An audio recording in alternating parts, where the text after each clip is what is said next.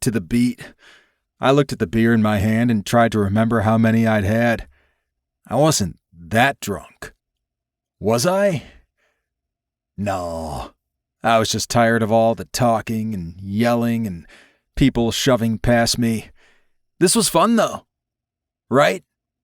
That's why I was here. To have fun. To party. To live it up. Except all I was doing was observing and growing more and more pissed off. These guys were idiots, and the girls who were here deserved better. You're one of them. One of the idiots. I was, or at least, I was pretending to be. Join the old man's frat, everyone insisted, even though he'd been dead for years. How the hell was he still controlling what I did? I'd considered refusing to rush at all, but my grandparents and my uncle would be horrified if I broke family tradition, and they were the ones who paid my bills. A girl's voice caught my attention. "Stop! I said I want to leave." I turned to see her struggling with Randall in the stairwell. He claimed to be 6'6", which meant he was probably 6'4", and about as wide at the shoulders. She wasn't going to get away if he didn't let go. "Come on," he begged. "I just want to show you something." She tried again to free herself. "I said no." "Randall, that's enough," I yelled. He scowled at me. "Shut up, fuckface." His slurred words told me he was drunker than I was, and he was mean when he was drunk. I wasn't walking away, though. The girl was attempting to peel his fingers from her wrist. "Let her go." "Are you gonna make me?" "I sure am." I didn't relish the idea of getting beaten, though at least it might make me feel something for a change. My best hope was that he was too drunk to be steady on his feet or to aim his punches. Even when he was sober, I was more agile. I moved closer. He tried to push me back, but he stumbled and fell backward onto the steps, releasing his hold on the girl. She ran the second she was free. "Go sleep it off," I told him. He growled at me, but he failed in his attempt to get up again. I hurried outside to track down the girl and make sure she was okay. I scanned the crowded yard, looking for her. I saw her heading down the street. I ran to catch up. She looked over her shoulder, fear in her eyes. So I held up my hands. "It's okay. It's me." "Thank God." I thought he was coming after me. "No, he's still trying to get up the stairs. But it might be best if I walk you home." She glanced back toward the house. If you don't mind, that would be great." I was ready to get out of there anyway. "I'm Alex, by the way." "I'm Ellie. I made the mistake of going out with Randall once, and he's been after me for weeks. If I'd known he would be here, I wouldn't have come. He's an asshole. If I thought it would do any good, I'd report him to the Greek council, but..." She snorted. "They won't do shit. I get it." "I'm sorry. Where are you headed?" "The Zeta house." We didn't talk much on the walk. She seemed shaken up, but she assured me some of her sisters were home, and she'd be fine. Once she'd entered the house, I stood on the porch, trying to decide my next move.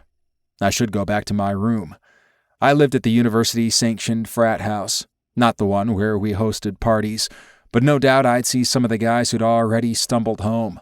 Some would be passed out in the living room, some awake and playing pool, drinking more and talking about the girls they'd hooked up with. I didn't want to face them. I didn't want to face anybody. Pretending all the time was so fucking hard.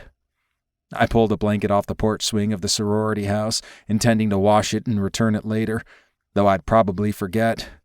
I suppose they could count it as payment for the service of walking Ellie home. I wandered through Greek Village down toward the pond. It was hot as hell, not a great night for sleeping outside. But where the hell else was I supposed to go if I didn't want to be at the frat house? It wasn't like I had other friends I could crash with. I'd pissed them all off the year before. I wrapped the blanket around myself to fend off mosquitoes and curled up on a bench by the pond. I must have had enough to drink to at least let me pass out, despite being miserably hot with a horrible headache, because hours later I woke up, stiff and sore. My headache was even worse. It hurt to open my eyes, so I kept them half shut, but I could see a hint of light in the sky. I should drag myself home. But before I could convince myself to move, I heard someone coming toward me and looked toward the path. A man was coming toward me. He was tall, with dark hair and tan skin, and he wore nothing but a tiny pair of shorts. He was the hottest man I'd ever seen. I couldn't look away. There was something about him beyond how hot he was, something that I felt deep in my soul. Dear God, I wanted him.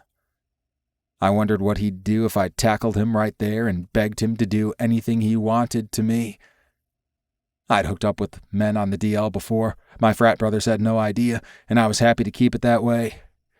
But every time, it was so good to be pushed to my knees and used, or to have a big, rough hand jerk me off. When I craved that badly enough, I went out seeking it. I told myself I wasn't gay, but I never felt anything like that when I slept with women. It was pleasant to get off, but that was all. Deep in my brain, I knew what that meant, but I never let those thoughts come to the surface. Like most serious things in my life, they were something I would deal with later. Or maybe never. I knew what was expected of me, and it sure as hell wasn't being caught fucking a man at dawn on a running path. But if he asked... He glanced my way but didn't acknowledge me with a wave or smile. He just kept on running, giving me a chance to see that he was just as hot from behind. He had incredible back muscles, and his ass was round and so fucking biteable I wanted to eat it. I wish he'd at least smiled at me, but I realized how I would appear to him. I surely looked like a crazy person, wrapped up in a fluffy pink blanket, my hair probably sticking out all over. Of course he didn't speak to me, or stop to see if I wanted to suck him off mid-run. He probably wasn't interested in men anyway. Maybe I could change his mind. Or maybe I should get over myself, go home and take a shower. I wasn't likely to see him again anyway. Chapter 2. Dante. I ran a hand through my hair as I closed out the journal article I'd been reading. It was my first day of the semester, and I had biochemistry in a few minutes. I typically enjoyed teaching, but I was deep in a research rabbit hole, and I wanted to stay there. As I stood and grabbed my jacket, my phone buzzed. I glanced at the screen and sighed. My brother, Lorenzo, wanted me to call him as soon as I could. What was up now? Something new with the Russians? Some other faction ready to go to war with us? Why the hell had I been born into a crime family? Was Lorenzo going to push me to get involved in family business? Thank fuck I hadn't been invited to Dmitri Kozlov's party. That was Lorenzo's problem, not mine. Had I ever really thought I could get out of the family business? That once I had my PhD, I could live my life as a professor and put all the violence, scheming, and criminal behavior behind me? No. I'd always known better, even if I wouldn't admit it to myself. If it weren't for the money the family brought in, you wouldn't be where you are. That was true, and I loved my brothers and even my cousin Remington, who fancied himself king of the New Orleans criminal world. But I wanted a different life. Do you really? Yes, I did. But the way I'd grown up had branded me.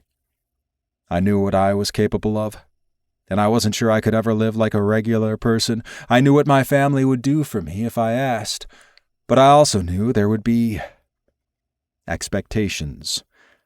I couldn't have Remington snap his fingers and get me a job and a huge research budget without owing something back.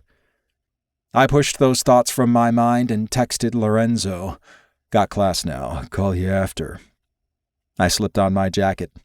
I like to present a professional appearance, especially on the first day, and it helped that the air conditioning stayed at meat locker temperatures during the first weeks of class.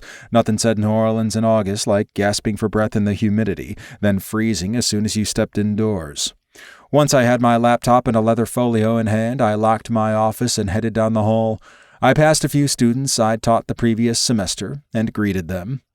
Their giggles after I passed told me the extremely obvious crush they'd had on me last year hadn't abated. I shook my head. If they knew who I really was, what I was really capable of, they'd think I was a monster, not someone they wanted to date. As if that was even an option, since I was gay and I didn't date students. I didn't really date at all. I had no trouble finding hookups when I wanted, but I didn't need a relationship complicating my life. Family responsibilities and my career were enough to juggle.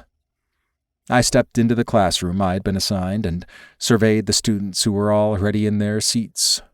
There were the usual eager-looking first-row students, likely pre-med majors intent on keeping a perfect GPA. One young man in the back row was catching up on his sleep, and a group of sorority girls were debriefing their evening while sipping their iced coffees. The room slowly filled up as the minutes to class time ticked down. I opened my laptop and brought up the first slide in my introduction, which laid out my expectations for the semester. Just before I introduced myself, a young man pushed the door open aggressively, sending it banging against the wall. Several students laughed, and he joined in, not looking the least bit embarrassed. He grabbed the door as it bounced back to him and pushed it closed, then took off his baseball cap and bowed to the class, winning applause from a majority, excluding the eager-to-get-going students in the first row. "I hope you aren't planning such a dramatic entrance every day," I said. He turned to look at me, and his eyes widened. Something about him was familiar, but where would I know him from? I hadn't taught him before, I was sure of that. He grabbed a desk to steady himself, and the young woman seated in it scowled at him. My irritation was growing. At least if you plan to be this disruptive, arrive earlier. He grinned, seeming to have recovered from whatever had startled him. What was that about? And why did I need to know him so badly? "Yes, sir." His mocking tone should have pissed me off, but it intrigued me. He intrigued me because he didn't fit in a neat box. He looked like most of the frat boys on campus, dirty blonde hair, long on top, t-shirt and shorts, with the backward baseball cap he'd returned to his head. He was obviously used to drawing attention to himself and comfortable with it, but it seemed calculated instead of natural. He had a barrier around him. I recognized intentional distancing because I did it too. "Take a seat," I ordered. He sent me a smile that I was sure melted most people he used it on and headed toward the back of the room. He was going to be trouble. I knew that instantly. But in that moment, I had no idea just how much trouble he would be. I introduced myself and continued my first day talk about expectations, objectives, and an overview of the syllabus. When I asked if someone could give a concise explanation of what biochemistry was, I didn't expect Troublemaker's hand to shoot up. When it did, I couldn't resist calling on him. I immediately saw disappointment in some of the eager students' eyes. They'd survive. I expected a joke or some stilted explanation. I assumed he just wanted more attention, but I needed to know. I needed another piece of the puzzle that might explain him. Biochemistry is the study of chemical processes that take place in living organisms, including the study of biomolecules like amino acids and proteins. I sure as hell hadn't expected him to give a textbook definition with no humor included. He was intelligent and trouble. A lethal combo. "Very good, Mr. Alexander Hebert, but you can call me Alex." A young woman in the second row had her hand up. When I acknowledged her, she said, "Doesn't biochemistry also include enzyme catalysts?" I forced a smile. "Yes, you're absolutely right." I moved forward to the next slide, which gave an overview of the syllabus. As you'll see, all the topics mentioned are included here. Thankfully, I'd taught the class several times before, so I was able to quickly rattle off the rest of my talk before dismissing the students early. Alex had me distracted. I wanted to hate him for that. I shouldn't have paid attention to him at all. I should have called on someone else. A student intriguing me because of the answer they gave. Their understanding of the material, or their unique perspectives, was one thing. A student making me personally interested, making me want to see how they'd respond if I pushed them. That was not good. I needed to ignore Alex unless I had to interact with him. I closed my laptop and disconnected it from the projector as students filed out of the room. When I looked up again, Alex was still there, talking to a few other students. His gaze met mine, and he smiled again. Not the way you smile at a professor or even a friend. He smiled like he was imagining me naked. Big fucking trouble. Less drama on Thursday, I said. He shrugged. Maybe. If you need this class to graduate, then there will be no further drama. If you don't, you can leave. One of the guys standing with him whistled. Oh no, I need it, he said, holding my gaze.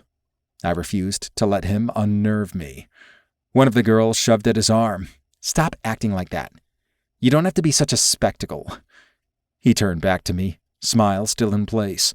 Sorry, sir. Alex's sweet, submissive tone stirred something in me. I needed to ignore it. Next class I would pretend he didn't exist, and I'd find some willing boy to fuck tonight. Hopefully that would be all I needed to get me out of whatever strange mood had overtaken me. I walked on past the group of students. See you Thursday, one of the girls called. You will. When I reached my office, I intended to return to the paper I'd been reading on a new epigenetic theory. Instead, I found myself looking up Troublemaker, a.k.a. Alexander Hebert. He was from a wealthy family. His parents had died in a boating accident when he was 12. He'd been raised by his aunt and uncle and his grandparents. It seemed clear that he was expected to follow in the family tradition of joining the medical profession, as well as rushing Chiro. A Blue Jays call emanated from the bird-themed clock on my office wall, a gag gift from my younger brother, Raphael, when I took this job. The sound let me know I'd been investigating Alex and his family for nearly an hour. What the fuck was I doing? Something bothered me about Alex. That's why I was researching him. I was trusting my gut. He needed watching, and I needed to find out what the hell was up with him. I was absolutely not interested in him because he was beautiful and would look great ass up in my bed.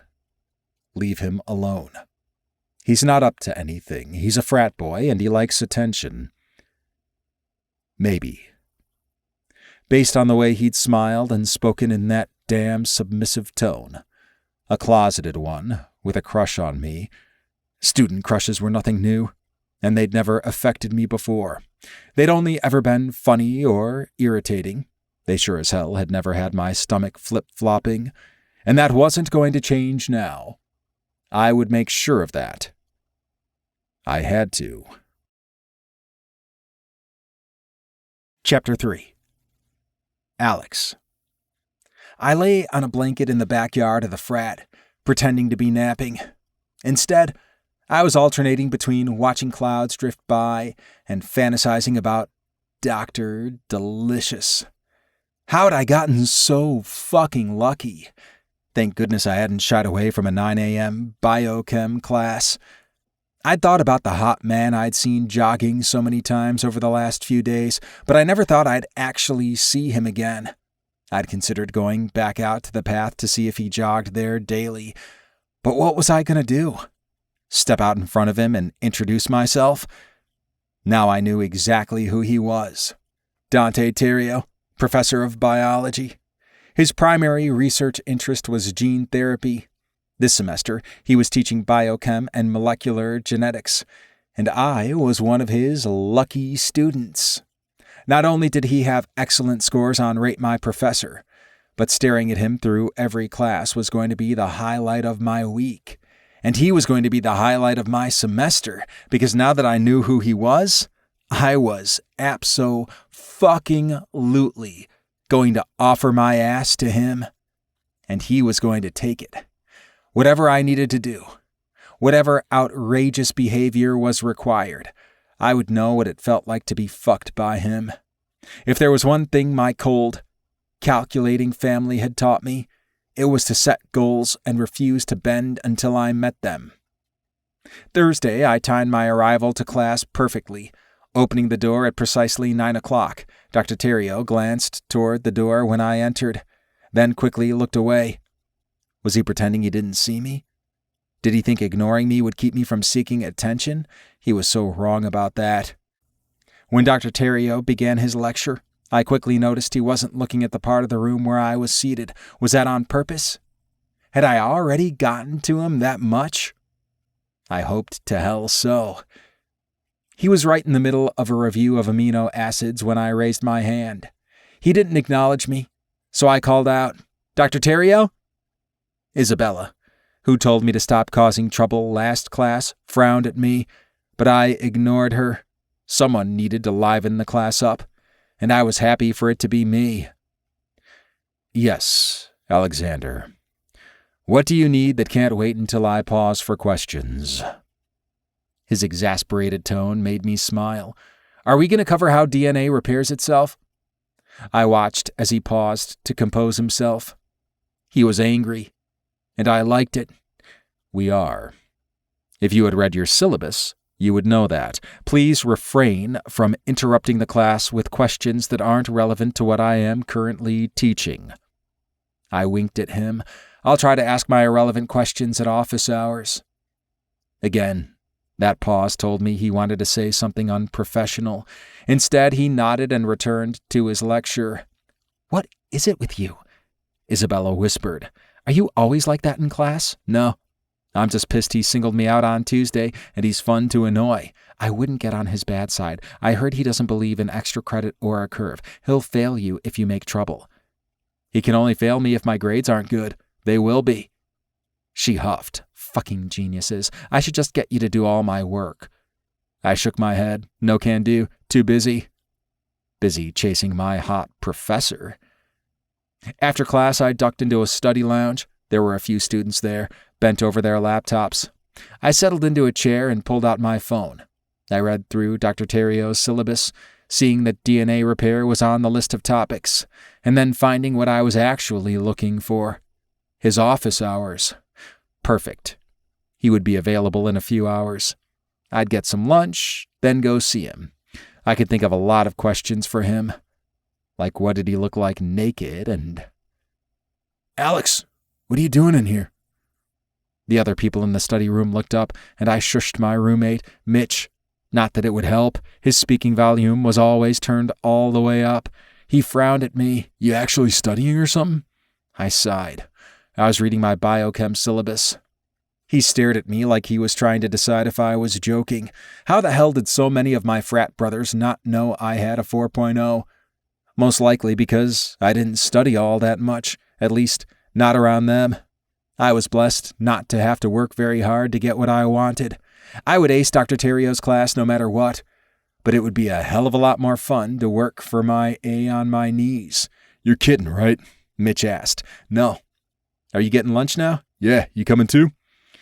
I wasn't sure I wanted to be around anyone else. I wanted more time to fantasize about Dr. Terrio. "Where are you going?" "I'm meeting Bart and Clyde at Taco Town. Hangover cure, you know." They'd all gone to Wine Wednesday at another frat, which involved boxed wine in solo cups and the inability to move before noon. I'd skipped it in favor of dinner at the house and some peace and quiet in my room for a change. "Go on, I'm going back to the house." I wanted to change and make sure I was ready for Dr. Terrio's office hours. When I arrived at his office, the door was cracked, but I knocked anyway, figuring I'd at least start out polite instead of barging in. "Come in." I stepped inside and closed the door behind me. He didn't look up from the paper he was reading until he heard the latch click. "Oh, it's you." Jesus, he was hot, wearing slutty little glasses with the cuffs of his sleeves rolled back to expose his forearms. And fuck me, who was this man? He tapped his pen irritably on his desk, and I knew I needed to respond. It is. I tried to say something else, but no more words would come. He looked so fucking hot. He had me speechless. Open the door. He gestured toward it. We are required to do office hours with them open. But what if I want privacy for our chat? I do believe that rule was made precisely to prevent too much privacy between a student and a professor. I rolled my eyes, then walked to the door, opened it, and bowed dramatically. Better? He narrowed his eyes at me, marginally. Do you have an actual question? If not, see yourself out. I smiled. I have so many questions. Then take a seat and ask them. He indicated the chair in front of his desk. I sat down and took in the books and papers on his desk. They were all stacked neatly. Not even a pen was out of place. No food wrappers or half-filled coffee cups in his office, just one cup sitting on a fucking coaster. His office wasn't boring, though. There was an analog clock with a picture of a bird at each hour in place of numbers, an actual typewriter sitting on a low shelf, bookshelves that were overflowing, and a ceramic pen cup that had to have been handmade. I didn't expect you to be so. I swept my arm over the desk. Orderly. Aren't professors supposed to be hapless messes? He glared at me. I've never been hapless in my life. I didn't doubt that. What have you been? That is none of your business. I smiled. So I can only ask you biochemistry questions? That is correct.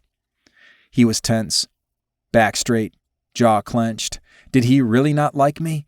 Or did he like me too much? So you won't tell me why you hate me. I don't hate you. I dislike the way you've behaved in class. I don't hate you either.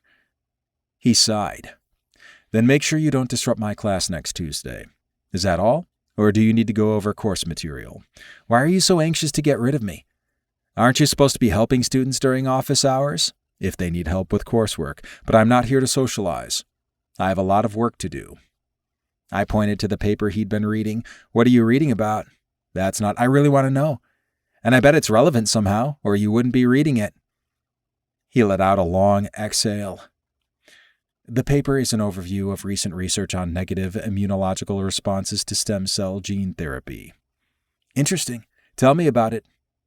I want to learn. And isn't it true that explaining something is the best way to learn it and retain the information? Dr. Theriot huffed. Who would have thought you would have listened to study skills advice? I don't necessarily take the advice, but I have a great memory. I thought he would protest again, but he began explaining more about what he'd been reading. It was actually fascinating, and he was damn good at explaining complicated ideas. I could listen to him talk for days. I would love to learn more about the stealth cells being used to disable antibodies, I said. He looked surprised that I'd actually been listening. We're working on stealth cells here in our lab. He explained what experiments were being conducted and encouraged me to look into undergrad research opportunities. This time my smile wasn't calculated. He'd taken my interest seriously. I had to force myself to break eye contact. Damn, he was mesmerizing. As I glanced away, a chickadee called out from the bird clock. I wondered how he'd ended up with something a quintessential grandmother would have in her house. My grandmother, on the other hand, would never let such a pedestrian item into her mansion. I've got to go. He raised his brows. So soon? I'm supposed to be meeting my advisor now. Dr. Theriot gestured toward the door. Don't let me keep you. I'll see you next week, if not sooner. Next week will be soon enough. I rushed out the door, hating that I'd set up a meeting when I could have lingered there, watching the way his hands moved as he talked, focusing on his beautiful mouth, wishing I could feel it on mine. Fuck. I'd never actually kissed a guy. What would it feel like to kiss Dr. Theriot? I was determined to find out. Chapter 4. Dante. When the door closed behind Alex, I still had an hour left in my office hours block. I wanted to lock the door and refuse to speak to anyone. Why the hell did he affect me so strongly? There was something about the way he stared at me, like he was desperate, hungry. I knew many of my students crushed on me, but I'd never felt anything as intense as Alex's interest. And you've never been as interested yourself. I wasn't interested. You wouldn't want to fuck him? To put him in his place? He's begging to be punished. He certainly was, but I couldn't be the person to give him what he needed. But you'd like to be. No. Yes. Fuck. Did he have to be so fucking intelligent, so capable of having real intellectual discourse? I knew I was being stereotypical, but I never expected a frat guy to have a conversation about a research article, certainly not voluntarily. He just wanted to stare at you. I was sure that was his motivation, but his questions about the paper seemed genuine. That didn't matter, though. I was not getting involved with a student. I needed to make sure I didn't end up alone with him again. I'd have to let one of my colleagues know I had an issue and make sure they were around to interrupt if he came by again. If. Who was I kidding? He was going to come by again. The next morning, I dragged myself from the bed after a fitful sleep. I'd lain awake, worrying about the shit my family was involved in. Tonight, Lorenzo was attending a party where he had to negotiate with Dmitry Kosovo, a Russian asshole he partly blamed for the years he'd spent in prison. I was praying he could keep himself in check. My younger brother, Raphael, was mad that he wasn't the one Remington had sent to do the negotiating, as if Remington would ever assign Raphael anything where diplomacy was involved. He was way too hot-headed and rarely took anything seriously. Once I finally fell asleep, I dreamed about Alex. He was in a burning building, and I was trying to save him. Even now that I was awake, I couldn't shake the feeling that he was in danger and he was mine to protect. What the fuck was that about? I should have gone out last night and found someone to help me work off my sexual tension, but by the time I got home, all I wanted to do was stay in. Maybe a good, hard run to banish the dream and Alex from my mind. I pulled on a pair of athletic shorts and slid my feet into my running shoes. After stretching in the blessed air conditioning, I headed out to face the oppressive heat. Could I sweat out my interest in Alex? I was sure as hell going to try. I headed toward campus and followed the trail around the pond. When I reached the part of the trail that ran by several sorority houses, Alex was leaning against a tree next to a bench. That's when it hit me. He looked vaguely familiar because he'd been on that bench, which I'd run by a few days ago, looking like he'd ended a rough night there. I'd felt him staring at me as I'd passed by, but I'd ignored him. And now he was back. Fuck. He waved and made a show of stretching as I approached, and then he fell in beside me. I picked up my pace, and he did too. "What are you doing?" I asked. "Going for a run." "You were waiting for me." He glanced over at me with a smirk. "What makes you say that? I saw you there the first day of class. Forget about that. I wasn't at my best." I huffed. "It's not what you think, though. So you weren't sleeping off a night of binge drinking that left you unable to find your bed? Then what was it?" He was breathing hard, and I could tell he was fighting to keep up. I was sure he could run a good distance. He looked like he worked out regularly, but running wasn't life or death to him. If I weren't in shape, I could get killed or get my family killed. I pushed myself hard every day. I wasn't going to be the reason one of us got hurt. Even if I did wish to God we could all get out of the criminal world. I tried, but I hadn't gotten far. "I'll tell you later," he said, obviously far too winded for some long story justifying how getting drunk and ending up on a bench was for a higher purpose. "I didn't think you saw me that day. I noticed everything about my surroundings. Why were you watching me? Seriously? You have to know how you look." At least he wasn't being coy. "I know that I'm your professor and much too old for you. You can't be that old." I was 28, but I felt so much older. I'd had to step up and be an adult at 20 when Lorenzo went to prison. I accelerated again. and it took Alex a few seconds to catch up. Damn, you're fast. He could barely speak. I can go faster. For how long? As long as I need to. See if you can keep up. I sprinted ahead and he did his best. But after about half a mile, he stepped off the trail and leaned against a tree, trying to catch his breath. I waved goodbye. Alex didn't interrupt my run again for the next few days, which was good. I absolutely had not hoped to see him again, no matter how many times I'd thought about him.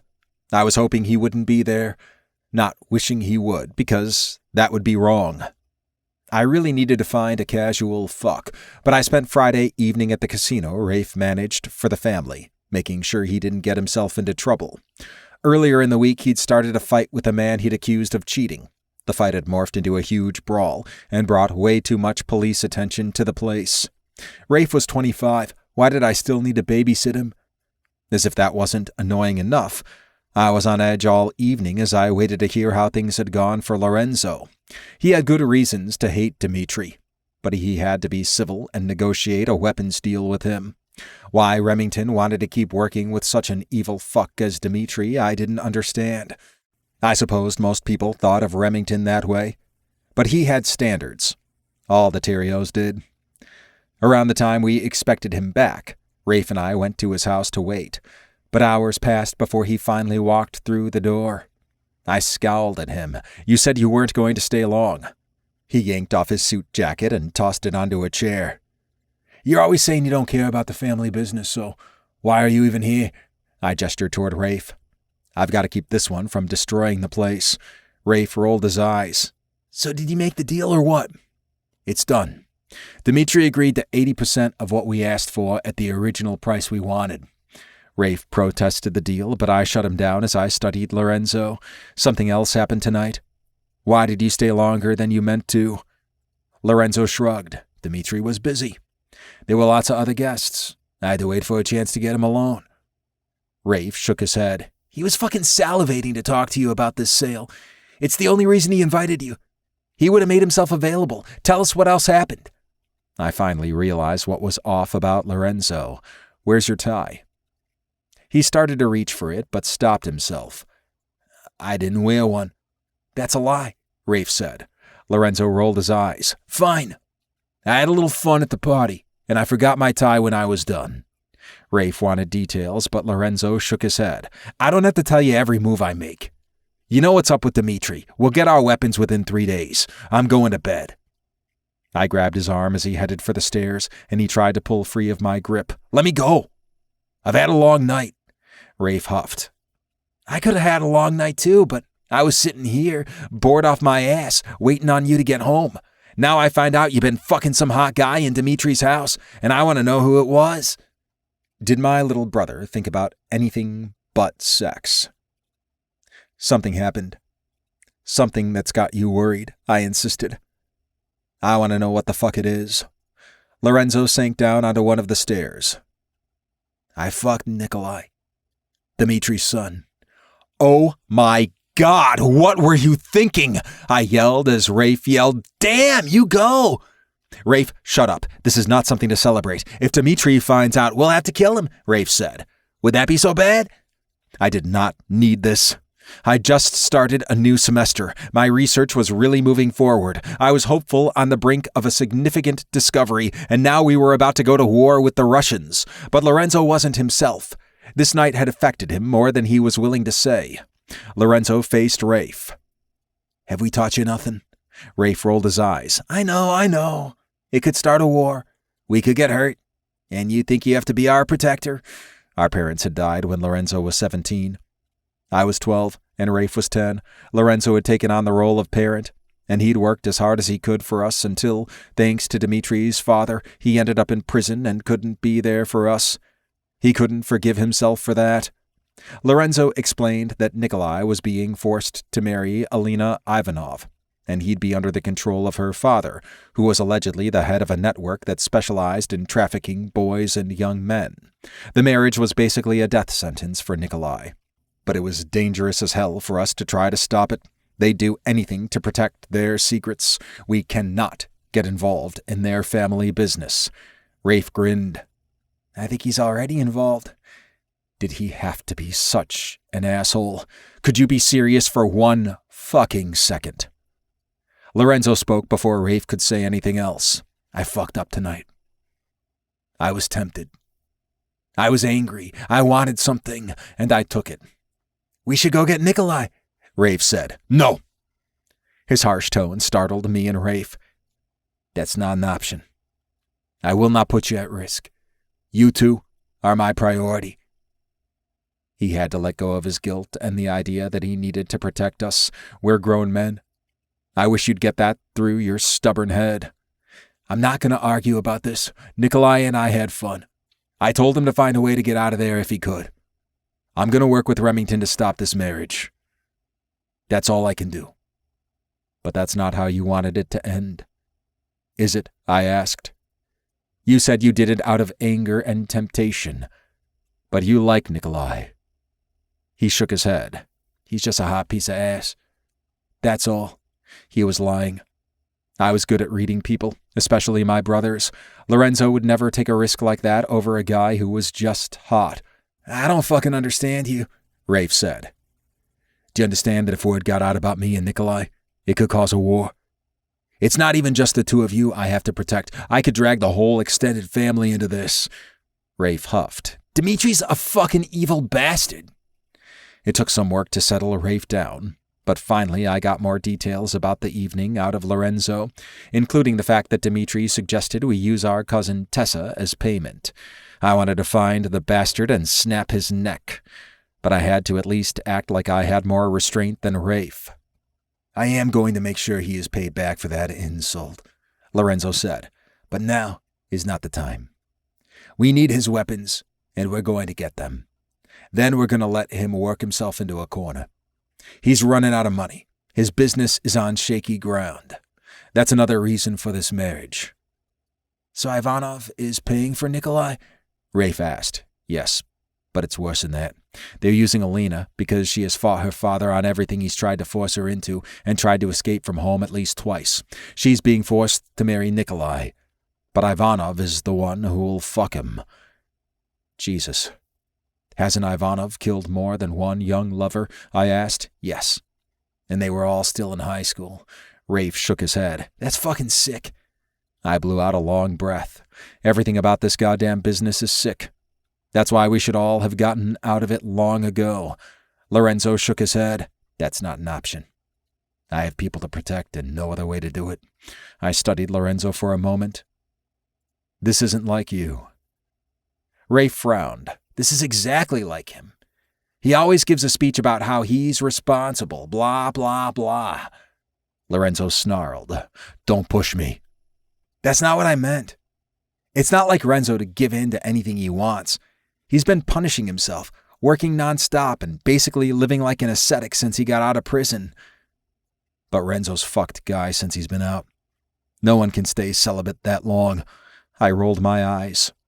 I didn't say he hadn't taken care of basic physical needs. He's eaten, too, but he won't do anything for himself because all he wants to do is blame himself for something he didn't cause. And he would never have fucked Nikolai if it didn't mean more than just a chance to burn off some anger. Why did everything have to be so fucking complicated right now? Your feelings for Alex aren't complicated. You want to fuck him until he promises to do everything you say. He was my student. Do you really care? Lorenzo's voice interrupted my thoughts. I've had a long night. Don't make me say or do something I'll regret. Just go home. Have you let Remington know? I asked. Our cousin had suspected Dimitri was attempting an alliance with Ivanov. Now we knew he was right. How far would he go to stop it? About the deal? Was he trying to piss me off? I sure as fuck didn't mean about Nikolai. Rafe grinned. I don't think I'd tell him that. For a moment, I was worried Lorenzo would literally explode. I'm not fucking stupid. And no, I haven't had a chance to talk to him because I've been arguing with the two of you. Rafe held up his hands in surrender. Wow, you're fucking grouchy.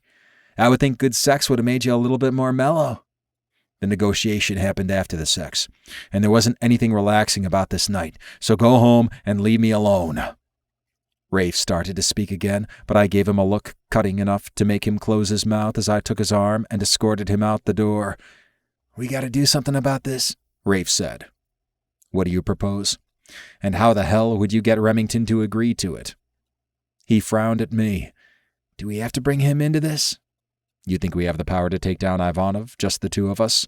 "Lorenzo would join in. He wanted Nikolai. You said so yourself." "He had to want him even more than I wanted Alex, or he'd never have taken such a risk." "I think he does. But putting all of us at risk isn't the answer." Rafe slammed the door as he sank into my passenger seat. "Why do you have to be so fucking sensible?" "Because you're so fucking reckless." "Remington doesn't want this alliance between Ivanov and Dmitri," Rafe said. "That's right. And Lorenzo will push him to do whatever is necessary to stop it. But he can't just rush into it. And he can't have Nikolai." "Why not?" "Did he really think the whole world would just adjust to our whims? Rafe, he's our enemy's son." "We're buying weapons from the fucker." "That doesn't make him a friend." We had plenty of business associates that we'd just as soon kill and replace with our allies. Rafe shook his head. "Whatever." "Where are you going now?" "To bed.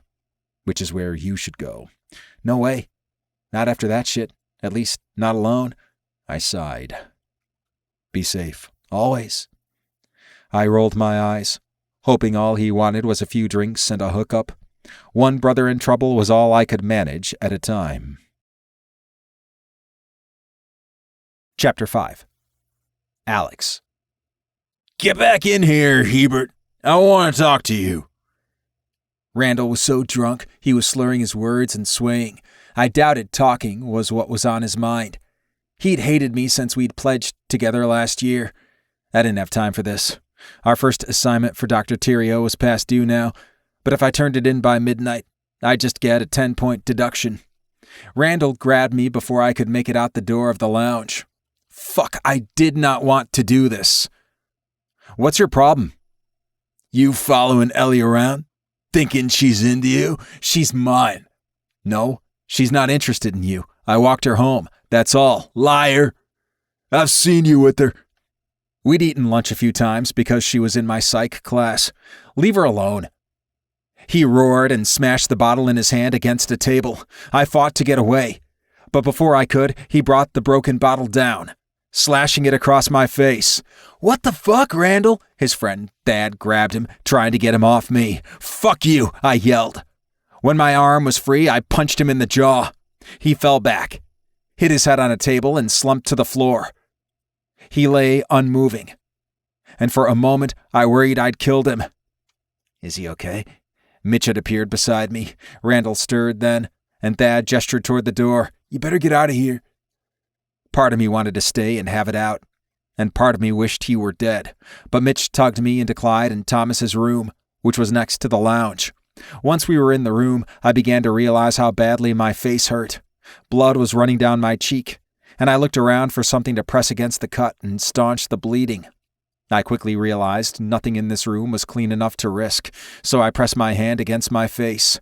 Clyde's eyes were huge as he watched me. "Shit, Alex, that looks deep." "No shit," Mitch said. "That's what happens when somebody slashes your face with a broken bottle." "You probably need stitches, man," Thomas said.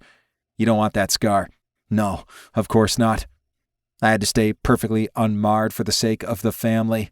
I tried to speak, but all that came out was a murmur. Was I in shock? "What?" Mitch tilted his head, studying me. I shook my head. "Nothing." My cheek was throbbing. I needed to at least wash the cut out, make sure there wasn't any glass caught in it. Did I really need stitches? When I tried to stand up, the room spun around me. I reached for the edge of Clyde's desk so I could stay upright. "Man, are you all right?" Mitch asked. "I'm fine." I held tightly to the door frame. My feet didn't seem to want to stay under me, and my knees didn't want to work. "Fuck, man, you're about to pass out." I sank to the floor and leaned back against the wall. "I'll be fine." "What happened in there?" Thomas asked. Mitch explained, which was good because I couldn't seem to string two thoughts together. "Randall got pissed that Alex took Ellie home last weekend and then had lunch with her. He's a fucking idiot." Thomas knelt beside me and gently pulled my hand away from my cheek. He sucked in his breath when he saw the wound. "Fuck, Alex. That looks bad." He had to be exaggerating. I let my head drop back and tried to take a slow breath. What the hell was wrong with me? Why was I so lightheaded? It was just a cut. "It's bad, Alex," Mitch confirmed. "I think you need stitches." He held out a hand. "Come on. We're going to go get you taken care of." "Fuck no. I don't want to go to the emergency room." They might have the emergency clinic at Student Health," one of the other guys said. At that point, I wasn't really tracking everything that was going on. When was the last time I'd eaten or had any water? Fuck, I wasn't sure. Then I remembered I had been about to finish my essay for Dr. Terrio. "I don't have time for stitches. I've got homework to do." "Jesus, Alex," Thomas said. "You're not doing homework in this state, and I don't think any of your profs want your face to fall apart." "No, it's your best asset. Go get it taken care of." Was that Clyde speaking? "Call Rob. He can sew me up." Rob was a chiro who was in medical school now. His brother was in our pledge class. My uncle might be at the ER. My uncle was a trauma surgeon at the local hospital, and I did not want him to know about this. At least, not right now. I ended up with 8 stitches and a stern talking to from Rob about taking better care of myself. He insisted I drink a Gatorade and try to eat something when I got home. The whole process took until well past the midnight deadline for my essay. By the time Mitch and I got back to the frat, I had made a plan. For any other class, I would have just talked to the professor the next day. It was obvious from the stitches in my cheek that I'd had an accident. Dr. Terrio wasn't going to want to hear that. He was a hard ass about deadlines. At least, that's what everyone said. And I'd already blown past the regular due date and waited until the last section for the final chance. I wanted coffee, but I needed hydration, so I refilled my water bottle instead, then went to my room. The thought of food still made me queasy. I pulled up my notes on the essay, turned them into actual paragraphs, included my references, and read back through everything, hoping I had enough brain power to find any errors. I pulled up our class site and found the folder for turning it in. The turn-in feature was already unavailable. My head ached. He'd said he didn't extend time for anyone. And obviously, he was deadly serious. I now had a 0 on my first assignment for the only professor I cared about impressing. My cheek felt like it was on fire, and I felt nauseous and shaky. What a great fucking start to the week. I desperately needed sleep, but I set my alarm for 8. I wasn't going to risk running into Randall before I could get out of the house. If it didn't hurt, I'd laugh at the ridiculousness of me taking a girl from him. Of course, if he knew I was gay, he might be just as likely to beat me up for that. Motherfucker. When I woke up the next morning, I filled my thermos with coffee and a sausage biscuit from the kitchen, then took the bus to the main part of campus. I doubted I was up for the walk. I felt better once I had food and caffeine in my system, but I was still unsteady. I started to wonder if I'd hit my head and just didn't remember it. Rob said I looked fine otherwise, but damn, I felt out of it. Why did I pledge this fucking fraternity? They'd made my first semester hell, and I only liked a few of the other guys. You could quit. I could. But all I could think about was my uncle telling me that Heberts weren't quitters. He'd said them when I'd wanted to drop piano lessons in 7th grade, when I wanted to quit the high school soccer team because of the asshole coach, and countless other times. I considered skipping organic chemistry and taking a nap in a library cubicle before I parked myself in front of Dr. Terrio's office and waited to plead my case. It wouldn't matter if I went to see him with bedhead.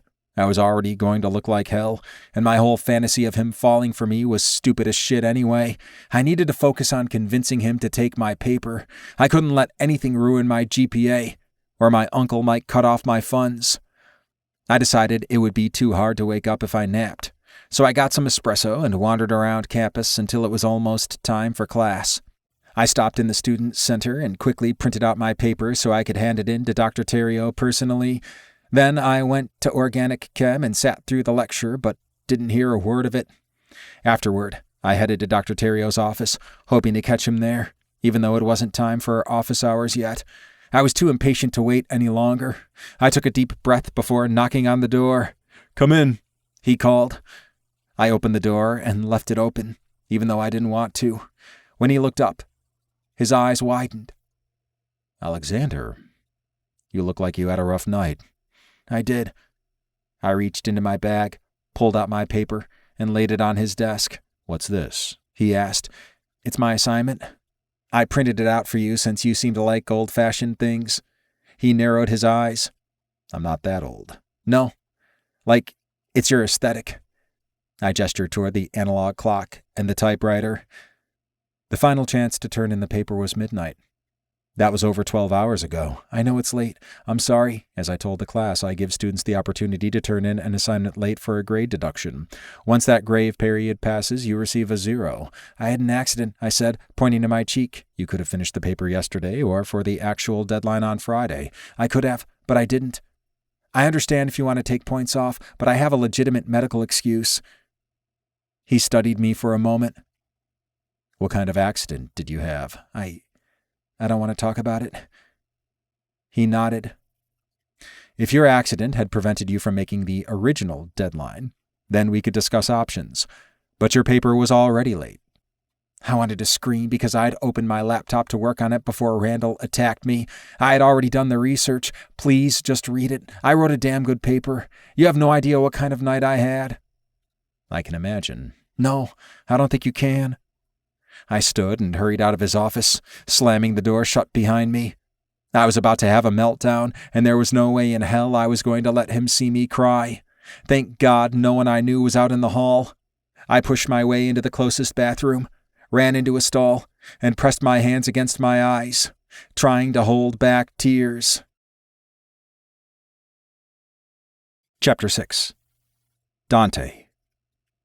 I dropped my head into my hands. I'd really fucked that up. I didn't have to be such an asshole to Alex. Did I?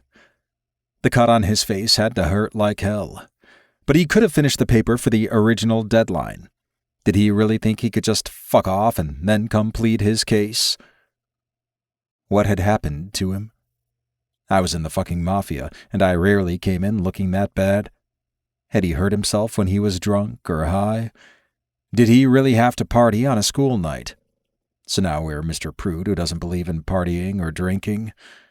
Fuck, even my conscience thought I was an ass. I wasn't typically so cold. Not at this job, anyway, but Alex got under my skin. I was partly angry with him because I didn't want him throwing his life away. I picked up his paper and studied it. He deserved a 0. Those were the rules. Is that what you'd give any other student? I'd done it before. When they brought you a paper copy with fresh stitches on their face. Damn it. I started reading and got drawn in. Alex was an excellent writer. When I finished, I realized he had written the most coherent, well-organized, and properly researched essay in the class. He was fucking brilliant. And he was throwing it away. He needed better friends and better focus. I gave him an 85 for lateness and tossed the paper into my basket. Then I looked up his number and sent him a text letting him know I'd reconsidered. It nearly killed me to break my own rules, but he'd looked truly hurt. Emotionally, not just physically. When he turned around and left my office, there had been tears in his eyes. I never meant to be the kind of professor who made students cry. I hurt enough people in my other life. I asked Alex to come back before my office hours ended. I even checked his schedule to make sure he didn't have class, but when the time came for me to head to a meeting with the department chair, Alex still hadn't shown up. I texted him again and sent him an email giving him the same information I had in the text. It was probably foolish of me to think someone his age was going to pay attention to a text from an unknown number, even if they were hoping not to get a fucking 0 in my class. Alex still hadn't responded or shown up when I was ready to close everything down for the day and head home. I had a special bottle of wine at home and the ingredients to make pasta alla norma, my mother's favorite dish. I'd been too little to really appreciate it when she'd passed away. How many 12-year-old boys were thrilled to eat eggplant? But now, I absolutely loved it. As I walked home, I kept thinking about Alex. My gut told me something was wrong. Alex would have come to office hours if he were all right. I tried to ignore my instincts. Maybe he didn't have his phone with him. No, that was absurd. Maybe he just wasn't paying any attention to it, but he'd been devastated, and he would want to come back, if for no other reason than to savor the fact that he'd gotten me to break my own policy. I pulled out my phone and texted him again. I'd like to set a meeting with you tomorrow since you didn't show up today. When I reached home and there was still no reply, the sense that something was wrong grew stronger. What was I supposed to do? Track him down at his frat house? How the hell was that going to look? He was already flirting outrageously with me in class. I didn't need that kind of scandal, and I was sure he didn't either. I let myself in the front door, set all my things down, and headed to the kitchen. I realized there were no more tomatoes on the windowsill, so I needed to pick some more from the vine in my backyard. I walked across the deck and down the 3 steps to the small backyard. Then froze.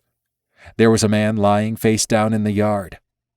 I took another step, my mind rejecting what I was seeing. It wasn't just any man.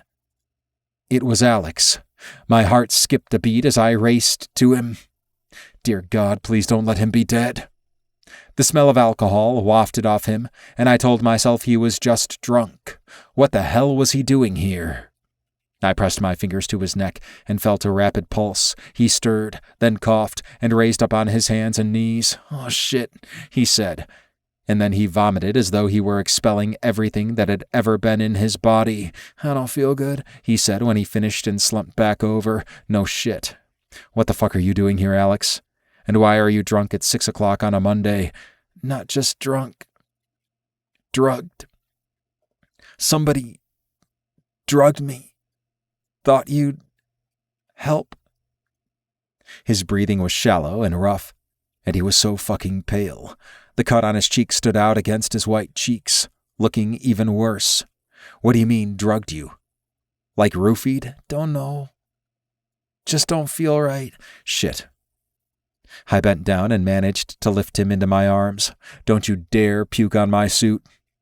He laughed, which made me worry a little less, but he lost consciousness again while I carried him inside. I laid him on the couch and called his name. He didn't respond. Against my better judgment, I laid a hand against the uninjured side of his face. Alex, are you with me? Come on. Wake up. He opened his eyes and stared up at me. His pupils dilated, and his tongue crept out and moistened his lips. I needed to stand up, to move back. He wasn't going to die. He just needed a little time to recover before I sent him home. But I couldn't move. I was trapped there by his gaze. This was ridiculous. He was too young. I was his professor.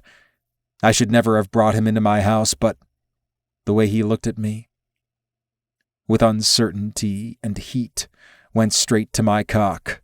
Thank you, Professor. You're welcome. He started to sit up, but I pushed him back down. Just lie there. I don't want you passing out again. The room is spinning. Yeah, I bet it is. What the hell were you doing in my yard? He looked around the room. I was in your yard? Yes. Don't you remember? I just brought you inside. Maybe he had been drugged. No, I was in my room.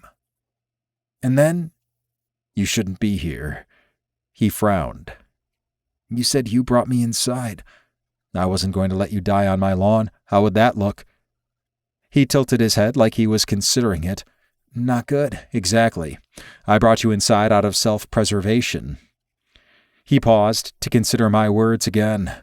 No, I think you're my friend. Was I? Fuck yes. And you want to be more? You want to teach him some lessons, make him do exactly what you ask? Dr. Terrio? Shit. I had to answer him. You may as well call me Dante while we're here. Dante. I like that, and I liked hearing him say it. Do you really think you were drugged? Yeah. I must have been. I frowned and pressed my fingers against the pulse point in his wrist. He sucked in a breath, and I forced myself not to look at him as I counted the beats. His pulse was still a little high, but not outrageously so. His skin was cold and clammy, though, and I didn't like it. No one should be cold after lying outside in this heat. Do you think you can drink some water without throwing up? Maybe. I feel a little better now. All right. Stay right there. Do not try to get up. I don't need you passing out and hitting your head on something. He frowned and pressed his fingers against his forehead. I think I hit my head last night. I haven't really been thinking right all day. I don't think you've been thinking right all semester, and apparently neither have I. I muttered the last part under my breath. What was that? Nothing. I added a packet of electrolyte powder to his water, stirred it up, and brought it to him. He took a sip and smiled. At least it's not fucking watermelon. Not a fan. I like actual watermelon, but not watermelon-flavored things. That's the only kind of electrolyte powder my roommate drinks. I don't even like how it smells. Now I was imagining him eating a big piece of watermelon, biting in and letting the juice run down his chin, down his chest. I'd enjoy cleaning him up with my tongue. Holy fuck. I had to get myself under control. Explain what happened. Start with last night. Alex frowned. It's complicated, and you don't want to know. It's pretty stupid. If someone drugged you, I assure you, I want to know. His eyes lit up. You're worried about me? Would you be lying here on my couch if I wasn't? I'll be all right. It was probably just a stupid prank. Anger burned through me. I didn't want him dismissing this. Drugging someone is not a prank. You could have died. I guess so. But I'm okay. Thank God. There's this guy in my frat who has some beef with me. Fuck. Our families have beef. And Jesus, who knows how far back it goes. You're in a good old-fashioned feud with this boy. He smiled. I mean, we're not the Hatfields and McCoys or anything. It's just my dad bought a company that Randall's dad wanted, and he's treated me like shit ever since we started pledging last year. Now he thinks I'm interested in the girl he's interested in. I'm not, by the way. I smiled. No, I wouldn't expect you were. Color came back to his cheeks, and he looked away. I'm not interested in girls. There. I said it out loud. You've never said that before. No. Have you ever... What was I doing? He was my student. Fucked a guy? No. I've sucked guys off and stuff, but not like anal. Right. I could not think about that.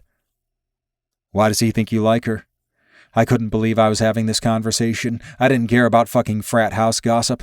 But if someone drugged Alex, I would make sure they never tried such a thing again. He was pressuring her? She wasn't interested, and I helped her get away from him. I told him to stay away from her, and he can't imagine that I would truly be concerned for her welfare. If I hadn't already hated Randall, I did now. It sounds like this guy needs to be put in his place. Alex smiled. I did knock him out this morning, Alexander. Yeah, I know. But he came for me first. What happened? Somebody told him they saw me with her, and I ran into her in the cafeteria, so we sat together. He got wasted tonight, and he came back at me with a broken bottle. Another guy pulled him away, and I punched him. I couldn't be upset with him defending himself. I wanted to end Randall, and then... He shrugged. I had a med student friend fix it. It's fine, a med student friend. Why didn't you go to the ER? My uncle works there. I frowned, not liking that reasoning at all. Is it going to scar? Do you care? I care that you're taking care of yourself. I care about all my students taking care of themselves. He shrugged. I don't know. But I hope not. I'll be in a lot of trouble if it does. What do you mean, trouble? My uncle wants me to have this perfect image, and he thinks I have the kind of face and charm to run for office like my grandfather. I'd made the assumption that Alex was a spoiled brat who thought he could drink and party his way through school, but he had as much difficult shit going on in his life as I did. At least I had a family who cared and supported me. Now I not only wanted Alex in my bed, but I wanted to take care of him too. Chapter 7. Alex. Tell me more about this Randall, Dante said. He's just a guy in my frat. He's an idiot and a drunk all the time. Dante narrowed his eyes, studying me. He hurt you. And that bothers you? Fuck yes, bothers me. I shivered. Dante sounded dangerous. He was sarcastic and could be cutting when he was in the classroom, but this was different. Was he really one of the Terrios? If my professor had mob connections, what would he do to Randall? Do you think he'll hurt you again? Dante asked. Maybe. He's probably the one who drugged me today. Dante's jaw tightened. You think he's behind this? I don't know who else it would be. Tell me everything you remember about today. My memory of the whole day, except for those humiliating moments standing in Dante's office, was fuzzy. I got back from getting stitched up, and I wrote the paper. I slept for a few hours, then came to campus, went to organic chem, and came to see you with the paper. After I left your office, I wasn't about to mention crying in the bathroom. I went back to the house and started drinking. Alex, I know it was stupid, okay?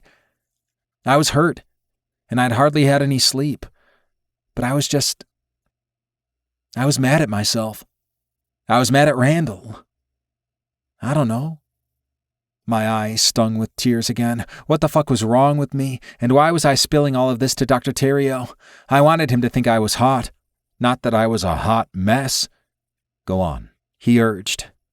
I took a slow, steady breath, and then I did. I finished off some Jell-O shots we had in our fridge. I'm guessing if I really was drugged, that's how. Would he have known you'd take them? Dante asked. No, but it would have been one of my friends, if not me. I doubt he would care if they got fucked up. He nodded. How did you end up here? I thought about it. There were still moments that were a complete blank, but some of what happened came back to me. I remember feeling weird. I kept telling myself I was just drunk, but I kept feeling stranger and stranger. That's when I knew I'd been drugged. I'd looked up your address when we first met, so I guess I found my way here, but I don't remember anything else until you found me. Do you think Randall did it? When I met Dante's gaze, my mouth went dry. He didn't look like a stern professor. He looked dangerous, like he could kill easily. I was beginning to believe the mafia rumors were true. Remington Terrio was rumored to be the most powerful man in the New Orleans crime world, and his father, known as Bebe, was a legend in South Louisiana. But Terrio was a common name, so what were the chances he was related? I swallowed, trying to produce some moisture so I could speak. I think so. He needs to be dealt with. Holy shit, what did that mean? What are you going to do to him? I'm going to scare the fuck out of him. Or rather, a friend of mine is. A friend? Dante ran a hand through his hair. A family member. You're not going to, kill Randall, are you? He seemed to be considering that. Does he deserve it? I don't want to be responsible for that. Dante nodded. I respect that. Though if he comes after you again, if he hurts you, I will make sure he pays. Fuck. This was as good as any protector fantasy I'd ever had, except for the fact that we weren't naked. Why are you doing this? Because I hate bullies, and I want to keep you safe. You do? Yes. You obviously need protection, and I'm going to provide that for you. What else will you provide for me? I realized I shouldn't have said those words out loud. Heat rushed to my cheeks. Alexander, I don't think that's a question either of us should answer, but He shook his head. I'm going to see that you're protected, and you are going to take care of yourself. Whatever that means you need to do.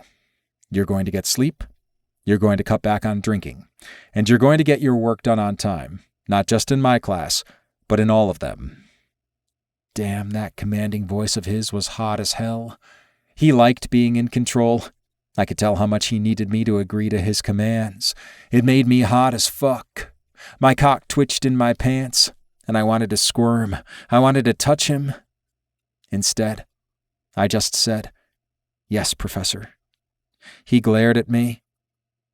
You're playing with fire, Alexander. I'm used to danger. Your life doesn't need to be dangerous. You're making bad choices.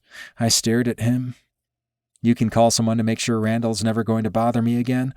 But you're lecturing me about making bad choices? I'm making very good choices. I'm protecting someone who deserves it. Was that true? How do you know I deserve it? How do you know I'm not just as evil as he is? You chose to help a woman when you could have ignored the problem. You knew your interference would give Randall even more reason to hate you. That would be enough to sway me. But I'm good at reading people. I can tell you're not evil. What can you read about me? Other than my lack of evilness? He shook his head. That's not important. You wrote a damn good paper. Even working on it after having your face sewn up? Yeah. I look forward to seeing what you can do when you're in better shape. I wondered if I'd be in better shape any time soon. Randall will not continue to harass you. I will see to that. What if he thinks I've turned him in, or... No one will think you turned him in. And the university will have nothing to do with this. Have you eaten anything today? I knew he wasn't going to like the answer. No. Jesus. No wonder you passed out in my yard. I'll make you something to eat. After dinner, I'll get you settled in the guest room. Was he serious? You're going to let me stay here? Until I've had a chance to deal with Randall. I don't want you back at the frat house. You need to be someplace where I can keep an eye on you. He's not going to kill me or anything. Why was I trying to convince Dante of that when he was going to let me stay here? Having him go all growly and protective had scrambled my brain even more than whatever drug I'd been given. He already could have. He's dangerous, and I won't have you anywhere he can get to you again. If I'm going to stay here, I'd rather stay with you. He raised his brows. Don't go there. I sighed. That was exactly where I wanted to go. I'd be happy to repay you for all your help. Then repay me by not causing me any more trouble. I smiled at him. I am a lot of trouble. You could punish me for all of that. He closed his eyes, and I watched his chest rise and fall. He was trying so hard to deny what he wanted. I sat up and laid a hand on his arm, but I jerked it back when he jumped. Alex. There was so much in his utterance of my name. A plea to stop. Desire for me to touch him more, and some kind of aching pain I couldn't quite understand. Without him saying anything else, he stood and walked into his kitchen. He came back a few minutes later with a sandwich for me. I'm going to make a real dinner. But this will do for now. Eat this and finish your electrolytes while I'm cooking. You going to leave me in here alone? I could do anything.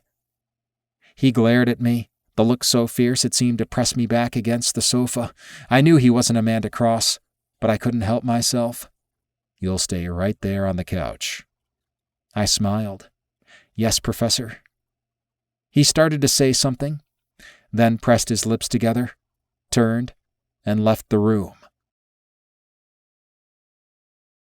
Chapter 8. Dante. What the fuck was I doing? He shouldn't be here in my house.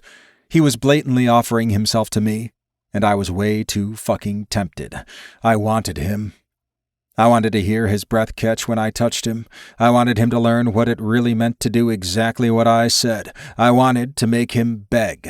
I wanted him on his knees. I wanted him laid out naked underneath me, completely at my mercy. But none of that could happen. My family connections had gotten me the position at the university. Remington's clout could likely hold it for me through a hell of a lot, but the scandal of me seducing and fucking a student in my class, that would be too much. I wanted this job. I needed this career. I needed something in my life that wasn't blood and danger and hiding. I wasn't going to hide myself here. I did too much of that with my family. Here I was going to be as much myself as I could possibly be. It's your true self that wants him, wants to take him, control him, teach him. I pushed that thought away. I glanced toward the living room and saw Alex looking out the window as he ate a sandwich. I stepped back outside since I'd never gotten tomatoes the first time around. While I was out there, I called Rafe. He answered almost immediately. Hey, big bro, what's up? I need you to do a favor for me. Am I going to like this favor?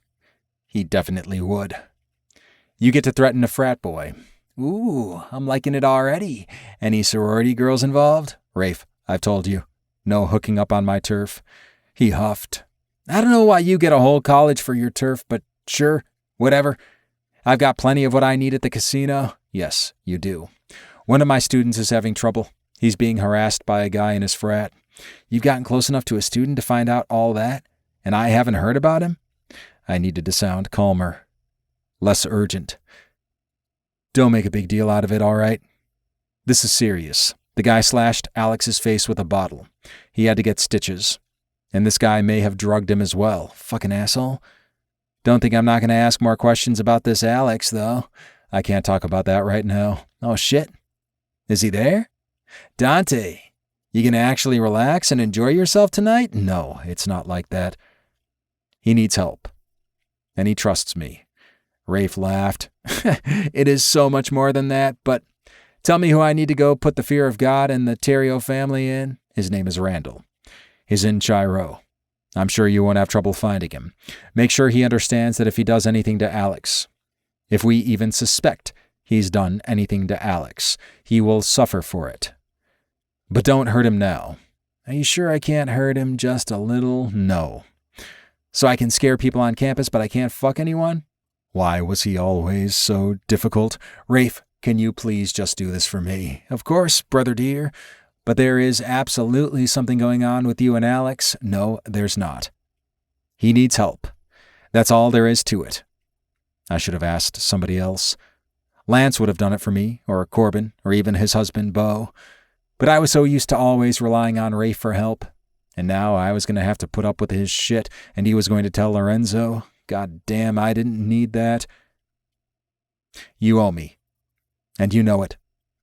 I don't want any more questions about this. Just handle it.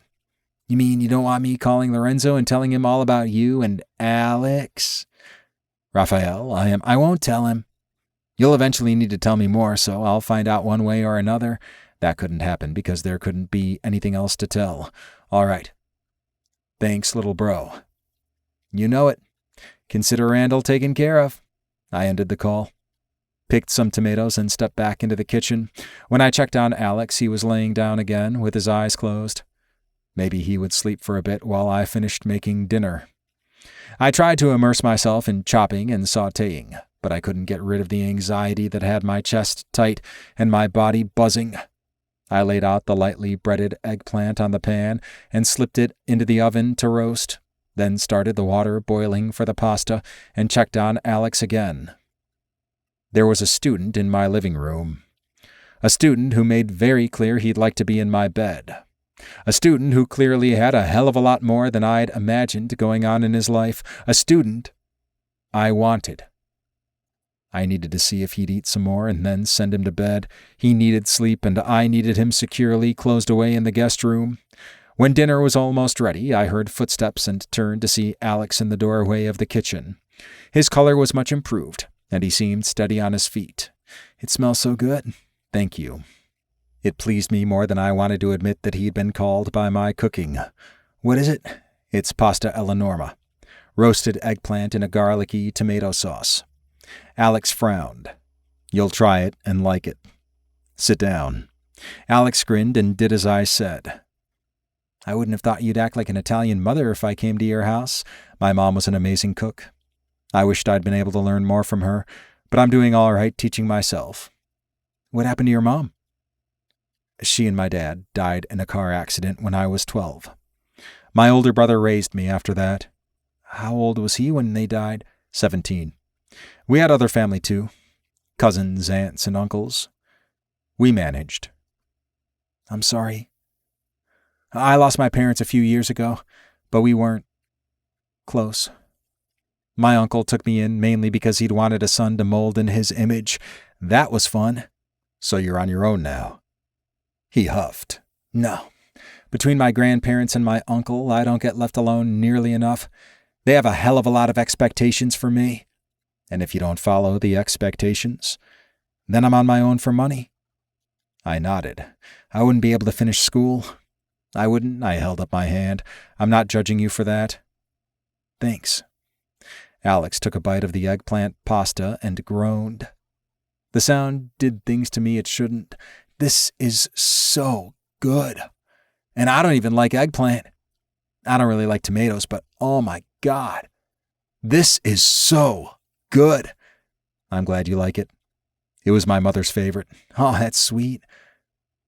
I didn't think anyone had called me sweet since I was a little child. But I liked it. Alex didn't say much as we continued to eat. He devoured what was on his plate and got more. I was glad to see him eating. Maybe there was something of the Italian mother in me. When he finished his second plate, he took his dishes to the sink, not something I expected from a frat boy. You clean up after yourself. I like that. Pinkness rose in his cheeks. My aunt was so awful to the people who worked for her. I liked to help when I could. He covered his mouth as he yawned. I think I'm still tired. Where's the guest room? Come on. I'll show you. As he followed me, my mind was filled with confusing thoughts about the different facets that made up Alex. He was brilliant, but he was an idiot about taking care of himself. He was in a frat, but didn't seem to like the other guys, and none of it was my business. Except you're having your brother go threaten the guy that hurt him.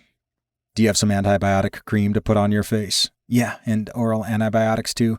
My friend was able to acquire some. I'm sure he was. Good. I don't want you to let that get infected. My doctor could take a look at it. She would do it here, so you won't have to go to the hospital or a clinic. He frowned. You do that for me? Yes. Do you have to be anywhere tomorrow before my class? No. Good. I'll see if she can come early in the morning. Thank you, Dante. His smile warmed me all over. You're welcome. There are towels in the bathroom, which is the door at the end of the hall, and the sheets are clean. I like to keep it ready for guests. Are you sure you wouldn't rather have me in your room? I shook my head. You're staying here. I'm staying in my room. After the doctors looked at you tomorrow, you're going to go, and Randall is not going to bother you again. Okay. He sounded so damn sad that I wanted to change my mind. But that was insanity. He needed help. He needed protection. But he did not need to be involved with me.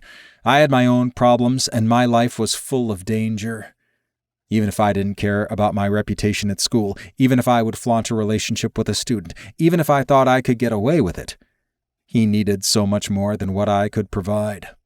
But the thought of anyone hurting him made anger burn inside me. I would continue to protect him no matter what.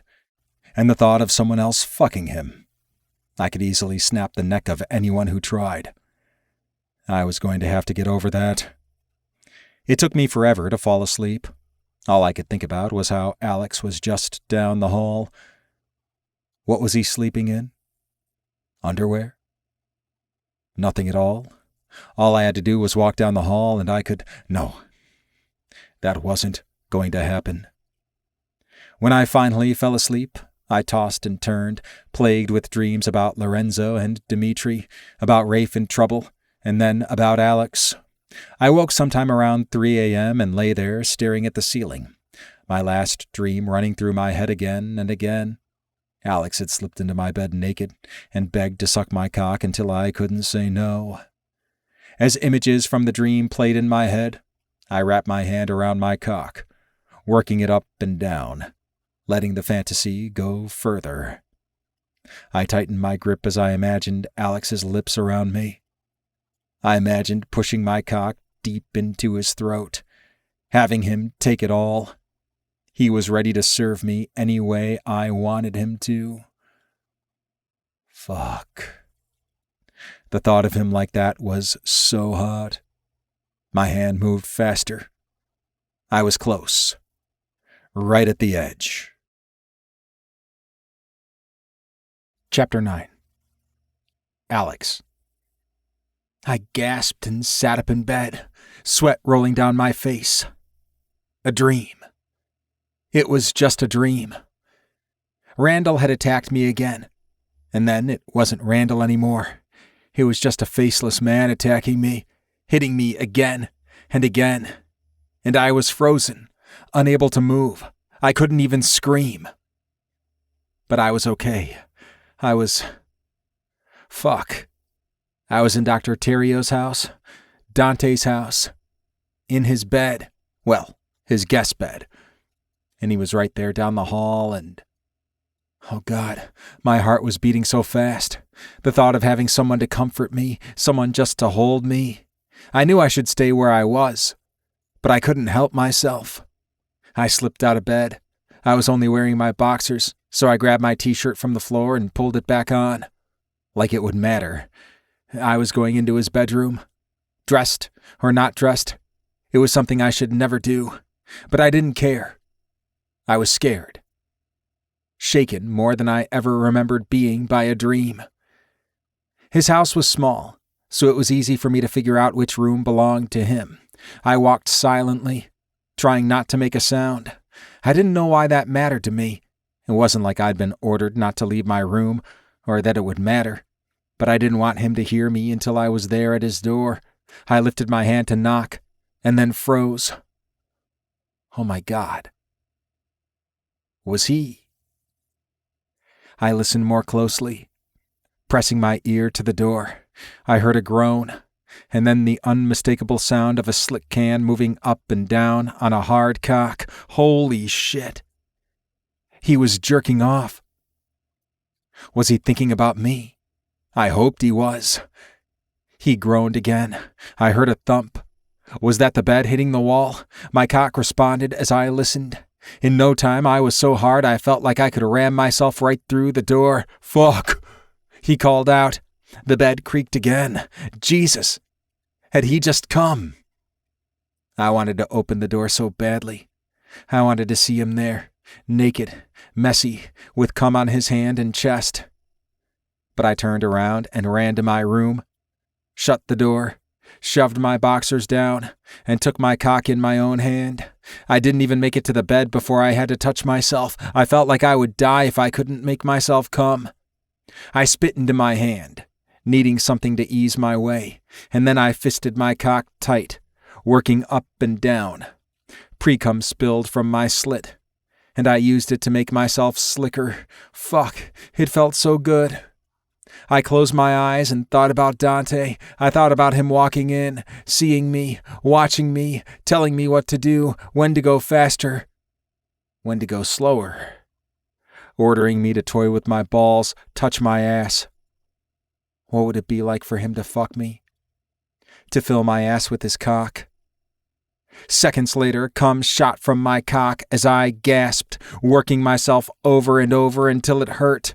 Then I let my body go slack, sinking into the mattress, wishing I'd had the nerve to walk into Dante's room. When I woke up the next morning, the house was quiet. I looked at the time and wondered if Dante was on his morning run. I hurried across the hall in nothing but my boxers. Not that I really cared if he caught me. In fact, I really wouldn't have minded at all.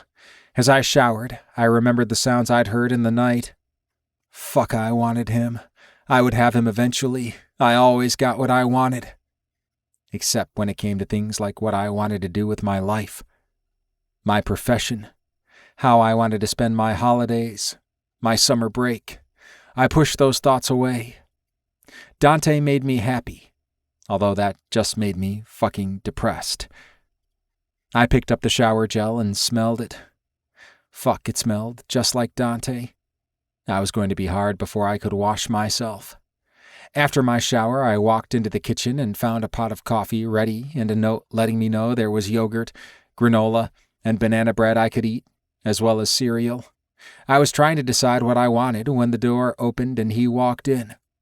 Breathless, sweaty, in only a small pair of running shorts. My mouth dropped open, and I had to grip the counter for support as I let my gaze run up and down his body. Staring isn't polite, Alexander. How's anyone supposed to keep from staring when you look like that? He walked into the kitchen, and I still couldn't take my eyes off him. Have you eaten? No, not yet. I just got out of the shower. The doctor will be here soon to take a look at you. And then you should... I heard you last night. Fuck. Had I really said that? His eyes widened. Alex, were you thinking about me? Because after that, I went back to my room and... well, I was thinking about you. You've got to stop saying things like that. If I were willing to get involved with a student, you wouldn't have to seduce me. But don't wish for that. Trust me, you wouldn't like the results. There are a lot of things you don't know about me. I would end up destroying you. Why did that sound so good? Maybe I'm stronger than you think. Stop pushing, Alex. But I get what I want. Damn, I didn't like how whiny I sounded. You're going to get what you deserve if you're not careful. That sounded so good coming from him. Do I need to be careful around you? I do have a breaking point. And what happens when you reach it? There won't be anything sweet about me then. Even better. I don't want that. I'm not who you think I am. I think you're a lot of things. But you're not willing? No. Move over so I can get a coffee cup. I leaned back against the counter. He opened the cabinet to my left. In order to reach in and get a cup, he had to lean over me. When he did, I took a deep breath. The smell of his sweat and that spicy soap he used was so damn good. He looked down at me. Fuck. The cup clattered onto the counter, and then his lips met mine. He wrapped a hand around the back of my neck, holding me in place as he kissed me. My legs wobbled, turning to gelatin. If the counter hadn't been there to support me, I would have fallen. Chapter 10. Dante. This was so fucking wrong. But Alex felt incredible. His lips were soft. His mouth tasted like coffee. And I wanted so much more. I could kiss him all day.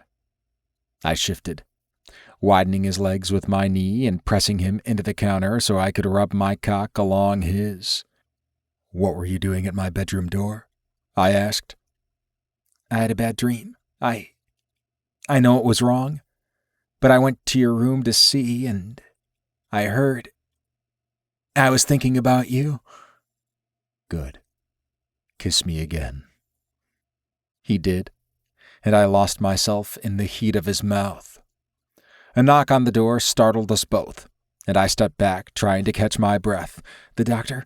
Alex asked, voice shaky. I nodded. Go to your room. Get yourself together. I'll answer the door.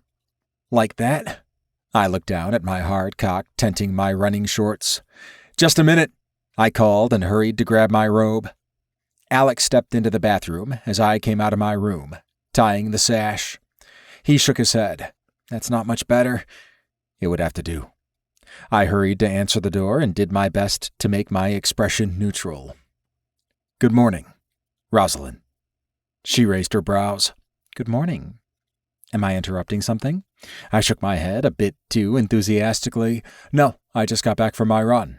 Right. And my patient? I glanced over my shoulder. Alex, the doctor's here. You're not fooling anyone. When Alex stepped out, she looked at him, then back at me. Be careful. What? Alex asked. She smiled at him. Nothing. I'm Rosalind. Come have a seat in the kitchen where the light is good, and I'll take a look at your face. I'm Alex.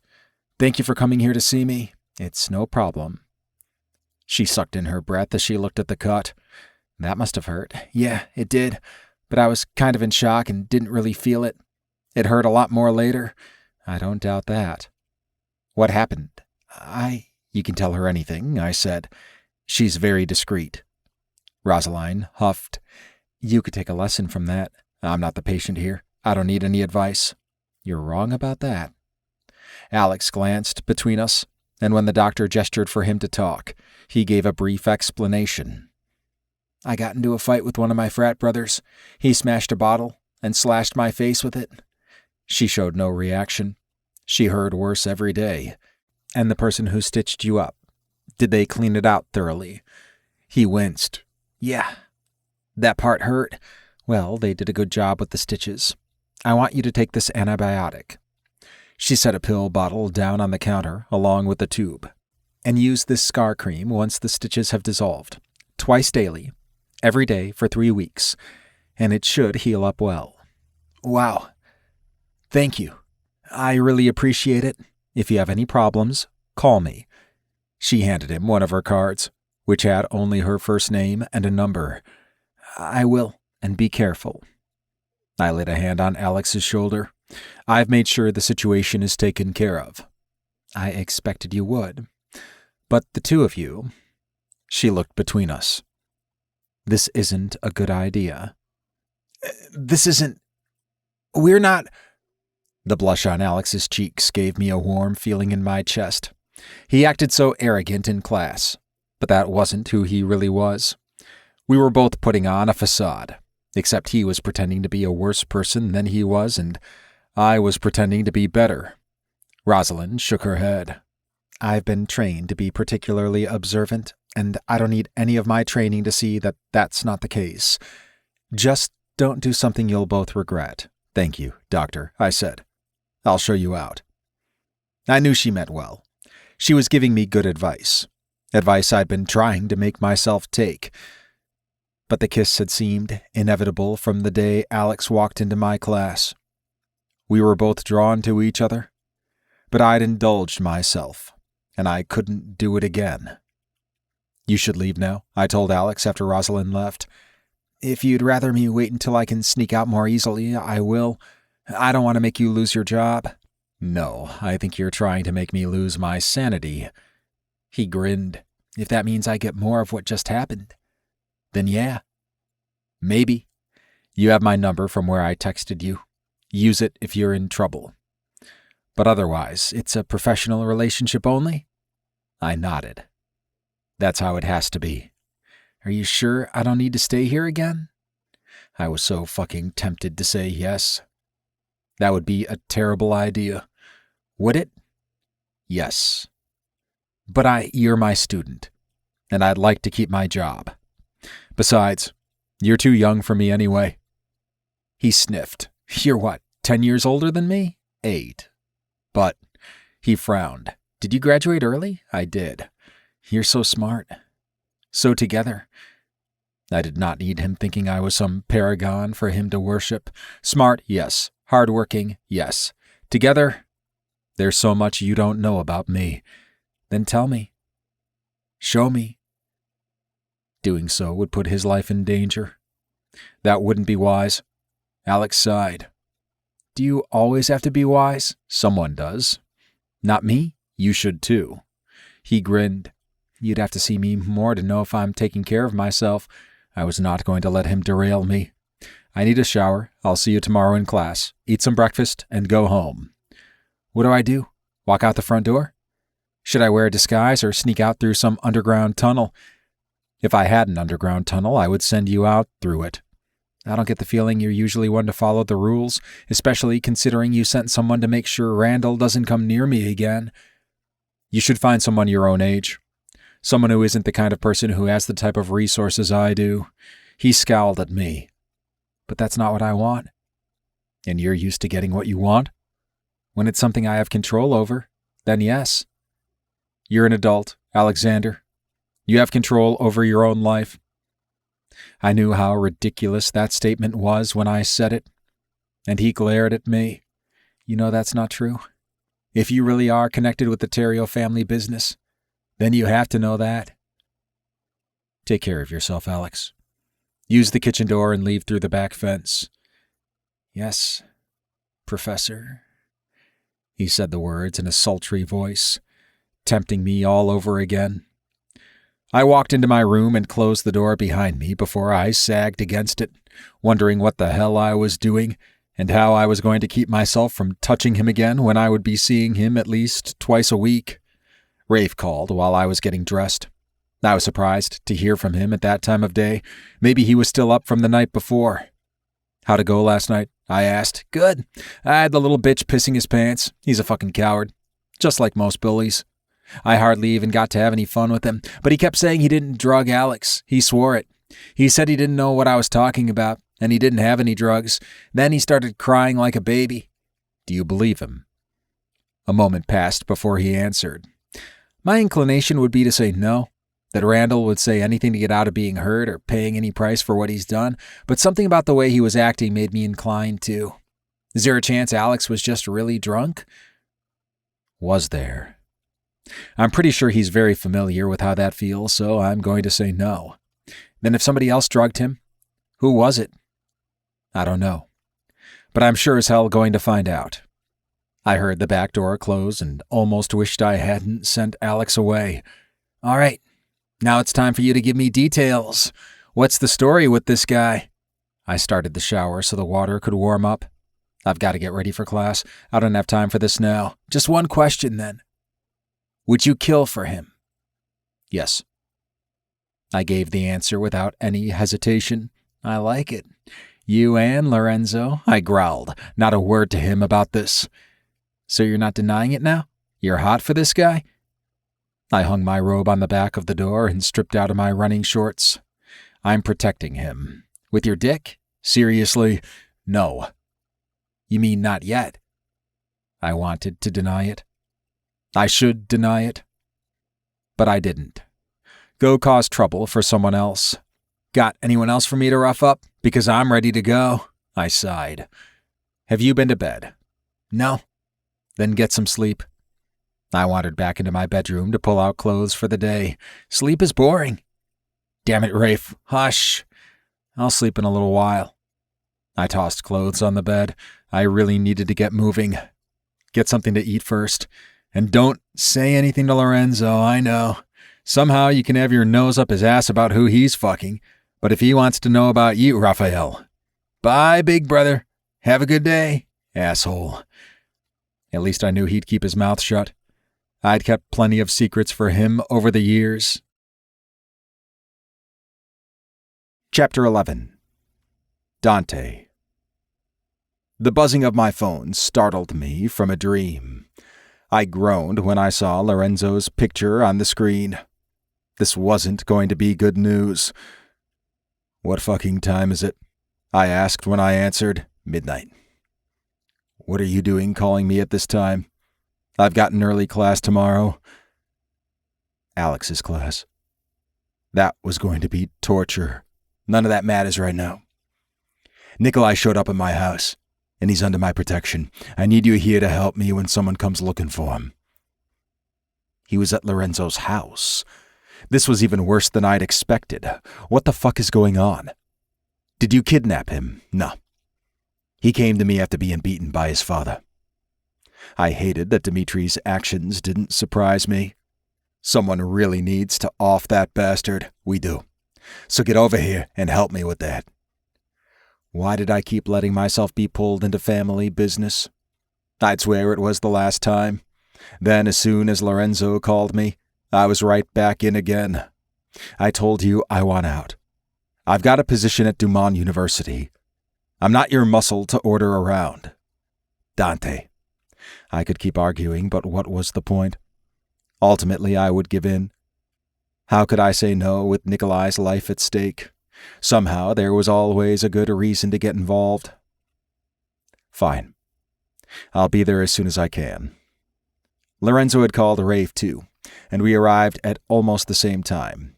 Since Rafe didn't know how to be serious, he immediately started teasing Lorenzo about tucking Nikolai into bed and soothing him. Then Lorenzo informed us that Remington had forbidden him from touching Nikolai again. I knew that compared to the men who ran other criminal families, Remington was practically a teddy bear, but I hated that he felt like he could command us to do his bidding. It wasn't right that he had so much power over our lives. He had a boyfriend. Who was he to keep Lorenzo from being with Nico if that's what he wanted? Hopefully, he's the man who's going to prevent a war between your family and the Russians. Still, he pissed me off. You're not really going to listen to Remington about this, are you? If you like Nikolai as much as it seems, stop, Lorenzo snarled. Nikolai doesn't belong in a family like ours. He deserves to get away from danger, violence, crime. He needs a chance to thrive somewhere he doesn't have to worry about dying all the time. How do you know what he wants? I asked. Lorenzo scowled at me instead of responding. I wasn't going to get anywhere arguing with him, especially when I had wanted to get away from those same things. Fine. I get it. Let's just see what happens. What's that supposed to mean? Lorenzo asked. Rafe answered before I could. You've never talked about a guy like this before. I wanted to push harder and force him to really consider what he wanted. as if I would put up with them doing that to me. But I could tell Lorenzo was close to losing it. Lorenzo growled, "That's enough. We got to make a plan.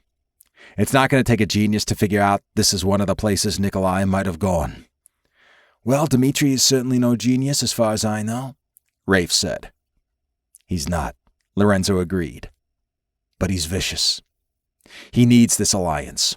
The last thing he wants is for his son not to show up at the wedding. So yeah, he'll likely come here." Rafe studied our older brother for a moment. "Why did Nikolai come here? Was he that sure you'd protect him?" Why couldn't Rafe see how worked up Lorenzo was? Where else was he going to go? His father kept him isolated. It's not like he has friends or any of his own money. True. But why would he think an enemy family was going to protect him? Was Rafe serious? Have you met Lorenzo? He exudes protectiveness. He's the first person most people who have met him would come to if they needed protection. He's also scary as hell when he wants to be, Rafe said. But I bet he was gentle with Nikolai. I bet he made it so good for him. Oh my God, shut up, Lorenzo yelled. Show some fucking respect. For you? Or for Nikolai? Rafe asked. Both. Despite Rafe's behavior, Lorenzo agreed to introduce us to Nikolai, but he quickly grew impatient with our presence. Would I be like that if my brothers met Alex? Maybe. Probably. Yes. Get started patrolling the house, Lorenzo demanded. I'll join you in a few minutes. I saluted him, and he added, keep alert. Shoot anyone who looks suspicious or acts suspicious or approaches the house. Nikolai sucked in his breath. Oh my God.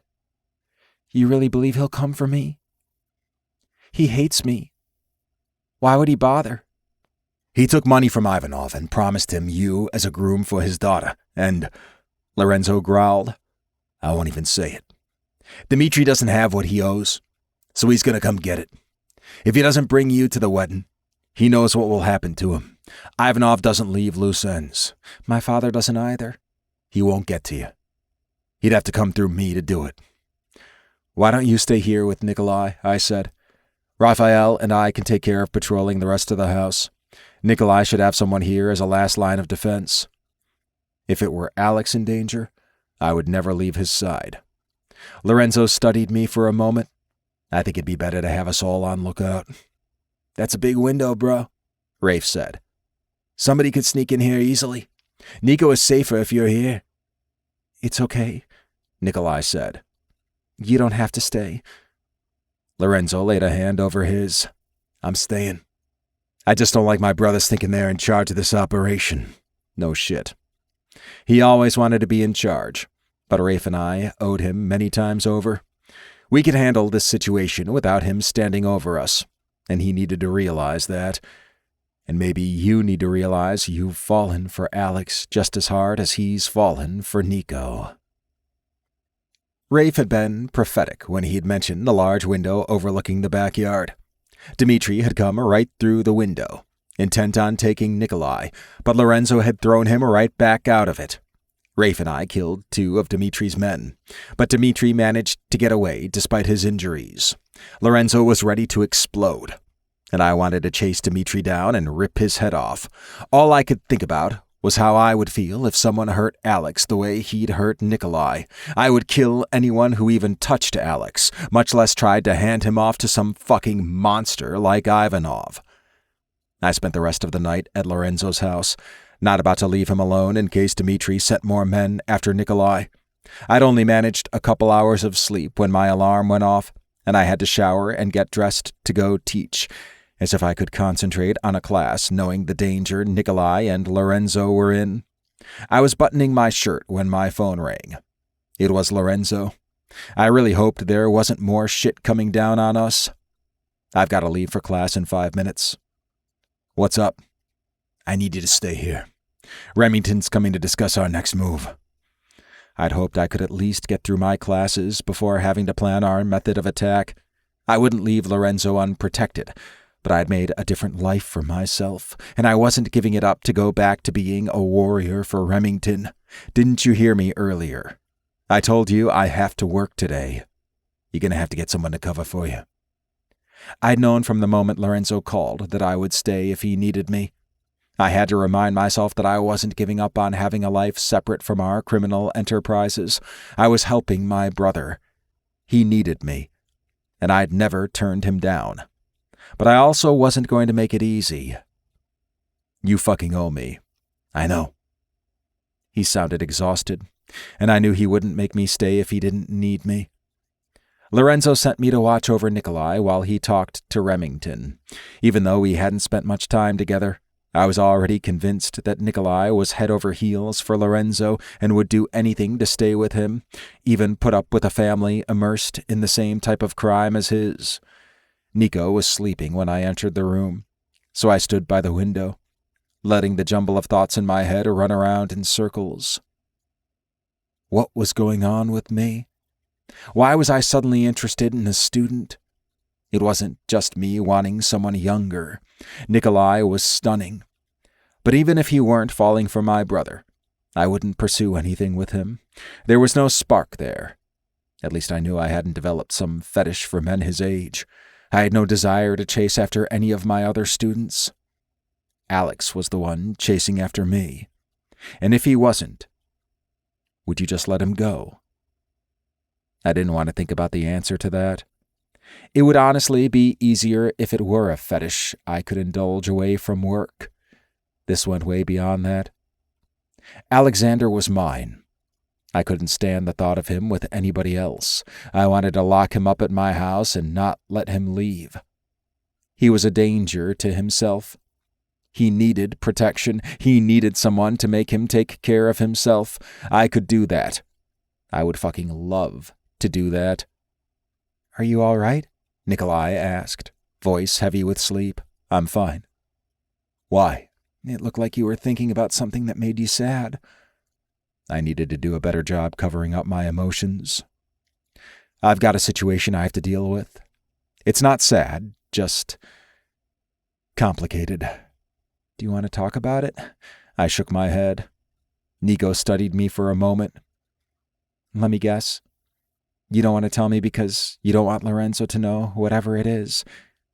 You're right that I don't want him to know. He smiled. I won't say anything. I'm sure you wouldn't mean to. But I have a feeling Lorenzo has ways of making you confess things. Color rose in Nico's cheeks. I'm not saying that isn't true, but there's no reason for him to suspect that we talked. Would he think you were going to confess things to me? I shook my head. Did I dare talk to Nico? Lorenzo was going to find out about Alex eventually. Somehow he always discovered whatever was going on with me and Rafe. There's a guy. Ah. Nico's knowing smile had me reconsidering the conversation, but I kept going. He's a student. Oh. I see why that's complicated. I scowled. If I thought you were going to judge me, I wouldn't have started talking. Sorry. Go on. I could tell he was trying hard not to laugh. If you tell Lorenzo, I won't. I swear. My instincts told me to trust him. My reading of Nikolai was that he was sincere and loyal. There's something about this guy. I couldn't stop noticing him. I tried being an asshole to make him hate me. It didn't help. I tried ignoring him, and I failed at that. Sounds like he's really getting under your skin. He is. And then he came and tried to turn in a late assignment, having obviously been in a fight. He was a mess, and you took him in and took care of him? Nico asked. Not then. But I did after I found him passed out on my lawn. His eyes widened. I would never have had the nerve to go to a professor's house. He's bold. He goes after what he wants. But he's also been hurt. And I don't know. I guess I feel bad for him. But also I understand what he's going through. Nikolai nodded. When you have family in this business, you tend to understand being hurt and scared. So, have you? I shook my head. I kissed him. That's all. But that's not all you want to do, not even close. I want to save him. I want to make him mine. and it's only the fact that he's a student that's holding you back?" I sighed. "He's too young. Look at me and Lorenzo." Not that there really is a me and Lorenzo. I just mean that I can sympathize with the age gap thing. I smiled. "There's definitely something between you two. My brother is obsessed with you." "No, I don't think—" I held up a hand. "Nikolai, he would do anything for you. And would you do anything for your man?" I thought about that and remembered how I'd felt when Alex was lying in my yard, looking half dead. I also remembered when I kissed him, how soft his lips were, how he'd opened and welcomed me, how he seemed to need me desperately. Yes, I would. Then find a way to make it work. I'm glad you found a way out and came to get exactly what you want, but my situation is different. Nico shook his head. "If I could escape my father, you can find a way to have your man." Was he right? Did I dare try? Chapter 12. Alex. It was all I could do not to return to Dante's house. The whole next day, I kept wondering what he was doing. I considered stopping by his office, but I managed to control myself. I would see him in class, and I'd be able to gauge how he was feeling about finally giving in and kissing me. Damn, it had felt so good. I wanted more, and I was sure he did too, despite him sending me away. The one time I'd seen Randall since my return, he'd quickly hurried out of the room, and his friends had gone with him. "What did you do to him, man?" Mitch asked. "The dumbass is acting like he's terrified of you." I shrugged. "Nothing. I told him to leave me alone, or there would be consequences." "What kind of consequences?" I left that up to his interpretation. Mitch shook his head. "He looked like he was about to shit himself. I hope he does." Mitch high-fived me. "He probably thinks you're going to sue him, and his parents will freak. You probably should." If I told my uncle what Randall had done, that would be exactly what happened. But I didn't need to get involved in that. We didn't need his fucking money, and that would only make him angrier. Apparently, whatever Dante's family had done, it had worked. The morning of our next class, all I could think about was how Dante would act when I walked in. Would he be cold and harsh with me, trying to push me away? Or would he be unable to help himself from smiling, treating me with warmth? I didn't get to find out. When I entered the classroom, there was a note written on the whiteboard. "Class canceled. See assignment in Scholar Plus." What the hell? Where was he? I'd been waiting days to see him. He wouldn't skip class for no reason.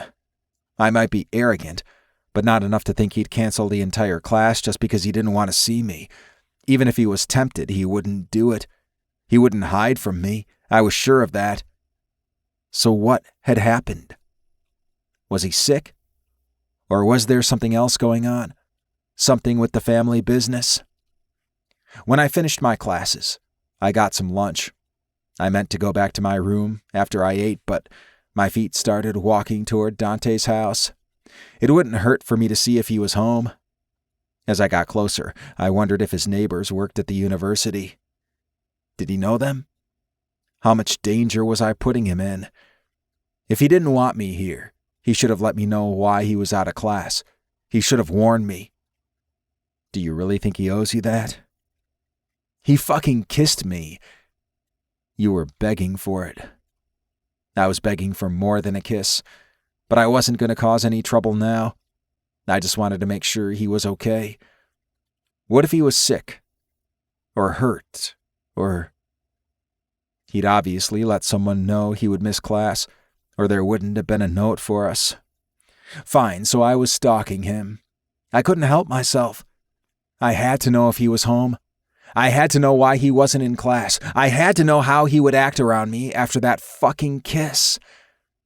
I'd hardly been able to think about anything else. I wanted more. So much more. How hard would I have to work to get him to give in?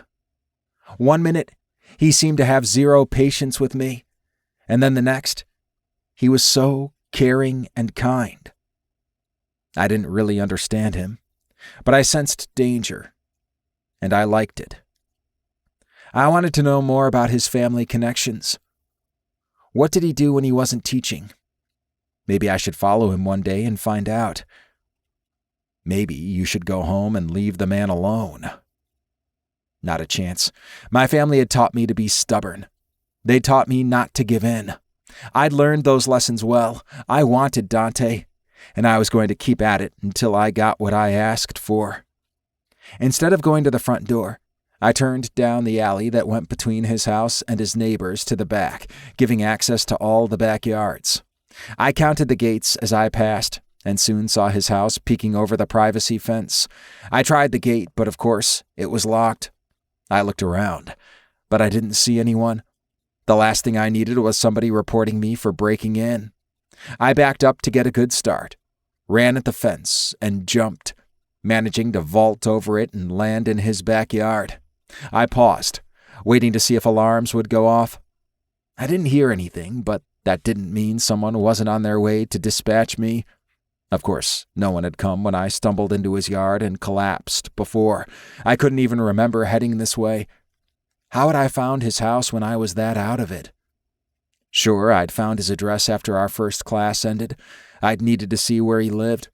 I considered going there and knocking on his door, but I hadn't done it. I guess I'd really seared the route into my memory, just like everything else about him. I looked around the yard. The gate to the front was closed, so I couldn't see if his car was there. I supposed he could have arrived in the time it had taken me to walk around the corner and down the alley. I knocked on the back door and waited. No response. I couldn't see him or anyone else through the kitchen window, so I sat down on the porch, figuring I'd wait it out and see what happened. A few moments later, a black and white cat wandered up. "Do you want to get in too?" I asked. The cat rubbed herself against me, and I scratched her behind the ears. She made herself into a loaf next to me, and we both sat there waiting. The cat was probably hoping for some dinner. I was hoping Dante wasn't going to kill me for showing up here, or at least that he'd fuck me first. What would I do if he didn't come home at all? I pulled out my phone and texted him. "You okay?" No response. Several minutes later, my phone buzzed. "I'm fine." Well, that didn't tell me anything except that he was alive and able to text me. "I'm waiting for you." I typed the message out and stared at it. I should erase it. I shouldn't do this. I should get up and go home. I pressed send. I grew anxious waiting for a reply. My chest was tight, my body buzzing with the need to move. I stood again, pacing around the yard. The cat watched me but stayed where she'd chosen to sit. I was considering scaling the fence and getting the hell out of there when I heard a car. The engine cut off. Then I heard a door slam. I rushed back to the porch and sat down next to the cat, who stared at me like I'd lost my mind. I wanted to be sitting there waiting calmly when he arrived. My hands were shaking, so I clasped them together and tried to slow my breathing. I heard movement inside the house, and then the back door banged open. "What the fuck do you think you're doing?" The cat darted inside, not wanting any part of what was going on between us. "I didn't know you had a cat." He sighed. "I didn't, but I guess I do now." I looked through the door and saw the little animal sitting in the window. "That's really not your cat? I've been feeding her, but no, not really." I liked that he hadn't tried to stop her from going inside. I stood and faced him. "I was waiting for you. Like I said, I told you not to come back here. You knew I wasn't going to listen. You really don't know what's good for you, do you?"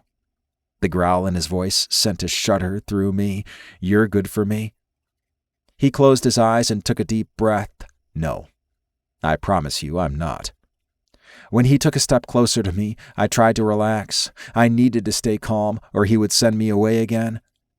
"I was checking on you. I told you I was fine. I wanted more details. Why did you miss class today?" "I had a family emergency." My mind raced with ideas of the kind of emergency mob families had. "What happened?" "It's private." His voice was clipped, and he held himself perfectly still. I could see the tension in the line of his jaw. "Is there anything I can do to help?" I was shameless. I literally batted my eyes at him. Everyone loved my long lashes. No. I moved closer to him. Are you sure? Why would you want to help me? We're friends now, aren't we? Will you be running tomorrow? He shook his head. We are not jogging together. You can't keep up anyway, and I'm your professor, not your friend. You can't be both? No. I didn't believe him. Are you in a bad mood because of the emergency? I'm not in a bad mood. I raised my brows, and he sighed. Fine. Yes, because of the emergency. You want to come get some ice cream? That usually helps me. The thought of him licking an ice cream cone as he watched me do the same had my cock thickening. No, that's not. I can't. I have work to do. It looks like you're making dinner. I nodded toward the grocery bags he'd set down on the counter. Yes, I have to eat, and then I have work to do. And you don't have time for dessert? Chapter 13. Dante. I knew the right answer to his question, but it wasn't the one my body wanted me to give. I'd had a hell of a night. I'd hardly slept. I was angry. At myself for ever touching Alex. At Lorenzo for drawing us into this mess, no matter how unfair that was. At Remington for making unreasonable demands. And at my family for being fucking criminals in the first place.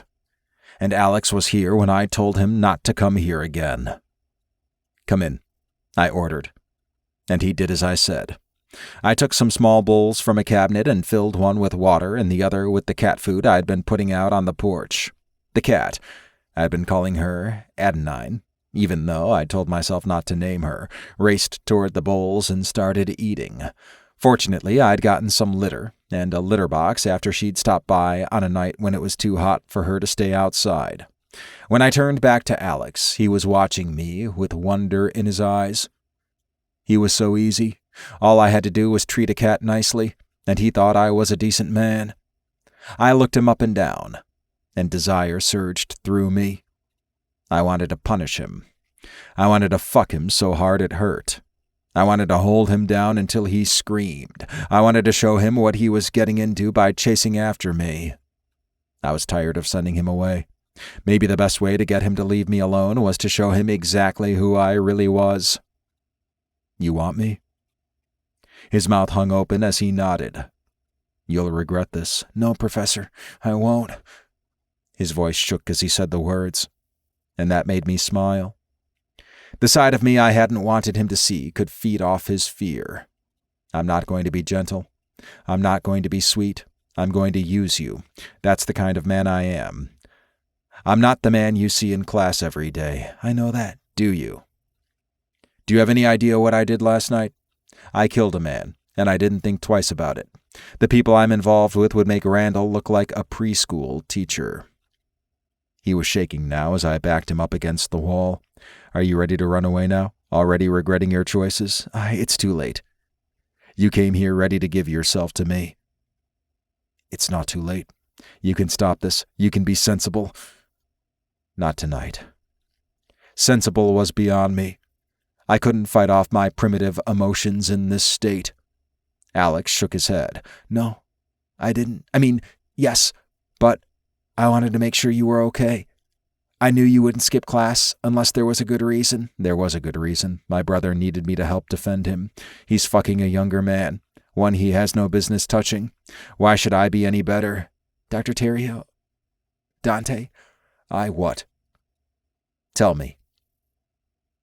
I don't want to run away. I want to stay here. I want you to tell me what happened. I want you to trust me. I shook my head. I can't talk about family business. But you can help me. How? Strip. You asked for this. Alex nodded. Are you feeling shy all of a sudden? No. Yes.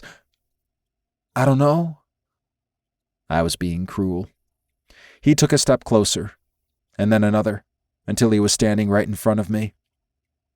Do you want me to kiss you again? I softened my voice a little. I liked him afraid, but I didn't truly want to hurt him. He nodded. You were looking for danger, and you found it. He wet his lips before speaking. There's something about you. From the moment I saw you running before we even had class, I had to find out who you were. I wanted to follow you everywhere. I need to at least look at you. I wrapped a hand around his neck. That's enough talking. He nodded as I slid my thumb up and down over his Adam's apple. His lips parted, and he looked up at me. His eyes showed a mix of fear and desire. I liked that he had the sense to be afraid of me, but he'd pushed me too far. He was going to get what he'd been begging for, and I was potentially going to fuck up the one thing I'd carved out for myself in my life. In that moment, I didn't care. All I cared about was pinning him underneath me and making him beg me to take everything I wanted. I pressed my body against his, forcing him into the wall behind him. He sank his teeth into his lower lip as I took hold of his wrists, dragged his arms over his head, and held them there. Look at me, I demanded. When his gaze met mine, he sucked in his breath, as if he could finally see the danger I posed. Are you scared? He shook his head. No. I squeezed his wrists hard as I thrust my hips against him so my cock rubbed against his. Don't lie to me. I'm not scared of you. You should be. Okay? I am, but you like it. I thrust against him again. He closed his eyes and let his head tip back against the wall. More. Please. I placed my lips right by his ear. Do you really understand what you're asking for? He nodded but turned away. Tell me what you want. If I'm risking my career over you, then I deserve to know exactly what you think this is about. I want you. I took both of his wrists in one hand and gripped his chin with the other, forcing him to look at me. No, tell me more. I want you to fuck me. My cock was so fucking hard, but I needed to press for more. We're getting there. Why me? Why not? You're hot and forbidden, and you know what you're doing? I do know what I'm doing. I know how to make you beg, how to make you cry, how to make you lose your fucking mind. He nodded. Yeah, all that. I studied him for a moment, trying to put what I sensed into words. You're running from something? You think I can make it better? No, I don't. You think I can solve all your problems with my cock? I wouldn't mind if you tried. That almost made me laugh. You understand now that I have you here, I could do anything to you. You said you wanted to protect me. Maybe I lied. I wouldn't let anyone touch him, but that wouldn't keep him afraid. Randall is scared to even look at me? Good. I don't want anyone looking at you. He smiled. You don't? No. I want to be the only one with that privilege. I knew you were the possessive type. What would you do if I was with another man? The thought made me want to tear something apart. You don't want to know. Don't test me. He licked his lips. He was getting off on my threats. You really don't want to see me that angry with you. Aren't you angry now?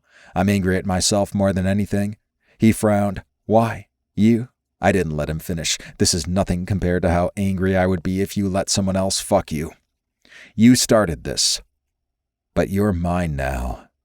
Show me. I took hold of his t-shirt at the neck and ripped it down the front. Alex's mouth dropped open. Fuck. Off. I pushed the remainder of the shirt over his shoulders and down his arms. He wiggled enough to let it drop to the floor. I laid my hands against his pecs and slid them downward. When I pinched his nipples, he gasped, then said, Harder? I did as he asked, and his whimper made my dick jump. You like pain? I guess so. You haven't tested it before? No. I smiled. I have. Oh my God, you're so out of your depth with me. I don't care. The shakiness of his voice told me he did. That makes it even more fun. I popped the button on his pants, pushed the zipper down, and then shoved them over his hips, pushing them until they caught at his knees, trapping his legs together. I teased him, running my finger around the waistband of his briefs. His breath was coming fast now, but it hitched when I slid my hands in and cupped his ass. His warm skin felt delicious. I would love holding on to his firm cheeks while I fucked him, or while I drew his cock into my mouth, sucking him dry, or spread his cheeks to taste his ass and eat it until he cried. There were so many ways to torment him. I pushed his briefs down, and when his cock sprang free, I sucked in my breath. It was hard and dripping. He whimpered again, and I brushed my thumb over the slit, capturing a drop of pre-cum. His mouth dropped open, and I brought the digit to my mouth so he could lick it off. I let my gaze run over him. He was nearly naked and at my mercy. I wanted to taste every inch of him, his defined abs, his desperate cock, those thickly muscled thighs, and that round ass. Touch yourself, I ordered. What? You heard me. I want to watch. Oh, okay. He was thrown off, uncertain. I liked it. He slid his hand along his cock, slowly, looking down and watching it. More pre-cum gathered at the slit, harder. Like if you were alone. Like when you were lying in bed, thinking of me. Oh my God, you're gorgeous. I want to watch you. He started to lift his leg. Can I take my pants off? No. Stay just like that. You can't move. You can't go anywhere. All you can do is what I say. Jerk off for me. Yes, Professor. That goddamn submissive, innocent tone he used made me remember I shouldn't be doing any of this. If I had any sense, I would have sent him home. I'd make him pay for teasing me like that. He worked his cock faster, much more the way I imagined him stroking it if he were alone. Look at me, I demanded. When he did, there was fear there in his eyes, but he didn't look away. He held my gaze as he kept going, moving his hand faster and faster. Please, I'm gonna come if I don't stop. You can go a little longer, but you absolutely cannot come. He shook his head. I don't think I can. You'll learn you can do whatever I ask. Are you always like this? Evil? Yes. He frowned. I don't think you are. I can be kinder. But I'm angry tonight. You shouldn't be here, and I can't stop myself. I'm going to punish you for that. Please. I can't. I wasn't giving him any mercy. Faster. Grip yourself tight. He whimpered, but he did what I said. I could tell he was close. He was flushed across his chest, his neck, and his cheeks. His breathing was ragged, his movements jerky. Could he hold off a few more seconds? I made myself wait before I stopped him. His teeth sank into his lip, and he groaned. Stop, I ordered. He dropped his hands to his knees and bent over, gasping for breath. I was right there. I thought I was going to come. You're a good boy. You held yourself back. He looked up at me and smiled. Thank you. You like that? You like being good for me? He nodded. Yes. Then I'll give you plenty of practice. Shoes off. Pants off. He did as I ordered, then looked at me. Aren't you going to undress? Eventually. Right now you're going to go in my room and bend over the end of my bed. What are you going to do? I shrugged. Anything I want? Do you think you could stop me? No, that's right. So do what I said. I'll be there in a minute. This was so fucking wrong. But I needed that. I needed to do something wrong. I needed to do something for me. I needed to do something that would help me stop thinking about what would happen in the next few days. About how we'd try to take down Ivanov and I might not survive. If I didn't do this now, I might never know how sweet it would be to fuck Alex's gorgeous ass. I wasn't going to let that happen. I quickly set up the litter box, then checked to see that Adenine was still curled up on the couch. I grabbed some water for me and Alex and brought it to my bedroom, where he lay over the end of my bed like he'd been told. I shut the door, making sure the cat didn't surprise us. You might want to get a good grip on the covers. You'll need it to keep yourself steady. How bad is this going to hurt? His voice shook as he spoke. What I'm going to do right now isn't going to hurt. It's going to feel amazing. It's only going to hurt when I stop. What do you mean? What are you doing? No more questions. Legs wider, I nudged one of his ankles, and he spread them. He was shaking, and because I was a monster, I got off on it. I knelt behind him, cupped his ass, and pulled his cheeks apart. Look at that tight little hole. Do you really think you can take my cock up there? Yes, please, you will. Every inch of it. But not yet. First, I'm going to play with you. Tease you. Let you know what it's like to want, to need, and not be able to have it. But I do. You've been trying to get in my bed for a week and a half. You think that's a hard wait? You have no idea. Before he could say anything else, I swiped my tongue over his hole. He cried out and tried to pull away from me. You're going to stay right there if I have to tie you down. Oh my God, that's so intense. I didn't think a man had ever eaten your ass, or a woman either. I knew you wouldn't ask for it. It's one of my favorite ways to get a man ready, but sometimes, no matter how good things feel, they can be too much. They can make your cock ache. They can make you lose your mind. Dante? I didn't respond. I licked him again, gripping his ass tight enough to bruise. I flicked my tongue back and forth over his hole, and then I pushed it inside him. I tongue-fucked him as he writhed, whimpered, pushing his ass back against me, then struggling to get away, not sure whether he wanted more intense sensation or less. I took hold of his cock, using his pre-cum to ease my way as I worked him, and he fucked into my hand. Close. So close. Please, he whined as he tried even harder to free himself from my grip. I held him tight, pushing him a little further before letting go and sitting back on my heels. He could barely catch his breath. His hands were clasped in the sheets so tightly his knuckles were white. It hurts, he said, for me to eat your ass. No, not to come. It hurts like you said because you stopped. I loved how easy it was to work him up. You're going to be okay.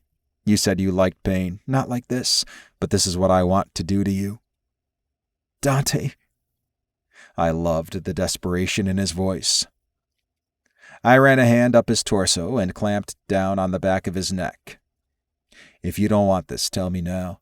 This is your last chance to go home tonight. Don't send me away. Please, I'll do whatever. I'll be whatever you want. I want you. I don't want you to be anything but who you are. Do you understand me?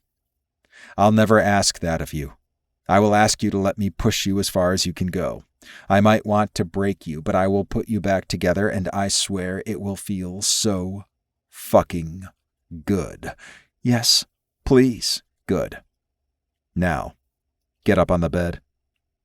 He climbed up and lay on his back, watching me. Do you need me to tie you up? Or can you be a good boy and do as I say? I can be good. I'll be so good for you. You have been. You're taking this so well. Right now, you're going to sit there. You're not going to move. You're just going to watch. Yes, Professor. God damn it, do you have to call me that? That's what you are, isn't it? My professor? My teacher? The man who wants to show me things? Fuck. You're making this even more filthy than it is. You know you love the danger, the risk. Don't pretend you don't. No, I'm not.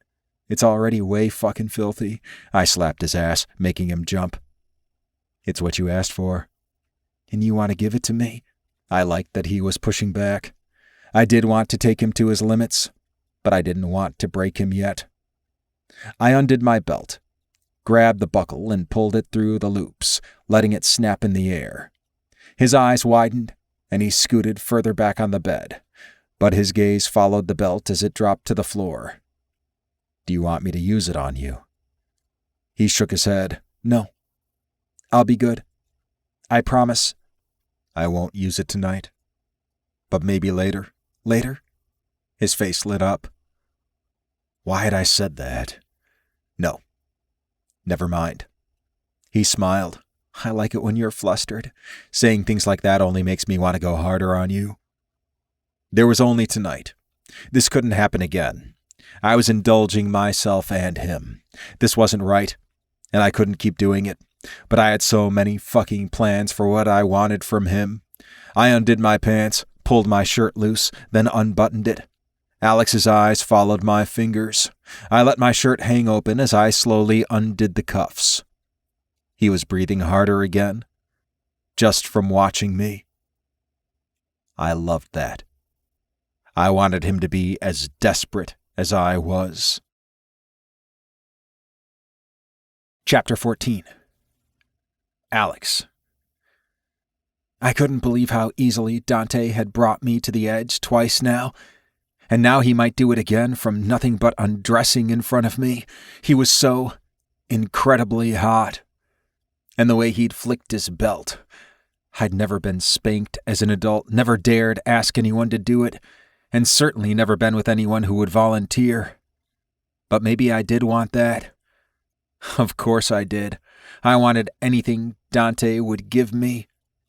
He let his shirt drop off his shoulders, pulled it from his arms, and tossed it over a chair. I let myself feast on the sight of his naked torso. He was toned, but not bulky. And yet he lifted me like I was nothing the other day, and he'd pinned me against the wall so easily. I couldn't have freed myself, at least not without hurting him. I hadn't wanted to be free, though. I wanted to be right where I was.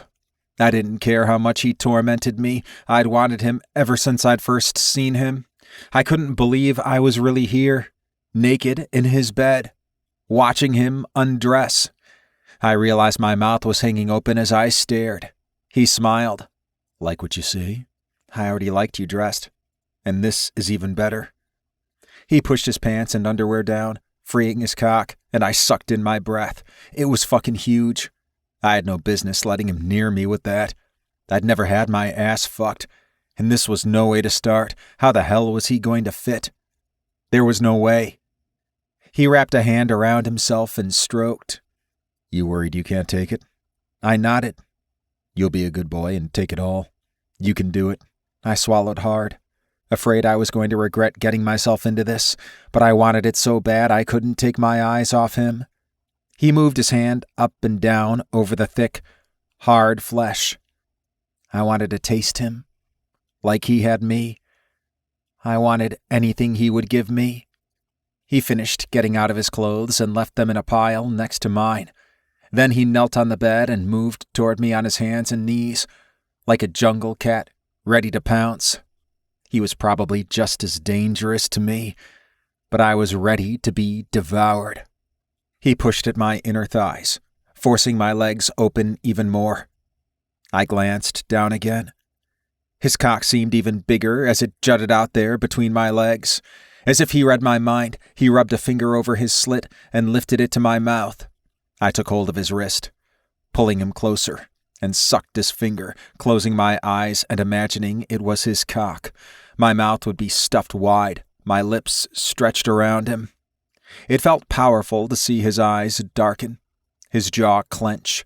How powerful would I feel with his cock down my throat, making him come with my mouth? He tugged his finger from my mouth, and I reluctantly let go. I have more ideas of what I want to do with that mouth of yours. I smiled. I have ideas too. There are so many things I want to do to you. I have to prioritize. I shook my head. No, you can do them all. If I did them all tonight, I'd kill you. I sighed. What a way to go. He scowled at me. We're working on you taking care of yourself. You're working on it. Suddenly, his hand was around my throat, squeezing until I struggled to breathe. I grabbed hold of his arm and tried to pull him away, but I couldn't make him budge. Do not play games like that. You will take care of yourself. You will do whatever I say. If you're going to be here with me, if I'm going to take these risks with you, then I get to tell you what to do. That's how it works. When he let go, I gulped in air and rubbed at my throat. I love that you want to take care of me, but try not to choke me to death to make me understand. I'll only hurt you as much as you like. How do you know what I like? His smile was pure evil. I can tell.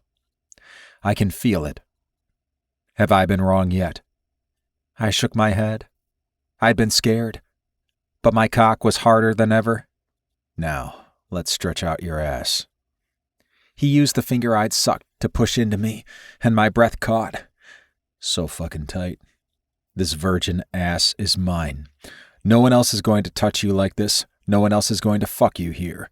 I own your ass. Do you understand? Fuck. Dante, I warned you. I wasn't the man you thought I was. You didn't believe me. I shook my head. I like this. You're the man I fantasize about. He leaned over, extracted a bottle of lube from the nightstand drawer, and squirted some on his fingers.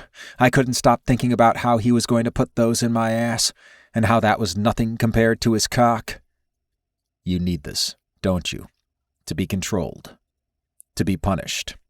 He pushed a finger back in, deeper this time. It didn't hurt, but it felt strange. Yes, I'll give you what you need. No one else can do that for you. For some reason I believed him. No one but you? That's right. It's gonna hurt when I drive my cock in here. He added another finger and pushed deeper into me, making me groan. I don't care. I was scared I wouldn't be able to take it, but I wanted him. I wanted this. I liked the way he took control, and I wasn't backing down. I think you're going to love it. I had to. It was him. There was no way this wouldn't be incredible. He worked his fingers in and out. I couldn't stay still anymore.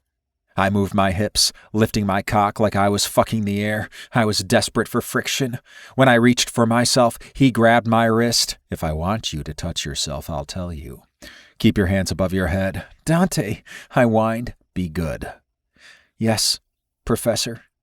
He smiled, and I lifted my arms above my head. He pushed his fingers deep, curled them forward, and my whole world lit up. My hips jerked, and my cock grew painfully hard. Holy shit. Yeah. You like that, don't you? He did it again. I was desperate for more, yet I wanted him to stop. It was so intense. You're gonna love my cock pressed over that sweet spot.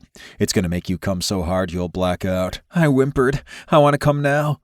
You're really not used to being patient. Are you? I shook my head. No one ever made me wait like this. No one would have dared. He added another finger, and I gasped. Too much. No, it's not. If you can't take this, you'll never take my cock all the way inside you. Be a good boy, and relax. Breathe. I felt like he was ripping me open. Maybe this isn't a good idea. It's a very good idea. The best. You've been wanting this for ages. I scowled at him. You complain that it's only been a week? No. I mean getting fucked. I know you've thought about it, but you've never had the right man until me. Now I'm your only option. How had he gone from trying to push me away, telling me this couldn't happen, to demanding no one touch me but him? And why did I love it so much? This possessiveness. The control. I would never have let anyone else talk to me this way, never obey them like this. But with Dante, it was like a switch flipped in me. All I wanted was for him to take care of me, to tell me what I needed to do. He worked his fingers in and out, stretching me, twisting them. It started to feel better, and I started fucking myself on them. Please, I need you. Yes, you do. Touch yourself now. He ordered. I did, working my cock but knowing I couldn't do much, or I would come. I was too close. I can't hold back much longer. Please, Dante, please. He tightened his hand around the base of my cock, squeezing so hard it hurt. You're not going to come until I say so. He pulled his fingers from my ass. I stared up at him. Please don't do this. Don't stop. I'm not going to stop, but I'm going to make you wait. I want you fully aware, able to breathe, able to look at me, noticing every single sensation as I thrust my cock inside you. I wasn't sure I could survive that. Have a sip of water. He lifted a water bottle to my mouth, and I took a few sips. Good. Take a deep breath. He placed his hand on my sternum. I did as he said. No. Too shallow. Try again. This time I slowed down, forcing myself to fill my lungs as much as I could. Now exhale.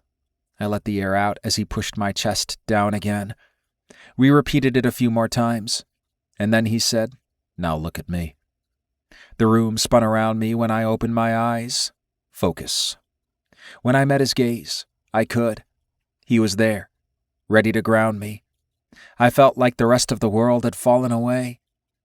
There was only Dante and me. I reached for him, pulling him to me.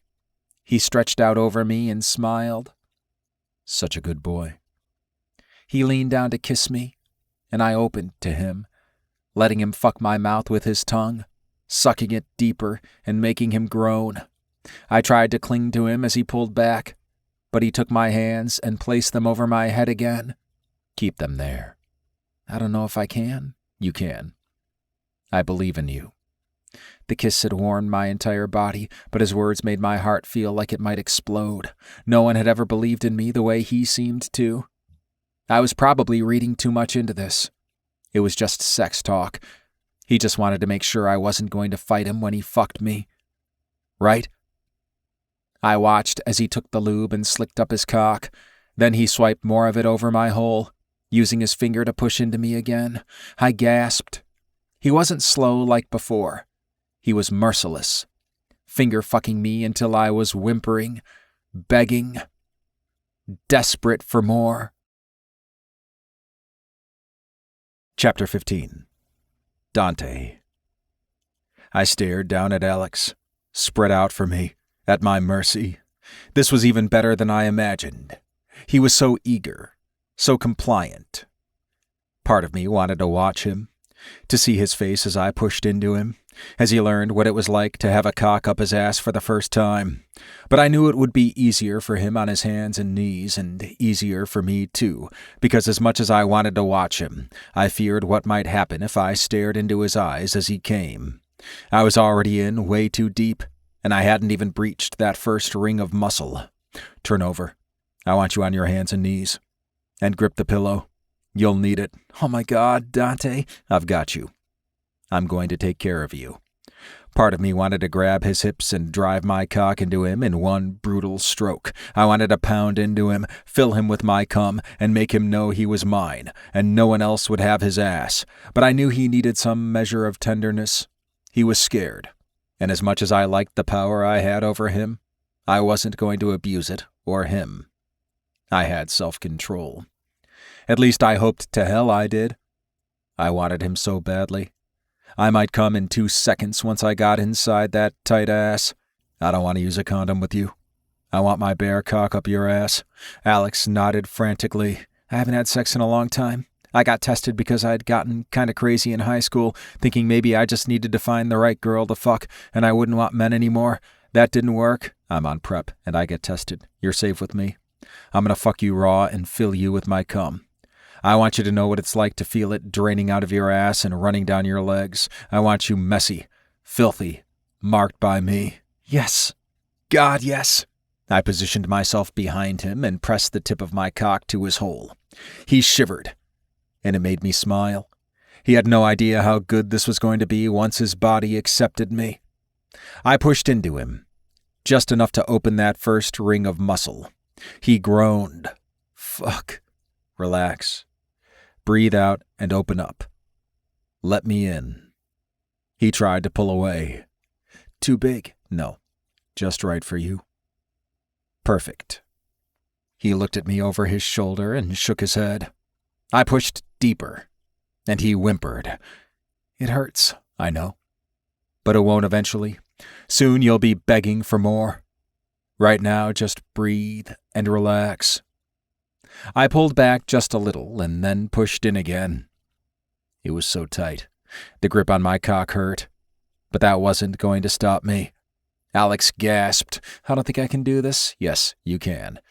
You can be good. You can let me inside. He fought me as I gave him another stroke. Fuck. I don't. Shh. I reached under him and gripped his cock, knowing some friction would make this easier for him. It was killing me not to move, not to shove in deeper, open him up, stretch him out wide. When I felt him relax, I slid in deeper. He sucked in his breath. It feels like you're trying to stick a tree trunk up my ass. Oh, baby, what a nice compliment. I pulled back, then slid in deeper, pushing harder. Can't. Please. I took his cock again and worked him more. Eventually, he was fucking into my hand and pushing back against me. Now you're ready. You need more. Don't you? Yes. I don't know. It hurts. But I don't care. I like it. I want it. Good. I pulled out and pushed in much harder this time. He cried out, but I didn't stop. I fucked him again and again, still not filling him as far as I could. Once he was relaxed, I leaned over him and nuzzled his neck. You're going to take it all now? I don't know. Are you my good boy? Yes. Yes, Professor. I thrust in all the way, clenching his hips and keeping him from moving away. He twisted his head back and forth, hands clenching the pillow. Good boy. You did it. I'm all the way inside you. He groaned. You're tearing me apart. It's going to get easier. I pulled part way out, tilted his hips and pushed back in again, knowing this angle would help me slide over that sweet spot inside. Holy fuck! He screamed. I told you you'd like it. Oh my God! More! Please! I did it again. Fuck! I think I could come just from that. Eventually, we'll try that. Once again, I was forgetting that this needed to be a one-time thing. If I wanted to find out, I needed to do it now. But I didn't think I could hold back long enough for that. Chapter 16. Alex. Had Dante really said we'd try it later? I prayed that was true. I didn't want this to be my only time with him. His cock had hurt so bad at first. I really didn't know if I could do it. But now, oh my God. It was amazing. I was so full, and it still stung. But I liked it. It was a good pain. It was someone taking care of me. I wanted to be his. I didn't want anyone else. I pushed back, taking him deeper, and he growled. I'm in charge. He took hold of my hips, squeezing them so tight I knew I would have bruises. He drove into me over and over until I was whimpering, sobbing, and so desperate. I needed to come, and I was so fucking close. I only needed a little more. You're about to come, aren't you? How did he always know? Yes, please don't stop. What if I did? What if I pulled out right now and told you that was it? That you didn't get to come? I would die. No, I've been good. Please. You have been good. It's time now. I'm going to let you come. He took my cock in his hand and started stroking it. Yes, please. More. I'll give you what you need. He fucked me hard and fast. He was so deep inside me I was losing my mind. My whole body seemed to seize. Heat and a pleasure so good it was painful washed through me. My cock jerked, and I shot my load over and over. I felt like it would never end. Finally, my body calmed, and I sank down toward the mattress. Dante jerked my hips back up. I'm not done with you. I'm going to mark you as mine. I'm going to fill your ass so full. His strokes grew more erratic, and then I felt it. So good. The pulse of him inside me made my cock jerk one more time. Heat and warmth, and then the sensation of it running out of my ass. It was fucking glorious. I'd waited way too long for this. Are you with me, baby? Dante ran his hand up my back and slid it into my hair, massaging my head. I couldn't manage to say any more. I felt detached from reality. Nothing mattered but how relaxed I was, truly satiated for the first time in my life. Dante pulled out slowly, and I groaned. Damn, I was going to be sore. So gorgeous. Fucking beautiful. He pulled my cheeks apart, and I looked over my shoulder to see him staring at my ass. I love the sight of my cum dripping out of you. I love seeing you all used and open and filthy. Why does that sound so hot? I asked. Because you're just as kinky and slutty as I am. I looked back at him and smiled. Yes, Professor. He slapped my ass, and I gasped. I'm going to get you some water and a washcloth to clean you up. I hadn't expected that. I thought he'd send me home as soon as we were done. Thank you. I know how to take care of a man. I was almost asleep when he got back, but I managed to roll over. I took sips of water as he pushed my legs up onto my chest and used a warm washcloth to clean me up. Heat rushed into my cheeks. I knew it was crazy, He just fucked the hell out of me, but somehow I felt way too exposed now with my legs wide open and his cum all over me. But I did as he said. I let him take care of me. When he was done, he tossed the washcloth into a laundry basket in his bathroom and came back to me. I was trying to summon the energy to get out of bed when he climbed back in. Turn over. We both need a nap after that. I was so stunned I could barely move, but I managed to do as he said, and he spooned his big body around me. I never imagined he would cuddle me, but I wasn't going to fight it. I sank back against him, and in no time, I was sound asleep. Chapter 17. Dante. Movement beside me had me suddenly wide awake. I lay frozen, assessing the situation, and then I remembered. Alexander. He was here, in my bed. I had fucked him, and it had been incredible. I watched through barely open eyes as he rose from the bed and waited, thinking he might be going to the bathroom and then coming back. When I saw him starting to put on his clothes, I tensed. He dressed and moved toward the doorway. Oh, hell no. He wasn't slinking out of here. We had things to talk about. Rules. Decisions. And if he was going to fuck a grown man like me, he needed to know how to face me the morning after. Where the hell are you going?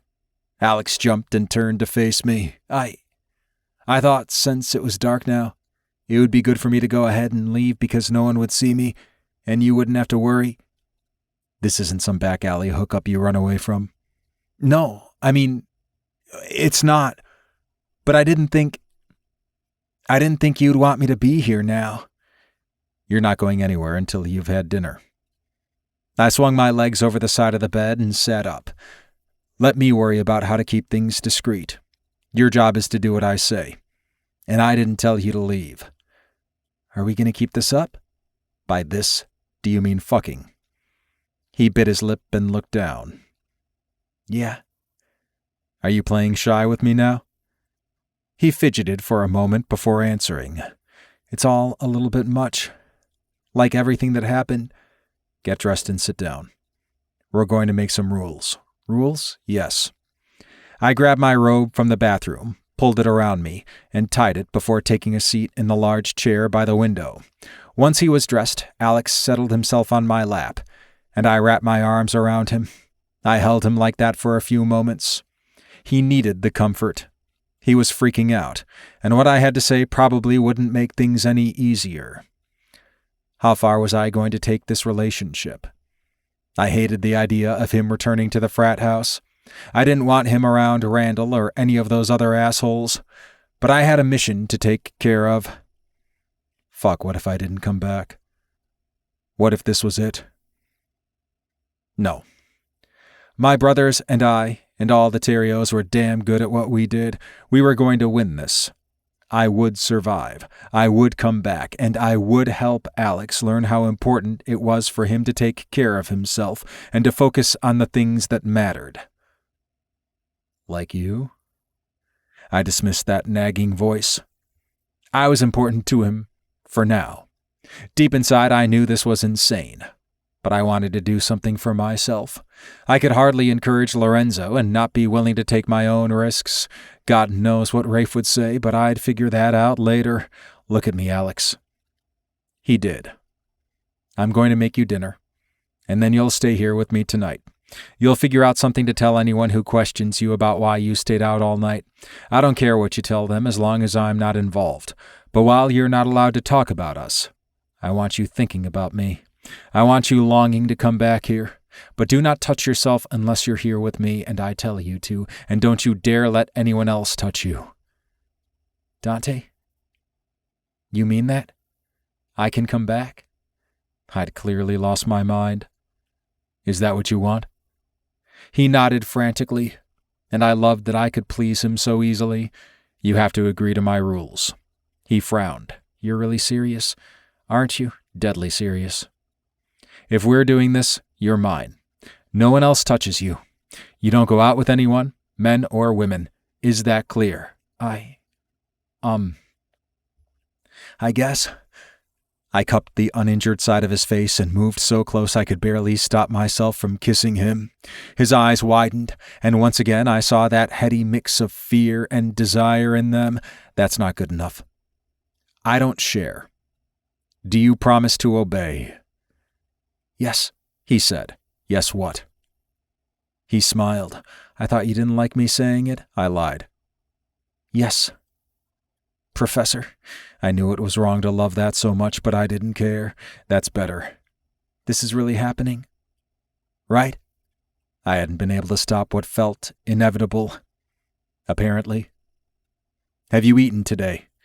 He seemed to be considering his answer. I think so. That's not good enough. I expect you to eat regularly. Or what? I let my hand slide down his chest. You won't get to come. You're kidding me. Right? I raised my brows. Is that what you think? Do you think I would joke about what I expect from you? No. But how will you know if when we're not, I'll know.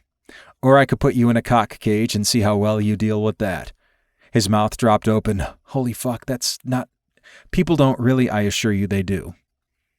Alex was such a delightful mix of innocent and filthy, naive and knowledgeable beyond his years.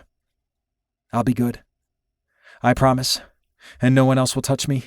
I don't want anyone else. Good. Now I'm going to make us some dinner. You don't have to do that. We could just order a pizza. I huffed. You need a nutritious dinner, and I want to make one for you. He frowned. You like to cook? Yes. Is that so hard to imagine? I guess not. But neither of my parents like to cook. And my aunt and uncle don't either. All my dinners were made by someone on their staff or in a restaurant. What a terrible childhood. That's a shame. Come on in the kitchen. You can watch and learn. I don't know if anyone can learn to cook. It's a skill you need in order to take care of yourself. Now, come in the kitchen. He huffed. You're so fucking bossy, and you love it. He took my hand and I pulled him up from the couch. Yeah, I kind of do.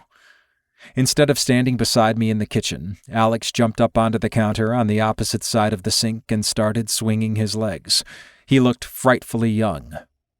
This was a bad idea. It was also the best thing that had happened to me in ages. How long had it been since I'd let myself enjoy being with a man or doing something simple like cooking for him? I took risks all the fucking time, stood in the line of fire, did anything and everything to protect my family. I insisted on stepping away, not having as much of a role in the family business as Lorenzo and Rafe. I've gotten my degree and followed my chosen career path, and that was supposed to be for me.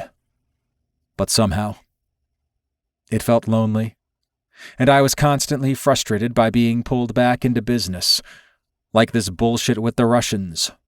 Not that I would mind taking out Ivanov and Dmitri. They were both scum, and they deserved to die. I had no qualms about fighting them and anyone who supported them. But it had all been work. I'd worked as hard as I could to earn a PhD, then worked to be respected at the university despite using family connections to get my position.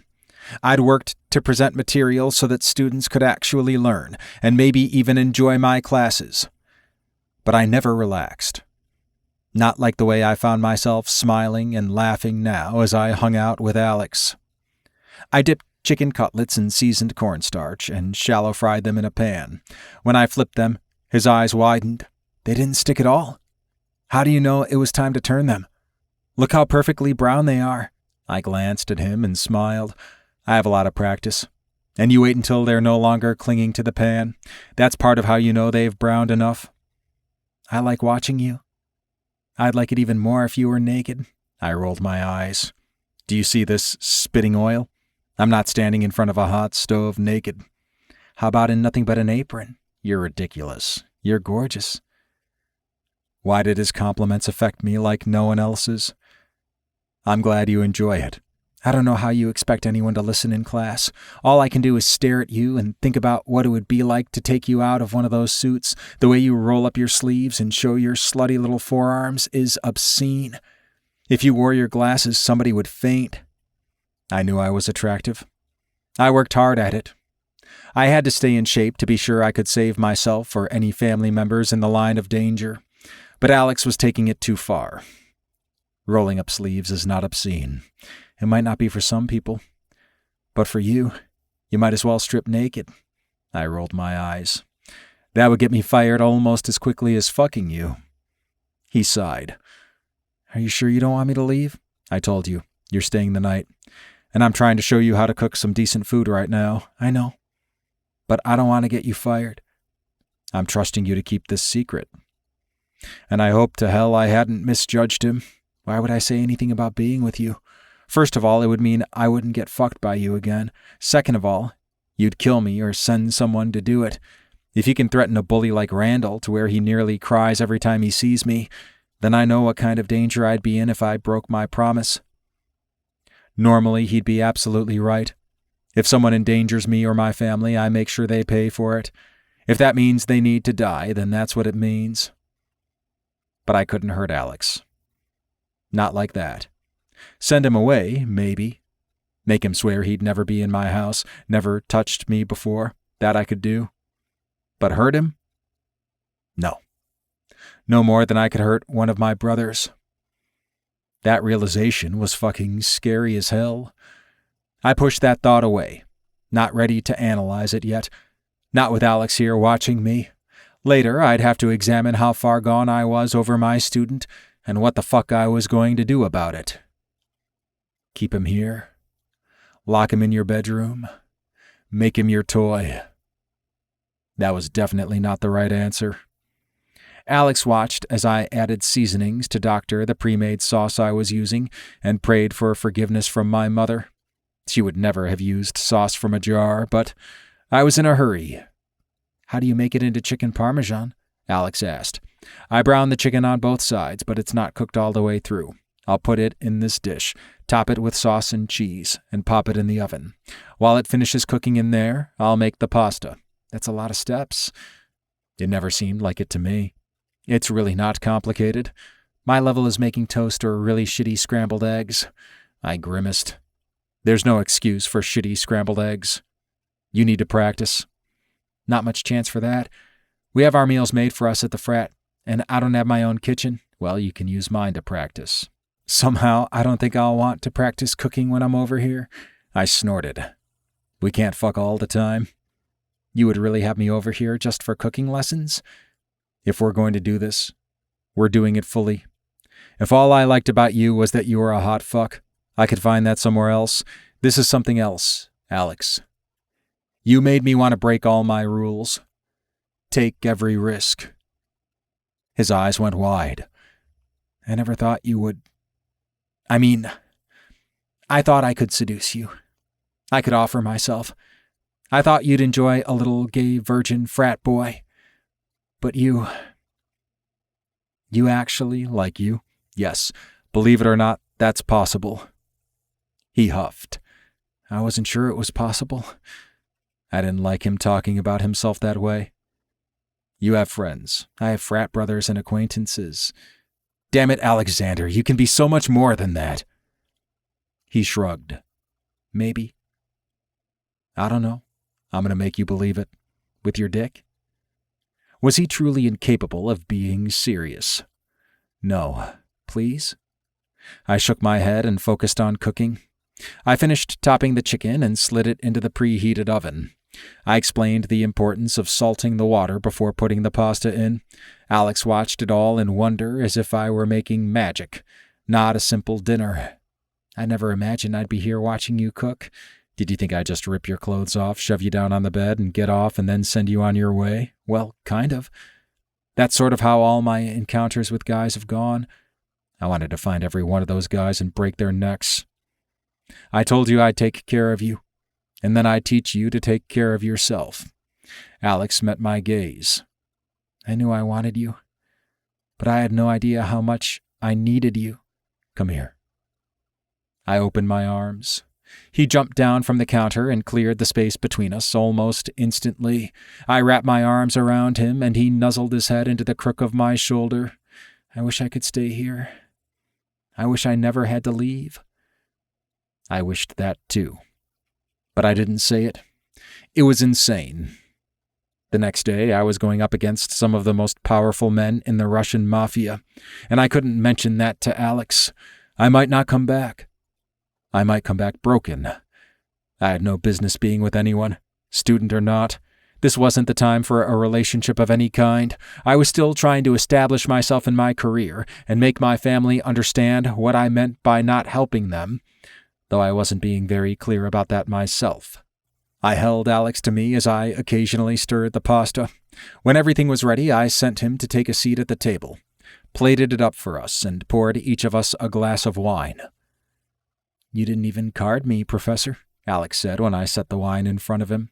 I was glad he was back in a teasing mood. "Serving you a little wine with dinner is nothing compared to fucking you." "Yeah, I guess not. Maybe we're past worrying about things like that."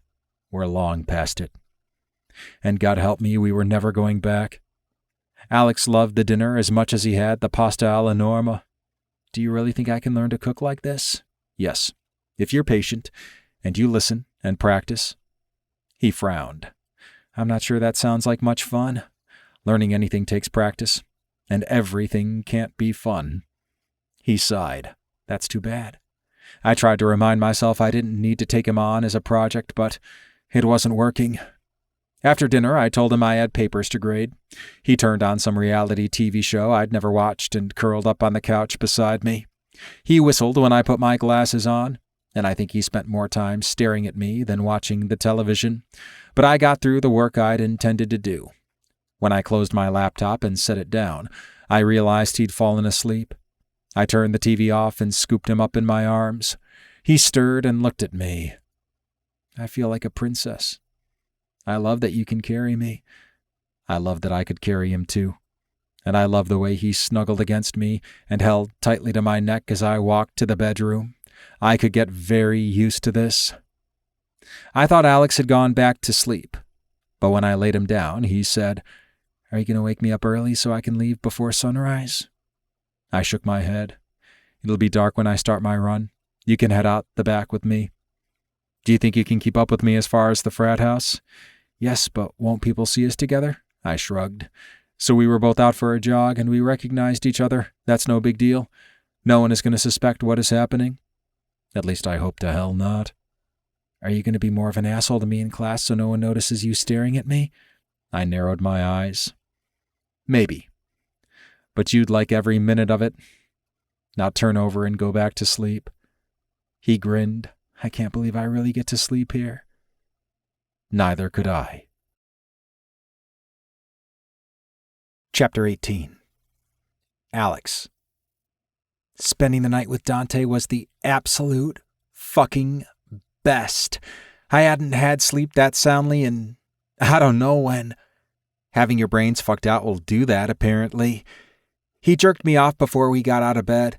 I was sure he was going to have to cut his run short, but while I loved what it did for his body, I didn't mind making him late. Fortunately, no one was up when I got back to the frat house. Mitch was snoring with the covers over his head. I fell into bed and indulged in a few more hours' sleep. Mitch was gone when I woke up, but I ran into him in the dining room. "Where were you last night?" he asked. "Clyde and I were going to see if you want to go to Bourbon Street. I was on a date." "Oh, so she let you stay over?" "I spent the night." I decided to avoid gendered pronouns. He grinned. "Was it good?" "Yeah. No need to lie about that." "One-time thing, or not sure yet? We'll see." Fortunately, Mitch was sleepy and hungry, and he didn't ask me any more questions. I went through the motions of the day without comprehending much of what was going on. I managed to answer a few questions in my classes and not make a fool of myself, but I spent my lunch breaks staring into space, not even remembering to eat my sandwich until I was nearly late for a class. I texted Dante a few times. He texted me back eventually, but not as fast as I'd like. I knew he wasn't likely to invite me over again, a second night in a row, no matter how much I would rather be at his house than at the stupid frat. Hours passed without him answering my last text. I didn't like it, even though he could be busy with any number of things. I still didn't know a lot about how involved he was with his extended family. I wanted to ask, but hadn't had the nerve.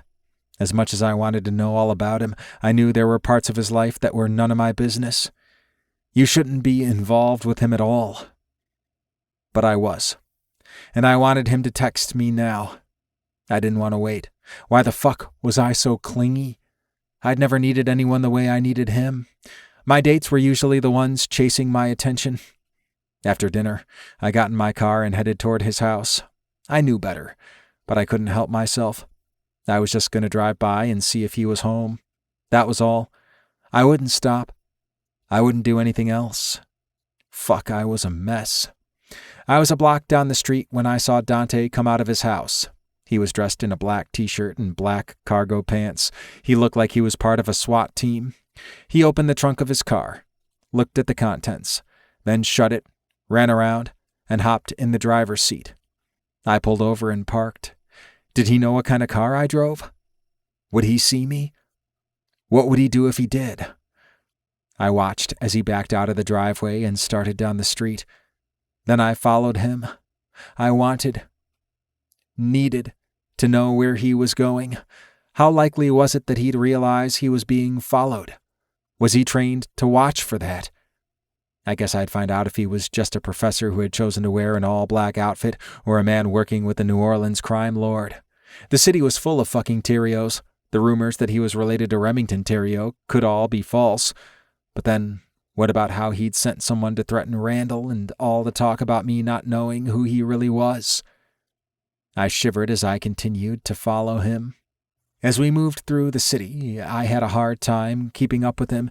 It wasn't like I had much practice following people, except when the stakes were low, and I could always use GPS instead. We headed out toward Mattery. I was driving through a rough neighborhood, one my aunt and uncle would never dare set foot in. Suddenly a car pulled out in front of me. I swerved to the side to avoid hitting them, and they stayed there, blocking my path. I looked around. This wasn't a good place to be stopped.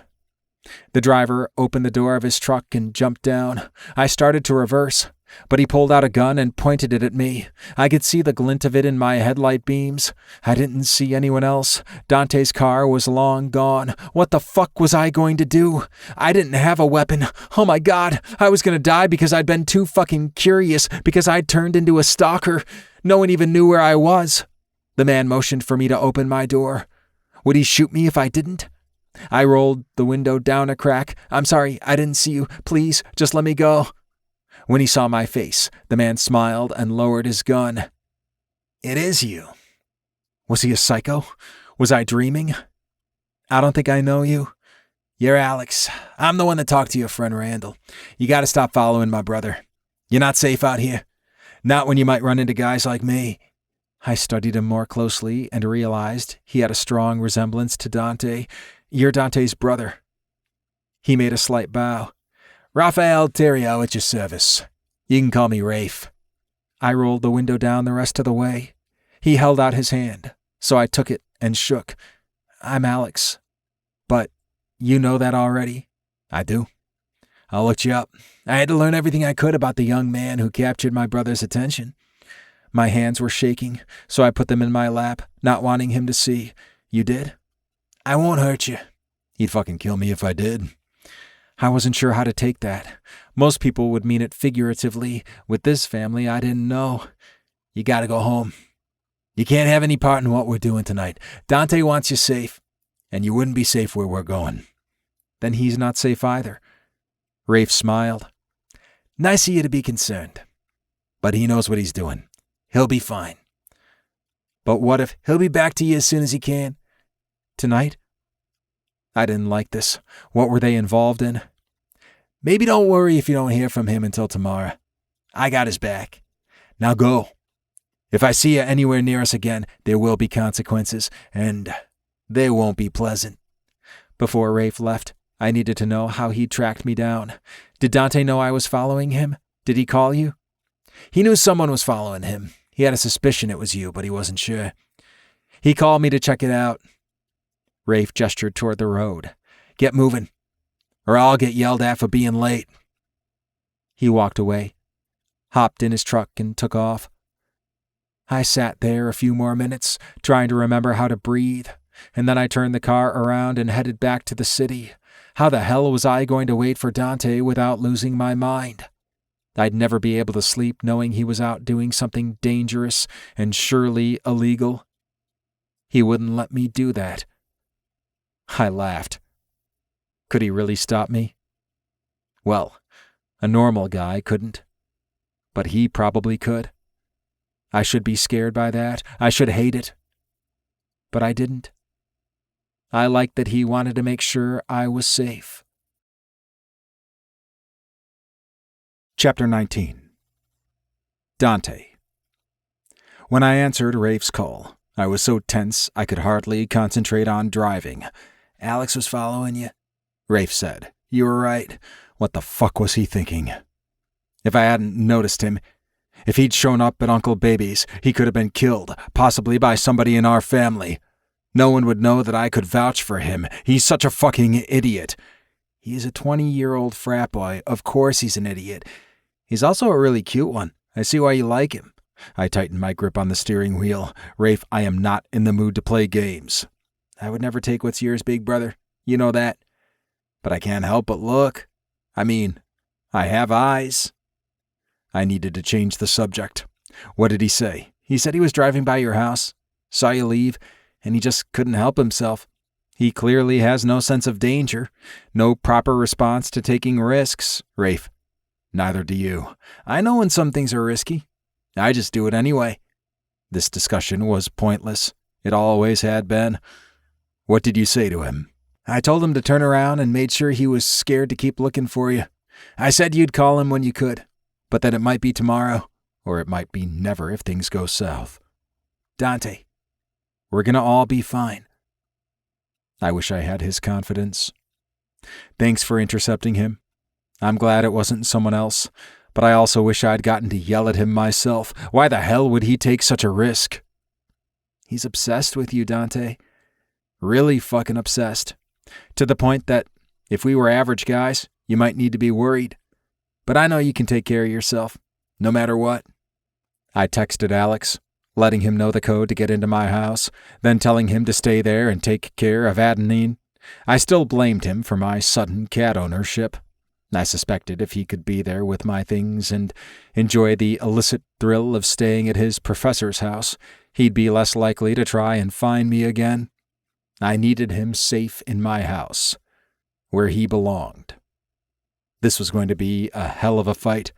I needed to be clear-headed and able to focus on the moment. Lorenzo was so good at that. He could close everything else out. But now, with Nico's life at stake too, I wondered if he'd still have that ability.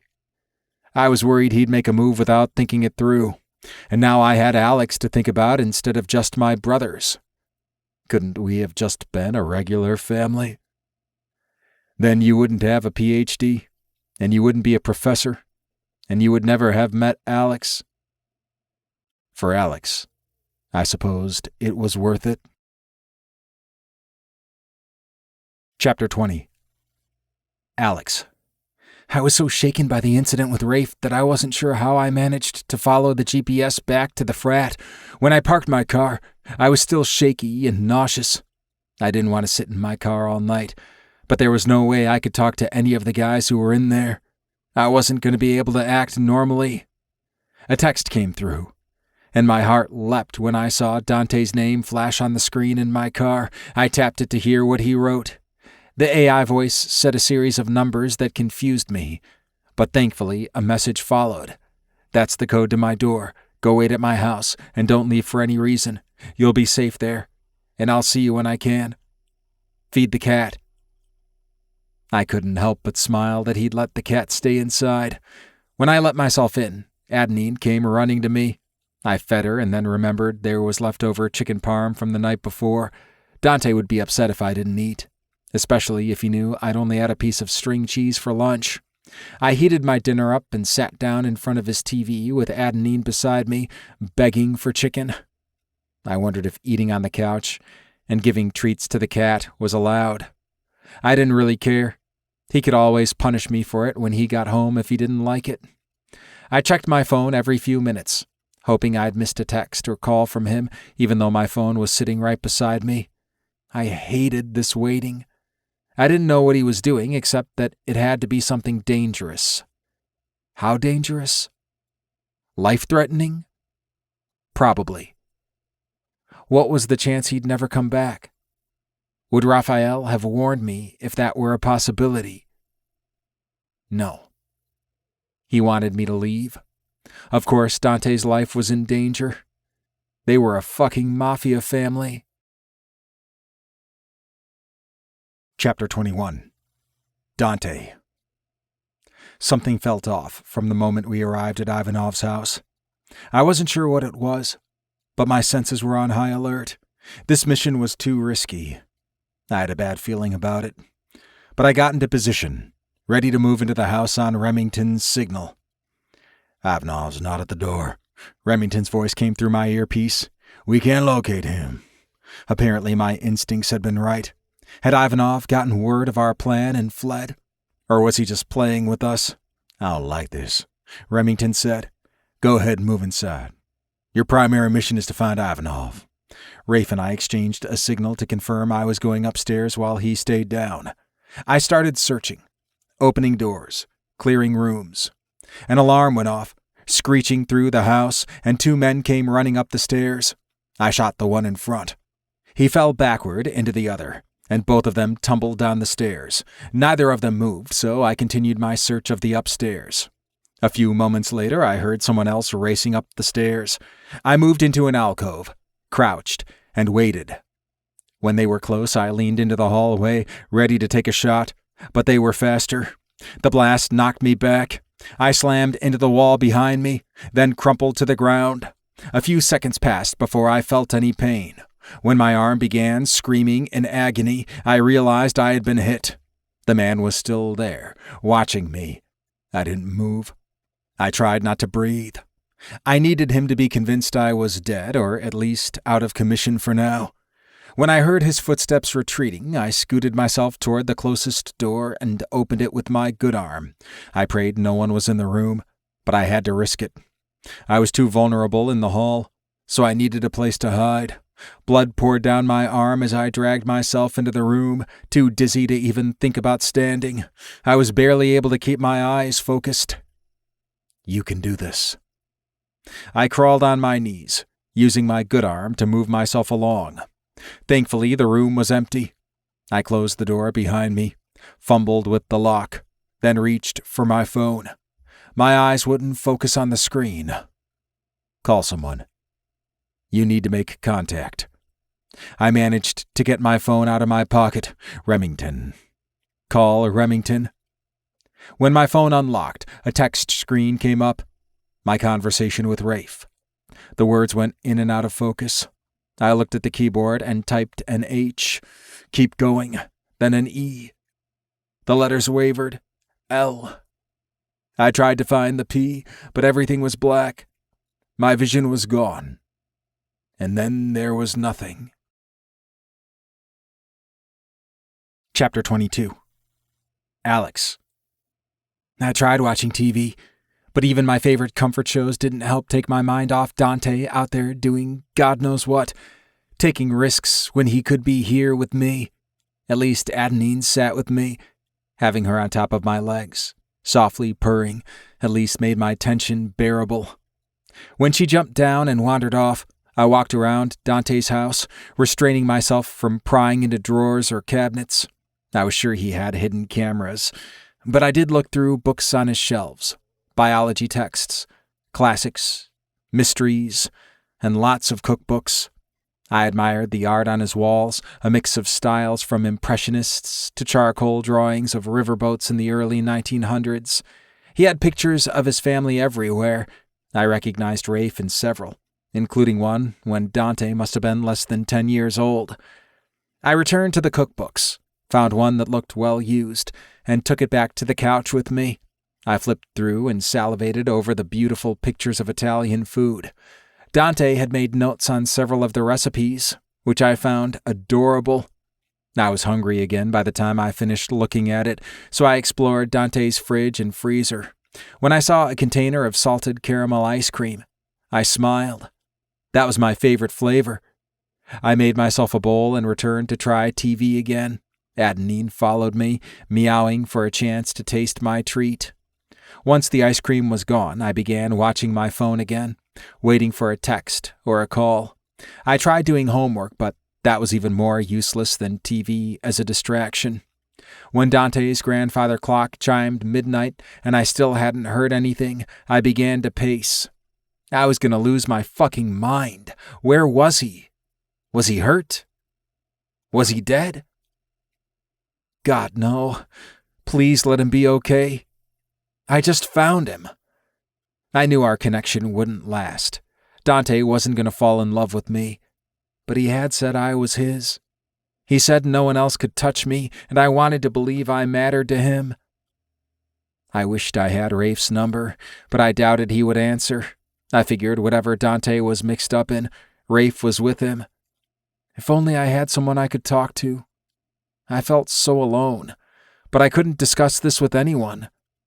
Maybe Adenine would listen to me rambling.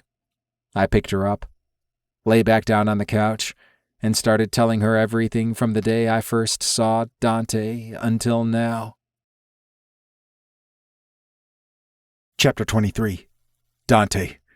Dante! Dante, come on! We've got to get out of here! My eyes fluttered open. Rafe was standing over me. Was he real? Or was I dreaming? I tried to move, but my arm throbbed. I looked around. Where was I? Dante, you were shot, but you're going to be fine. Was I? We got to get out of here. Can you stand? I forced myself to try, but the room spun around me. Was that my blood on the floor? There was so much of it. Come on, bro. Alex needs you. That did it. I pushed up to a sitting position. I'm not going to die. No, you're not going to die. I'm going to get you out of here. Did I text you? I hadn't thought I'd actually sent the message. You did. And then Lorenzo called Remington because he'd seen you get shot on the cameras. Ivanov's daughter had joined our side and put her hacking skills to use. I bet he fucking panicked. Lorenzo, Nikolai, and Ivanov's daughter, Elena, were all at a safe house out in the bayou. Rafe laughed. He did. But we managed to use your phone's location and what he'd seen to locate you. We need to let him know you're all right. But we've got to get out of here first. You're the best. I love you too. Now, get up. He grabbed my good arm. I bet Lorenzo's mad he couldn't come for me. Rafe snorted. Probably. But it's my turn to take care of you. Come on. I put my good arm around his shoulder and managed to get my feet under me.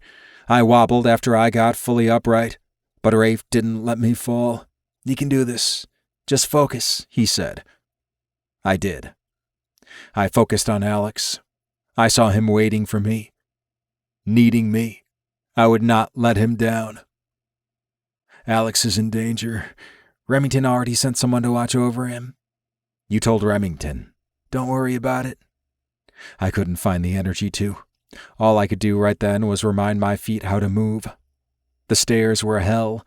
Every step jostled my arm. But I did it. I got out of the house and into Rafe's car. How's everyone else? They're fine. Some scrapes and bruises, but that's all. Thank God. A doctor will meet us at Bebe's house, but if she can't fix you up, we'll have to go to the hospital. Remington will come up with a story. I shook my head. No hospital. I want to go home. Dante, you were shot. You're not going home until you've been seen to, and we take care of you. I'm fine now. You absolutely are not fine. Not even close. I wasn't. But I wanted to go home and check on Alex.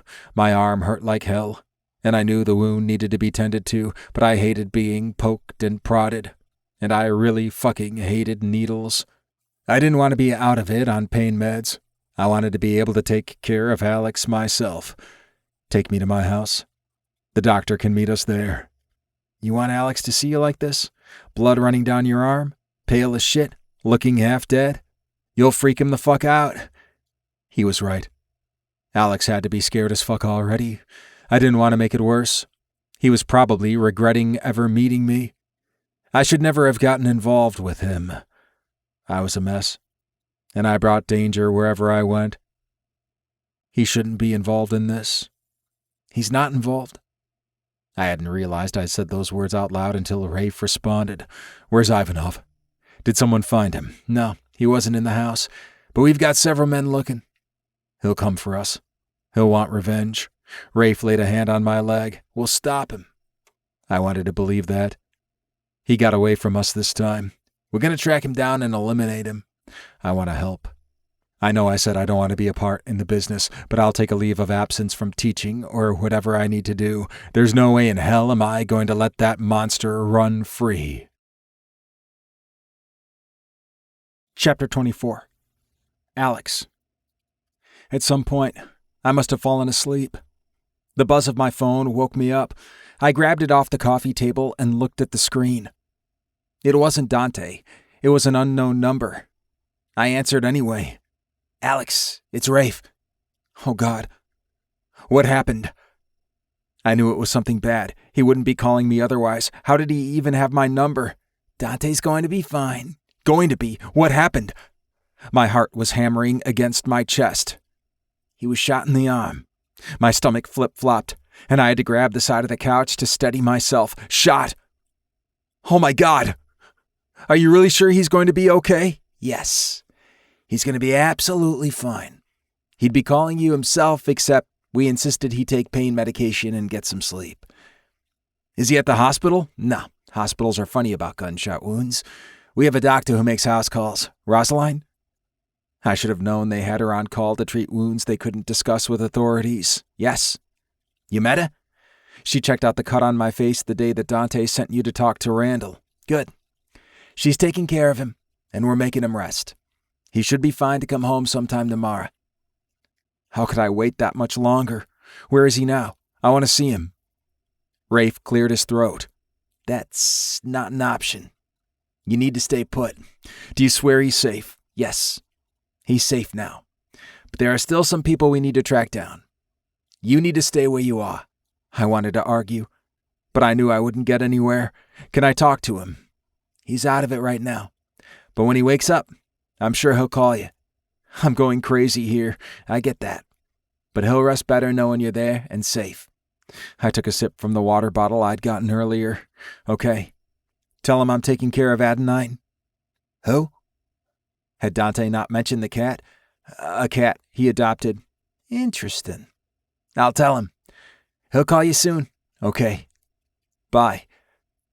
I ended the call and flopped back on the couch. My head spun. Dante had been shot.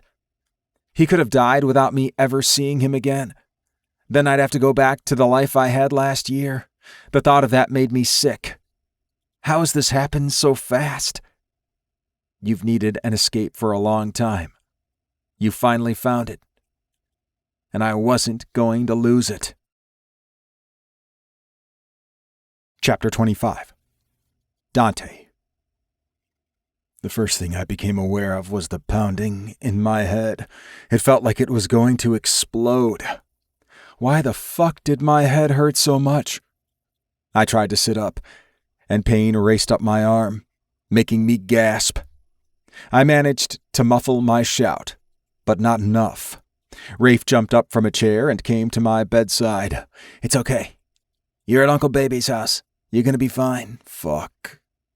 I was shot. Rafe nodded. That's right. Alex. Is he all right? He's fine. Remington sent people to your house. Remember? They're keeping watch. I talked to Alex a little while ago and gave him a low-key version of what happened.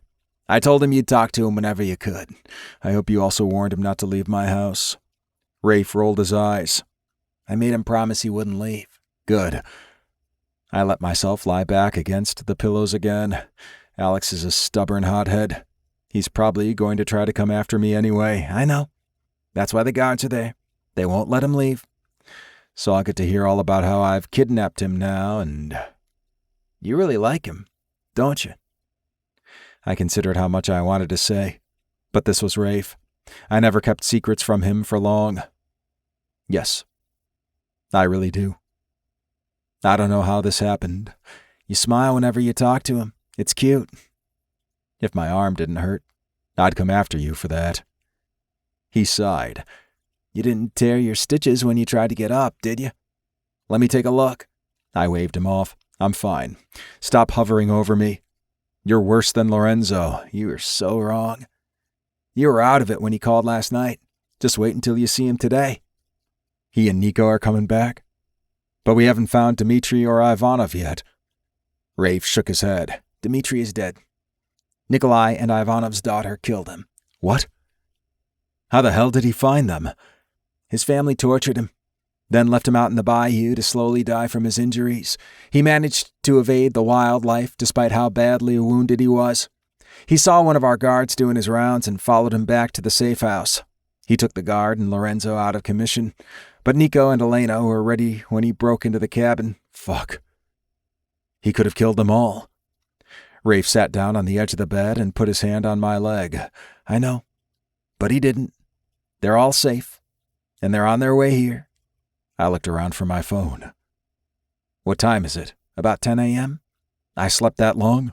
You needed it, and we kind of knocked you out with pain pills. I held up my middle finger. Fuckers. You needed a rest, and there was no reason for you to be in pain. Don't do it again. I have to take care of you. I promised Alex I would. Do you want to call him now? I could hardly get him to believe you really were alive. He needs to hear your voice. I wanted to call him, but I also didn't, because I knew I would hear fear in his voice. He'd spent the night scared because of me. Talking to him would reinforce why no one with a life like mine should be in a relationship or whatever the hell this was. I tried to leave the danger behind, but clearly that wasn't a possibility. Not when I actually cared about my brothers and the rest of the family. To truly leave, I would have had to move across the country and stop being part of my brothers' lives. That was not an option. Are you nervous? Rafe asked. To talk to Alex? No. He rolled his eyes. It's okay if you are. Fine. I don't know what to say. That you're alive? That you're going to heal? That you'll be back to see him soon? How soon? I could just go now. Rafe glared at me. Absolutely not. The doctor needs to check you again, and you can't drive. Someone can give me a ride. He narrowed his eyes. Don't you dare tell Alex to come pick you up. I wouldn't, but not because Rafe told me not to. Alex would do it if I asked. I know he would. I sighed. I'm not going to put him in danger like that, and I'm not ready for him to meet the family. How much do they know after last night? I had to tell Remington that you were seeing someone, and they needed protection, but I didn't give him details or mention Alex to anyone else. Remington won't say anything. He'll leave that up to you. The last thing he wants is to get involved in another relationship in our family. I'm leaving after the doctor comes unless we get information on Ivanov's location. Rafe shook his head. You're going home even if we do. You're in no condition to go after anyone right now. What you need is rest, and your boy taking care of you. Alex isn't. Yes, he is. And apparently you now have a cat to take care of too. Apparently I did. She was a stray. I was feeding her, but then Alex let her inside and you couldn't say no to him or the cute little kitty. I scowled at him and held out my hand. Where's my phone? Rafe laughed as he got my phone from a side table and handed it to me. I charged it for you. Thanks, baby brother. Thanks for everything. For making sure Alex was safe. For coming to get me. I will always come to rescue you. Just like you would do for me. Or either of us would do for Lorenzo. They might drive me crazy, but I love them both. I'm lucky to have you two. Yeah, this might be a crazy family, but it's a damn good one. I won't be far away. Call me if you need anything. Thanks. As soon as he left, I took a deep breath, let it out, and called Alex. Dante, oh my God, are you okay? Rafe said you were, but I've been so worried. I can't sleep. Alex, I'm fine. But you were shot. You can't be fine. It just went through muscle. It hurts like hell and it bled a lot, but I'm stitched up now. I'll be fine. You're not going to lose your arm or anything? No. It'll probably be a while before I can use it as well as I could before, but the wound isn't all that serious. At least compared to what could have happened. and I would do whatever it took to get back my full range of motion. I wasn't going to let this injury keep me down. I would help my family find Ivanov and tear him apart. You trapped me here. His pouty tone made me start thinking about how much he needed discipline. I did it for your own safety. But I want to be with you. I don't want to be here alone. You're safe there. And you're not really alone. You have Adenine. But if you need anything, I need you. His words warmed me and made my chest grow tight. I hadn't planned on ever feeling like this about a man, but I would be a fool to ignore it. Wouldn't I? That's what I told Lorenzo when he questioned being with Nikolai. When are you coming home?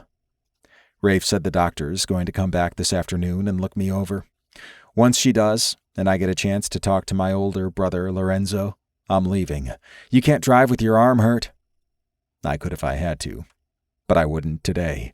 I'll get someone to take me home. Not just anybody. I want to know it's somebody that's going to take care of you if you feel bad. How far away are you? I'm not that far away, baby.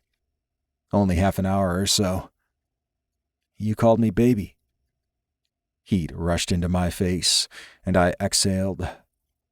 Yeah, I did. Wait. Are you embarrassed, Professor? How could he tell over the phone? No, stop asking questions like that. If you're injured, you can't punish me for being a bad boy. I growled. I will find a way. Trust me on that. Come home to me as soon as you can. I wanted to be there already with him in my arms. I will. I need to go now, but I'll talk to you soon, okay? Okay? Bye, Professor. Goodbye. I sat there, staring at my phone after I ended the call, wondering how the hell my feelings for Alex had gotten so strong. I'd been amazed at how intense Lorenzo's feelings for Nikolai obviously were, and yet here I was, falling for a student so hard I couldn't stop myself. Chapter 26. Alex. Dante was due home any minute. I watched for him out the front window, sitting on my knees, facing backward on the couch. Every time I heard a car, I tensed. But no one stopped. Then I saw a black SUV moving slowly up the street. Something told me this was him. It was exactly the kind of car a mobster would drive. As I'd expected it would, the car slowed, stopping in front of Dante's house. I didn't recognize the driver. It wasn't Rafe.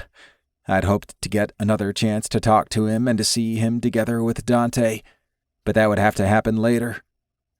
The driver got out, opened Dante's door, and helped him out of the vehicle.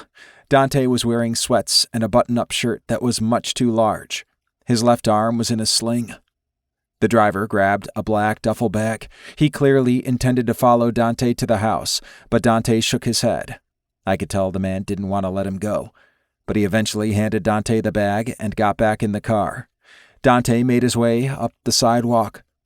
While I'd been watching, I hadn't seen the guards that had been present last night, but I had no doubt they were still there somewhere. I raced to the door and opened it, grabbing Dante's good arm and pulling him inside. "Come sit down," I said, leading him into the living room. "I'm okay. I can walk. And I don't have to sit down right away." "Yes, you do. You lost a lot of blood yesterday, and you're supposed to be resting. Rafe told me you'd try to do too much." "What else did Rafe tell you?" "That you were stubborn? That it was going to be hard to keep you off your feet? That you would want to go back to work too soon? He said I should make sure you rested and took your pain medication and antibiotics. Oh, and you need to drink plenty of water." Rafe would never follow any of those instructions. "Well, those were the instructions I got, so I'm going to see that you follow them." Dante grumbled as I led him to the sofa, but he sat down. When I fluffed up some pillows and insisted he relax on them, he didn't argue. He wouldn't let me put a blanket over him, though, insisting that it was fucking hot, and he did not need a blanket. Adenine came sauntering into the room, jumped up on top of Dante and curled up. "Good to see you, too," he said as he scratched her ears. He pointed to the chair next to the couch. "Come talk to me." "What have you done while I was gone? Mostly watched movies?" snuggled with Adenine, and hoped you would call? I would have called sooner if I could. I know. I'm just so glad you're here now. I ordered you some soup. I didn't think you'd want me trying to make it. I might have burned your house down. He should definitely not be cooking alone. You need a few more cooking lessons before trying that, unless you're just heating it up from a can. Are you hungry now? Rafe says you need to eat plenty to keep up your strength. Jesus, did he write you a whole book of instructions? No, but he probably wanted to. He would. I'd love some soup and maybe a beer. I shook my head. Nope, no alcohol. I'll bring you some water. The next few days were going to be hell if this kept up. I might as well stay with my brothers if I'm going to be watched over like this. I'll treat you good, too. Just wait. He smiled, and despite everything I'd been through, my cock perked up. I was very interested in how good he could make me feel.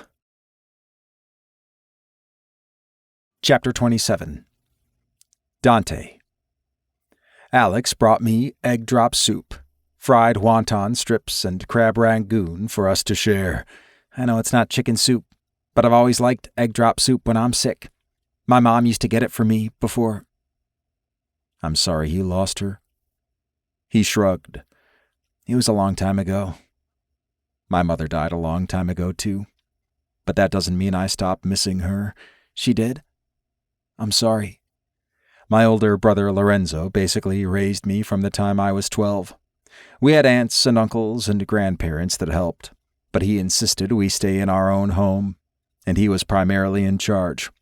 My mother wouldn't have wanted...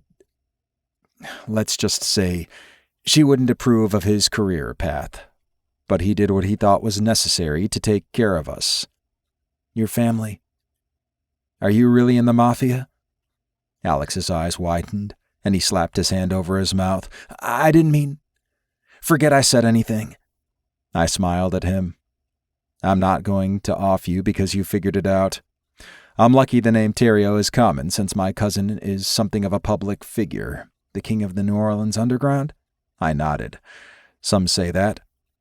And you? I didn't want to be a part of it.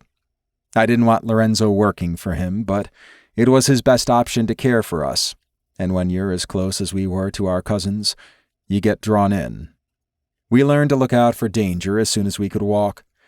We had to be able to defend ourselves. He started to speak, then hesitated. Whatever it is, you can ask me. What happened last night? I petted Adenine as I considered what to say.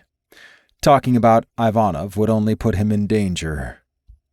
I really can't talk about that. I won't tell anyone. I promise.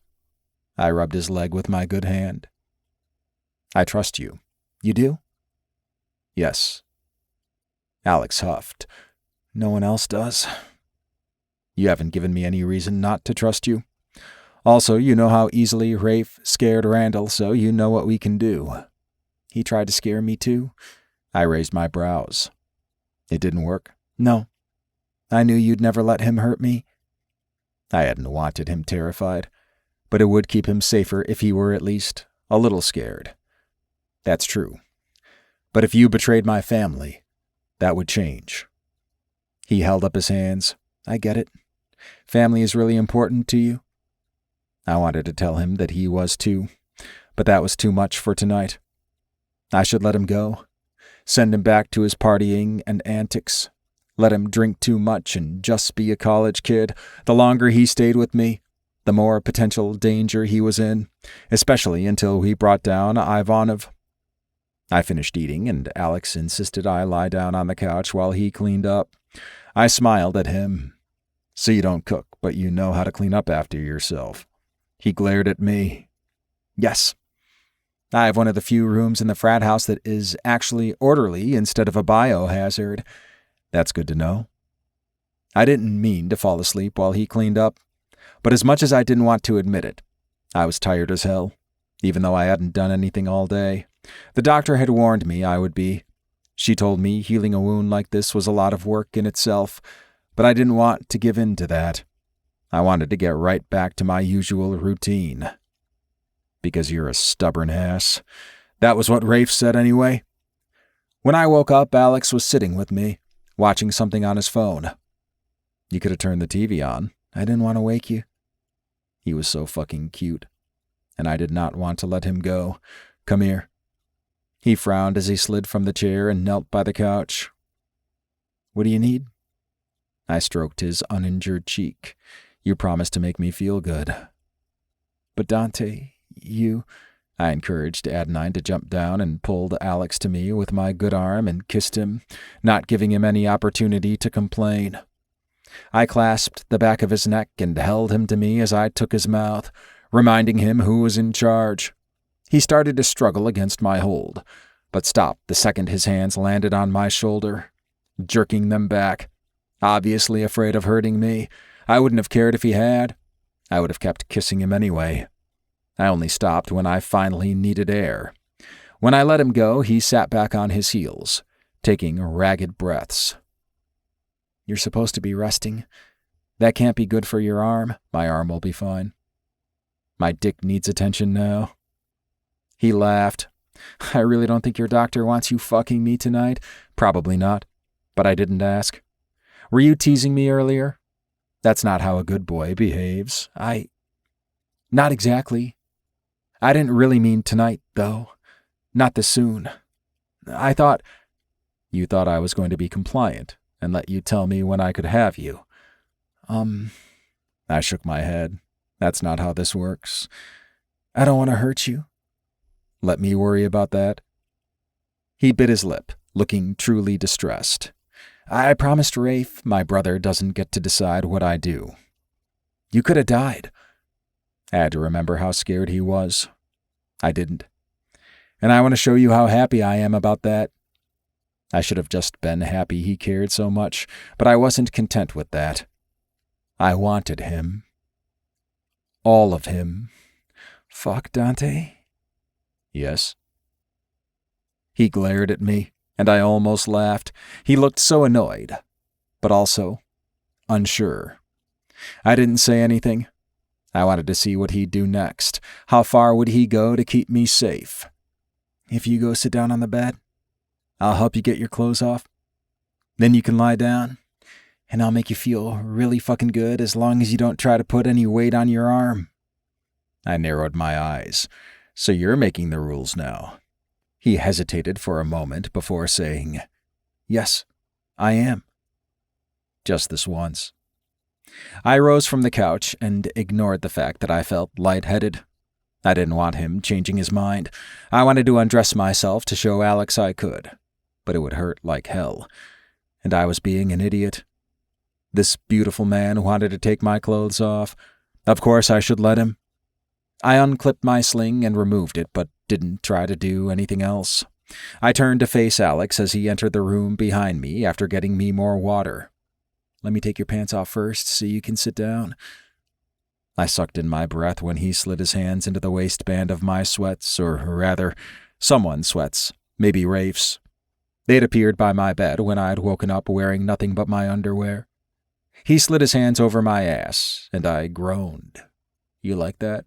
Yes, One day, I'd like to look at me and say it, I demanded. Eat your ass? Jesus, Alex. A wave of desire rushed through me so strong, the edges of my vision went dark. Alex noticed that my knees had buckled. He shoved the sweats down, letting my now hard-as-hell cock spring free. I sat on the edge of the bed. I guess you like that idea. I looked up to see him smiling. Fuck yes. You can do it right now. I think that might be too much for you tonight. I growled. You let me decide that. I could put you to bed and leave. You would regret it. He shrugged. Maybe. Maybe not. Damn it, Alex. He ignored me as he slowly unbuttoned the shirt I'd been given. It probably belonged to my cousin Lance, based on how fucking big it was. The man's shoulders were legendary. When all the buttons were undone, he lifted it carefully off my right shoulder. Alex's eyes went wide. Oh my God. I mean, I know you were hurt, but you're bleeding through your gauze. What if it hadn't hit your arm? I used my good hand to lift his chin. It didn't. I'm going to be fine. Do you need new gauze or something? Not yet. You can help me with that in the morning. He would need to go to class in the morning. I shouldn't keep him here, but I didn't want to let him go. He pulled the shirt off my other arm and discarded it. Should you put your sling back on? I'll be more comfortable without it. He glanced down at my arm, then met my eyes again. Are you supposed to wear it all the time? No. If I called the doctor, would she confirm that? Fuck, Alex, just get on with it. His smile made me incapable of staying mad at him. He wanted to take care of me, but I was supposed to be the one taking care of him. It's okay for you to relax. I got this. He rubbed his thumb over my lower lip as I stared at him. I bit the soft pad of it, and he sucked in his breath. Enough of that. Lie down. I'll help you if you need me to. I did as he said, thankful for the ab workouts that made it easy to lie down without using my arms. He let his eyes run up and down my body. You're so fucking hot. I don't say anything. You know you are. Fine. I am. He studied my cock, which was fully hard now. What should I do with you now? You're going to ride me until I fill your ass with cum. He sucked in his breath. That sounds great. Great? How insulting. Fantastic. Amazing. Incredible. Stupendous. Stop. Get the lube. Then turn around and show me how you open yourself up. You're going to finger fuck yourself good and deep, and I'll tell you when to stop. You aren't allowed to touch your cock, and you sure as hell aren't allowed to come until I say so. Do you understand? Yes, Professor. He undressed quickly, tossing his clothes on the floor. I enjoyed watching his naked body as he retrieved the lube. Like this? He asked, straddling my legs reverse cowboy style with the lube in his hand. Yes. Bend over. Ass in the air. He slicked up his fingers, then obeyed. Good boy. Now, get to work on that hole. So filthy, I huffed. You love it? Yeah. He pushed a finger into his ass, tentatively working it in and out. Damn, it was fucking hot to watch. He was too cautious, though. I didn't want that. I wanted him to really fuck himself the way he wanted me to take him. Harder. And add more fingers. I need to go slow. I slapped his ass. I don't like slow. I want to watch you go fast. Fuck, Dante. Do it. He pushed another finger into himself and groaned as he sank down, forcing them as deep as they could go. That's better. Now really fuck yourself. He rose up and down, and I watched his ass swallow his fingers. So fucking hot. He slid a third finger in, stretching himself wider. That's it. Get your ass ready for my cock. His whimper made my cock throb. Curl your fingers forward. Touch your prostate, but do not come. He cried out and shuddered. Too much. God, Dante, it's too much. You can do it. You're so good at doing what I say. I am, he said. That's right. Now it's time to turn around and ride my cock. He faced me, but he looked concerned. I really don't know if... Don't be hesitant now. You offered your ass, and I'm going to take it. I don't want to hurt you. No way in hell were we stopping now, not after that show. You're going to hurt me worse if you don't fuck my cock until I come. But you probably aren't supposed to exert yourself. Alex, I'm going to be fine. I need this, and so do you. Look, your cock is dripping from me. He looked down and smiled as he straddled my legs again and raised up on his knees.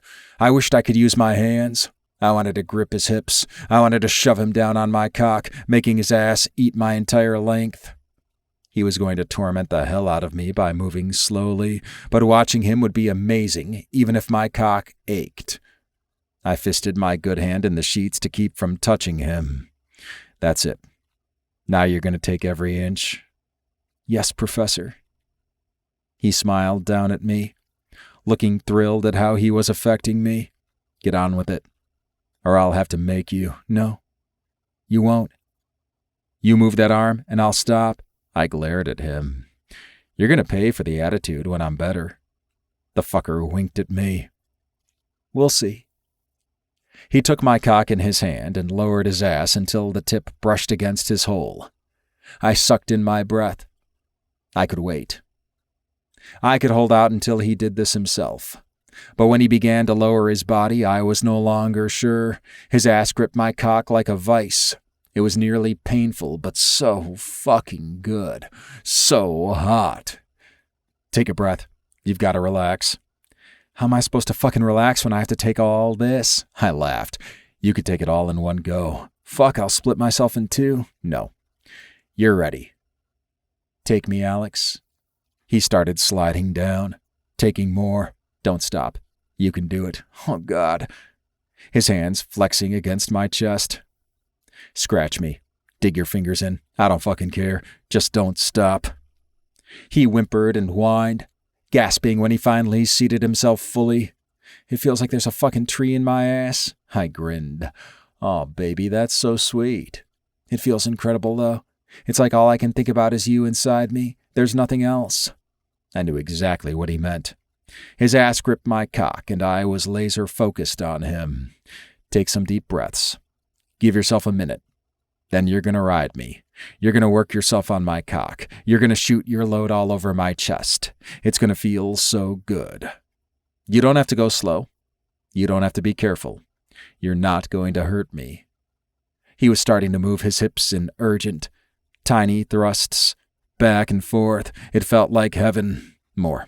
Lift yourself up until I'm almost out of you, then sit back down, long and slow. I don't know why I'd ordered him to go slow. I was tormenting myself, but he did as I said, rising up and sinking inch by inch.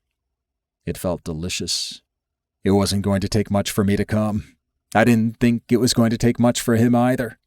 His cock was red and dripping, bouncing up and down as he slid himself along the length of my shaft. That's it. Now faster.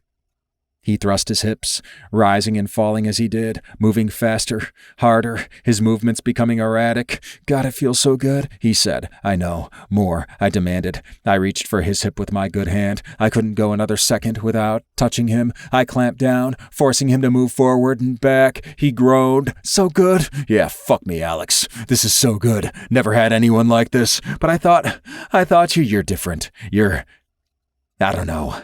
Just don't stop. Touch yourself. I want you to come. Chapter 28. Alex. I couldn't believe how out of control Dante was. I was scared he was going to try to use his injured arm.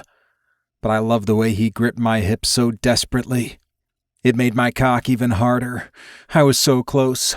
I worked my hand up and down my shaft, so fast, so tight. That's it. Keep going. Dante growled. I cried out, my ass clamping down on his cock as I came. Cum shot across his chest, and I loved watching. Seeing him all filthy was the hottest fucking thing. He squeezed my hip even tighter, and I worked myself on his cock, moving faster, grinding against him until he thrust up into me, and I felt the heat of his seed exploding inside me. I rode him until he was thoroughly drained. Sweat dripped down his face, and I could see his pulse fluttering in his neck. We shouldn't have done this. It was too much. He wasn't supposed to be this worked up, but my God, he was gorgeous, and it felt so fucking good to have him inside me. Are you okay? I said when I thought I could get words out. He smiled. Never better. Could that really be true? Your arm? He tried to wave off my concern, but his good arm flopped back onto the pillow. My arm's fine. Are you sure? You sound really tired, and you're still out of breath. Fuck yes, I'm out of breath. You just made me come so hard. I thought I was going to pass out. That can't be good for you. He shook his head. Nothing could be better for me. If fucking you can't heal me, nothing can. I didn't like him dismissing how hurt he was. Dante, you know that's not hush. He pressed his finger against my mouth. No more. Just enjoy it. Slowly, carefully, I rose off him. I couldn't help but gasp as his cock popped free from my ass. Damn, you're so fucking big. He grinned. You did so good fucking me. I loved watching you, seeing you all flushed and hot and desperate, needing my cock so badly. The heat in my cheeks increased even more. I liked it. Yeah. I could tell. You should get some sleep now, I said. You promise me your arm is really okay? It hurts, but that's to be expected. I got shot, you know. He was impossible. Yes, I know. And now I feel even better. And I'll sleep soundly. Thanks to you. I looked down at the mess I'd made on his chest and our mingled cum on his cock. He couldn't go to sleep like that. This time, I get to clean you up. I will allow it. Just this once. You don't like being taken care of? Being served? Being treated like a prince? He frowned. I'm not used to that. Lorenzo's always protected me, but we learned to do everything for ourselves. You let me pleasure you. Now let me take care of you. I'll wash you, tuck you in bed, get you whatever you need. It just feels wrong. He let out a long sigh. You're too independent for your own good. He'd closed his eyes, but he opened them again and met my gaze. You're too reckless. Not today. I did exactly as you said. I stayed here. I wanted to find you. I would have searched for you. I would have done anything to save you. How did you even know I was in danger? I didn't have any real answers for that. I don't know. I just sensed it. I knew something was wrong. It's a damn good thing I had Rafe stop you. Probably. But I wish you'd tell me what's going on. I can't. It's family business, and you really are better off not knowing. I didn't think he was going to change his mind, at least not now, so I headed to the bathroom. I let the water warm, cleaned myself up, and wet a cloth so I could clean him up.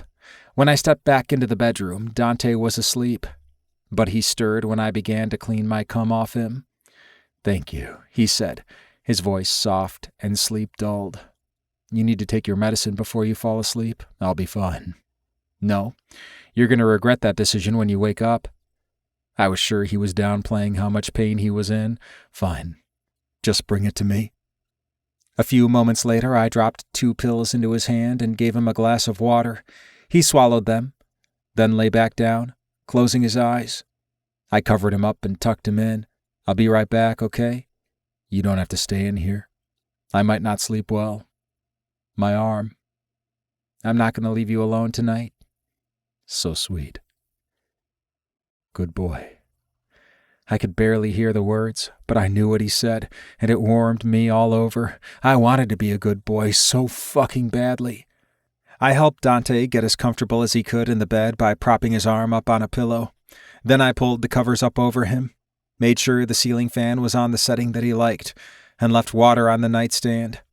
Once I was satisfied that he was settled, I took a shower and made sure everything was cleaned up in the house.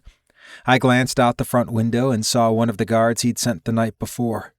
I didn't love the fact that he felt like we needed someone watching over us, but I was also glad the man was there. When I double-checked the locks on both doors and cleaned out the last few dishes, I slipped into the bed with Dante and spooned myself around him. He murmured but didn't wake up. I propped myself up on one elbow and watched him sleep, stroking his hair back from his face. I could have lost him tonight, before I had really gotten to know him. I thought about the things he'd said about his childhood, about his family. I'd never expected him to open up to me like that. I had so many questions. What else would he tell me? Did he want to know me like that too? Why was he letting me stay here? Was there any chance of this being something more than the hottest sex I'd ever imagined? Chapter 29. Dante. This time when I woke, I knew immediately that I was home, but I tensed when I heard a gentle snore. Alex. He was in bed with me. He'd watched over me. I had a vague recollection of him combing his hands through my hair and pressing a kiss to my temple. He'd been so insistent about taking care of me, and I'd let him win. I should have sent him away, The longer he stayed here, the greater the chance people would learn of our connection. But I didn't care about my job so much anymore. What scared me now was Ivanov targeting Alex because I cared about him. That was why Alex needed to stay away from me until we tracked Ivanov down. No one had come looking for him while I was gone, but I couldn't be sure that meant no one knew about our connection. I'd make sure someone was watching my house at all times, but he still shouldn't be here, even though all I wanted was to keep him naked in my bed. His safety mattered far more than what I wanted. "Dante, are you awake?" I considered not responding. I wanted to spend more time curled together like this before I hurt him. "Yes." "How are you feeling?" "Like hell. Worried. Missing you already. Arm throbbing." "I'm good." He huffed, obviously knowing I was lying. "I'll get your medicine." "I'm really fine for now." "You have to take the antibiotic. Even if you won't take a pain pill." My arm hurt like hell, but I needed to be fully functional today. "How about some ibuprofen and the antibiotic?" "Okay. I can order us some breakfast, or I can make toast. It's my specialty." He could always make me smile, no matter how worried I was. "I'm sure you make excellent toast, but let's order something. I want to talk to you while we wait." He frowned. "What does that mean?" I fought to keep my expression neutral. "It means I want to talk to you." He frowned again, but he didn't say anything else. A moment later, he came back with the pills and a glass of water. Adenine followed him and jumped on the bed. She wanted pets, but I was doing my best to place an order on my phone with only one hand. "What do you want for breakfast?" His sly grin made my cock start to swell. "You?" I wanted that too, but it wasn't going to happen. "You need fuel for your day. Where are you ordering from?" "A diner close by. They have all the usual stuff you'd expect. I'll have pancakes, eggs, and sausage, and I can pay you back. It's my treat." I put in the order, then set the phone down and patted the mattress beside me. "Come sit down." "Why do I feel like I'm not going to like what you have to say?" "Because you aren't." "Alex, I don't want to put you in more danger. I don't care if I'm in danger. I want to be here with you. I know you do. But it's not safe. I was shot while we were trying to capture a man who is pure evil. He escaped, and he may be watching all of us. The more time you spend with me, the more likely it is you'll end up in his sights. I need you to stay away from me until we've eliminated him." Alex was shaking his head before I finished speaking. "No, please don't send me away. Who's going to take care of you?" "I really can take care of myself. And my brothers will help me, or my cousins. Listen, I'm not saying you can't come here again. Just not until—" "I don't want to leave!" He yelled the words, but his voice shook, and he sounded like he was close to tears. I hated this. I wouldn't be hurting him if I'd had the self-control to send him away before now. I know you don't, but I have to think about your safety. "So what does this mean? I can't talk to you? You can talk to me in class. You can come to office hours, but you can't come here. And I can't spend time with you until this is settled." He shook his head, and tears gathered in his eyes. "Don't do this. Don't send me away." I reached for his hands, but he pulled back. I felt like far more of a monster than I ever had doing business for the family. I don't know. It was stupid." "Nothing you thought was stupid. I care about you. I don't know how to define what this is, but I'm only asking you to take a break until it's safe. What if you never capture this man? Whoever he is, that you won't tell me about?" I couldn't let myself think about that possibility. "We will. What if he shoots you again, and this time it's not just your arm? You could die." "My life involves a lot of danger and violence. I should never have let you get mixed up in it." "I want to be mixed up with you." I wanted that too. So damn much. "I know, baby. Don't call me that." I shouldn't. I didn't have the right. "Alex." He backed away, closer to the door. "Forget about breakfast. If you want me to leave, then I'll go now. Don't go yet. You can stay until you have class." You could help me change my bandage. I can't. A tear rolled down his cheek, and my heart felt like it was ripping in two. Why didn't you just send me home last night? Because I was too weak. Because I didn't want to do it at all. He chewed his lip, and I knew he was trying to decide if he believed me. You're not weak. Do you really need help with your bandage? Yeah. But I can get Rafe to come. I wasn't going to guilt him into staying, no matter how badly I wanted to. I guess you won't be in class this week. Probably not. But I should be back soon. Unless I was off somewhere tracking Ivanov down. If I text you, will you answer? Yes. He wiped away more tears. I don't want to leave. I don't want to send you away. You really think I'm not safe with you? I wanted to say I'd changed my mind and he was better off here, but I couldn't. I think the man we are trying to take care of would hurt anyone to hurt my family. And I'm safer at the frat house or wandering around campus? My heart pounded. I felt lightheaded because I didn't know the answer to that. I couldn't be sure. But I was going to have someone watching him because I wouldn't be able to live with myself if he got hurt because of me. I think it's better if you're not near me except in class. Are you sure this isn't about someone finding out and not about the risk to your job? No. I would happily risk that for you. I would risk my life for you. His tears started to fall at a faster pace, and he turned away. I'm going to go now. If you don't need me, I needed him in the depths of my soul, but I couldn't say that. I'll be okay. He drew in a shaky breath. You better take care of yourself. You better not let your wound get infected. I won't. I promise I'll take all my medicine. Okay? I just need to get my stuff. Don't go. You really can stay and have breakfast? He shook his head. I'll just get some food at the frat house. Chapter 30. Alex. Walking out of Dante's house was one of the hardest things I'd ever done. I didn't go to the frat. I couldn't stand the thought of talking to anyone. I didn't get any breakfast because I didn't feel like I could get food past the lump in my throat. Part of me liked that it would make Dante angry if he knew I wasn't eating. I wanted to punish him for sending me away. I didn't go to class either. I wandered around campus until I was tired of walking, then slipped into the library, knowing it was unlikely I'd seen any other Chiro there. I found an empty cubicle, sat down, and laid my head on my hands. No matter how hard I tried to shut them out, all Dante's words from the morning kept running through my head. I had to fist my hands and let my nails cut into my palms, trying to keep myself from crying. How many times was I going to humiliate myself today? I must have fallen asleep, because a librarian checked on me at some point. She probably thought I was passed out, drunk or something.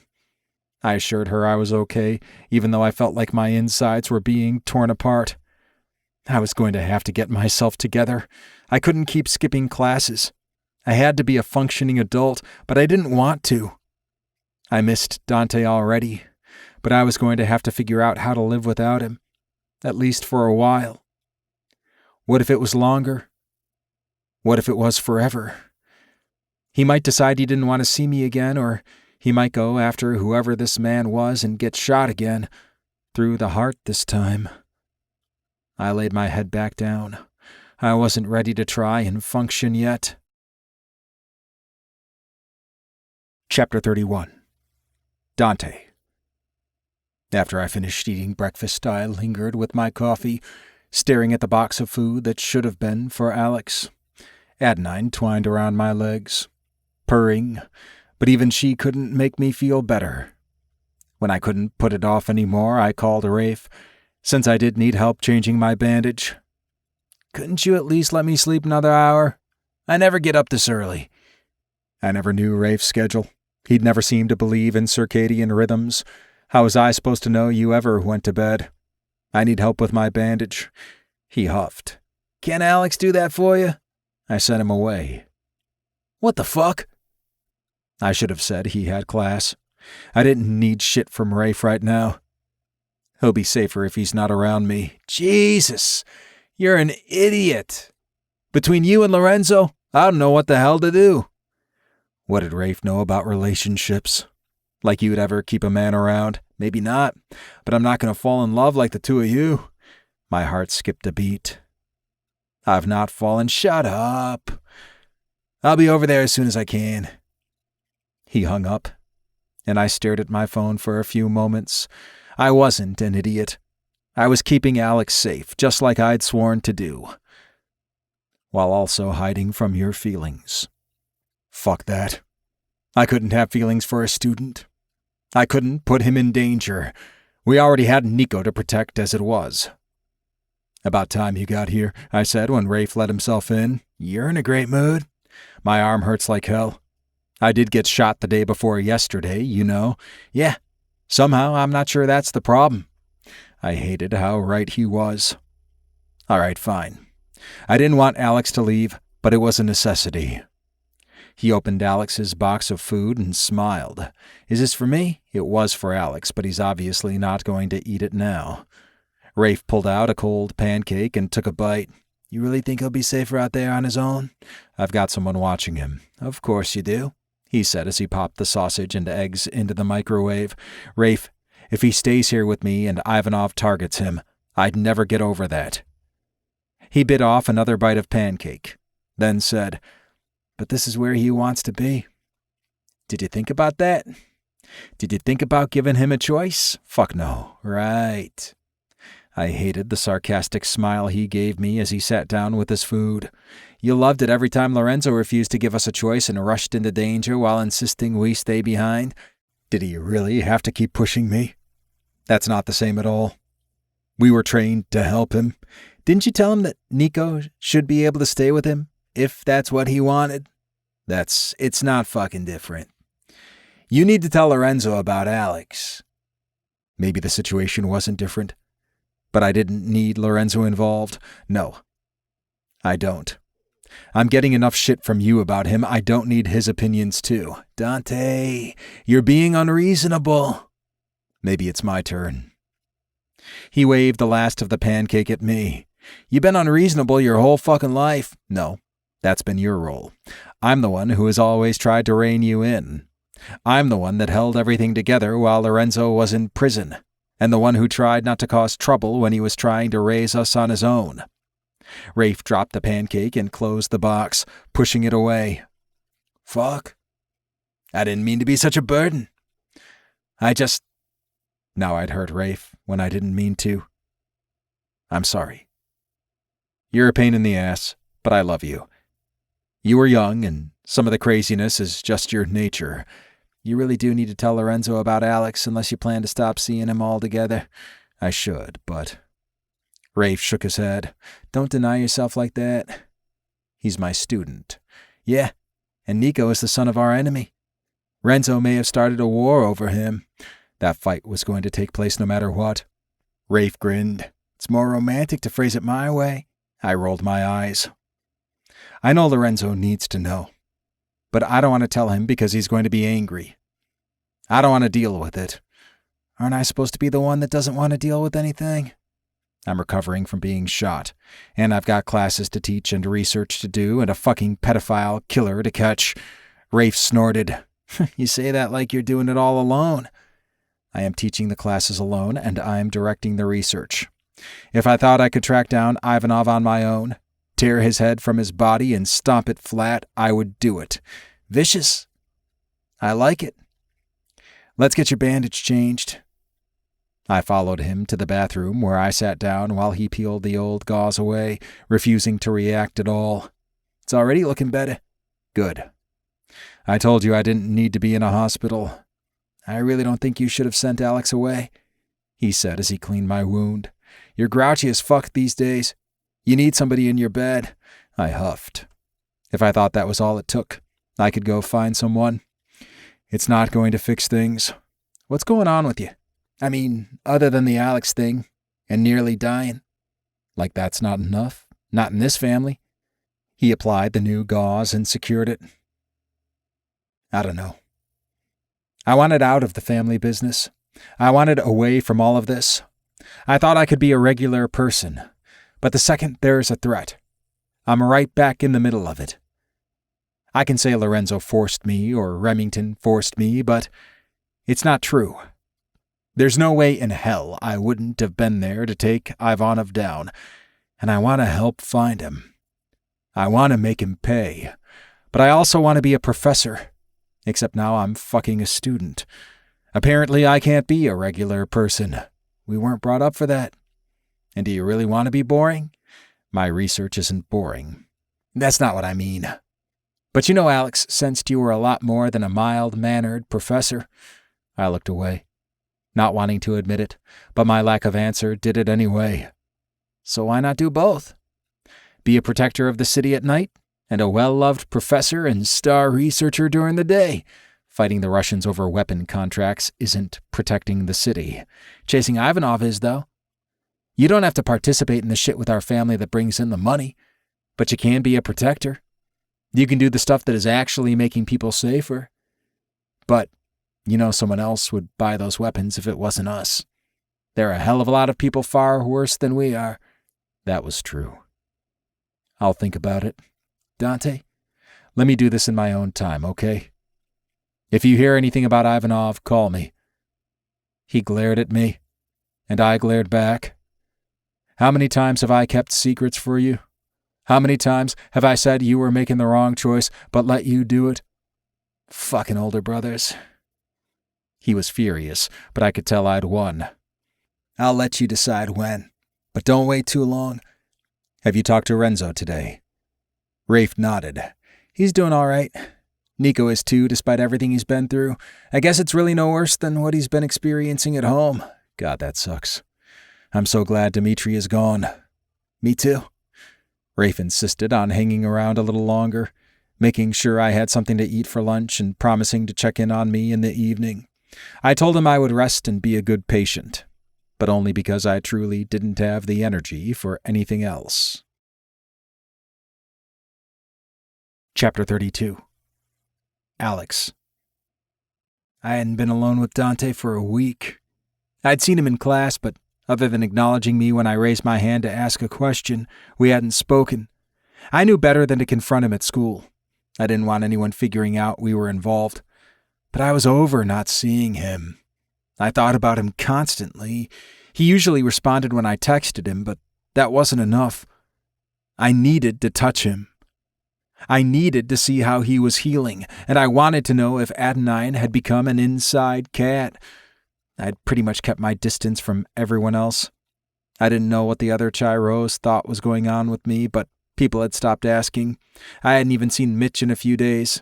I'd texted him last night to check in and hadn't heard back. He was probably with some girl, wrapped up in a sex haze. I sure as hell wished I was. I got breakfast at a coffee shop on campus to avoid talking to any of my Chiro brothers. When I left, I saw the tall, thin, blond man I'd seen near the house when I was headed out this morning. He was older than most students, and I was fairly certain he was following me. Had Dante sent him? I'd expected he might have a guard watch the frat at night, but the guy who'd been at his house was very discreet. There had been a few other times I'd been sure I was being followed. I should have asked Dante about it, but I figured I was just being paranoid. If he really thought I was in that much danger, he would do something about it. Right? This man must have been sent to follow me. I wanted to be safe, but I didn't like Dante keeping tabs on me like that. I looked for the guy as I went into class and saw him down the hall, filling a water bottle at the fountain and acting overly nonchalant. You'd think these mafia guards would be better at this. When I left class, I looked around for my tail and didn't see him, but I noticed him following me a little later. Everywhere I went for the rest of the morning, I saw him. I wouldn't have noticed if I weren't looking for him, but since I was paying attention, I knew he was there. The fact that Dante was barely speaking to me, but he had people following me around, pissed me off. By mid-afternoon, I'd had it. I was going to confront him about it. He couldn't push me away, ignore me, and then get to invade my privacy and keep eyes on me all the time. It wasn't fucking fair. I marched right to his office. "Dr. Terrio?" He looked up, and his eyes went wide when he saw me standing in the doorway. "Come in, Alexander." He gestured to the chair in front of his desk as I scowled at him. Do you have people following me? Yes. You can't do that. He sighed and closed the book he'd been flipping through. I can. There's still a chance you're in danger. Why? If you're going to have me followed, I need to know more. He shook his head. That's not possible. Dante, I deserve to know why I'm in danger. I heard footsteps pause by his door and realized how loudly I'd spoken. A woman leaned in. Is everything all right in here? Dante gave her a fake smile. Yes, he's just worried about his grade. She looked at me. Dr. Terrio's tough, but he's fair. You've just got to put in a lot of work. I turned and smiled at the woman. I'll do that, ma'am. Thank you. Keep your voice down. Dante hissed when she'd left. And what if I don't?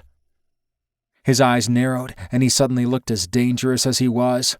I'll make damn sure you regret it.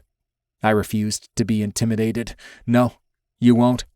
You won't even let me come to your house. I told you it's not safe right now. Yes, but you won't tell me why. I told you enough. He was so damn sure he was right about everything. I don't want to see anyone else following me, Alex. I didn't stay to find out what he would say. I left, walking fast, needing to be out of that building.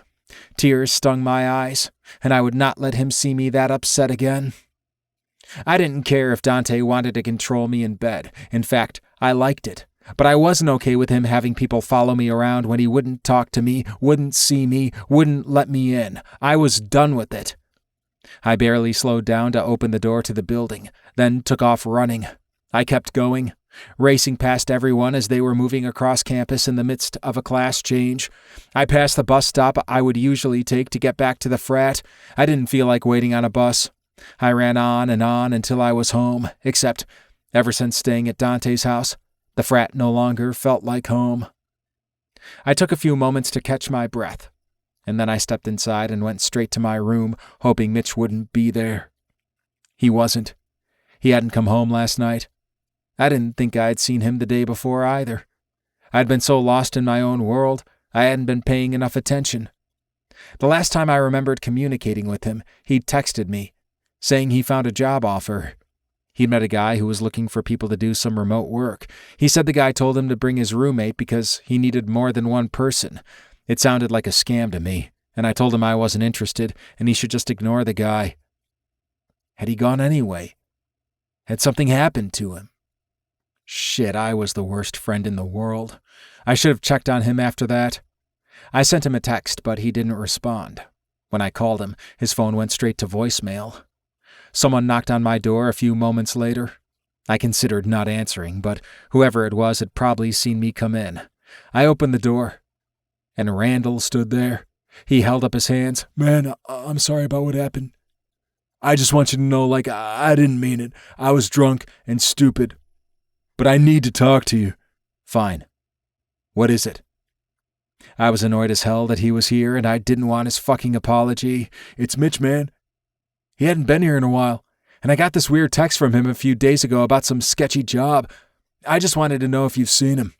A bunch of the guys were talking about him last night, and we're wondering where he is. I haven't seen him in a while either. I figured he was shacked up with some girl. Has he texted you or anything? If Randall was worried about him, that was bad. I explained the last conversation I'd had with Mitch. Randall shook his head. I'm worried, man. Yeah, me too. I told him not to meet the guy with the job offer.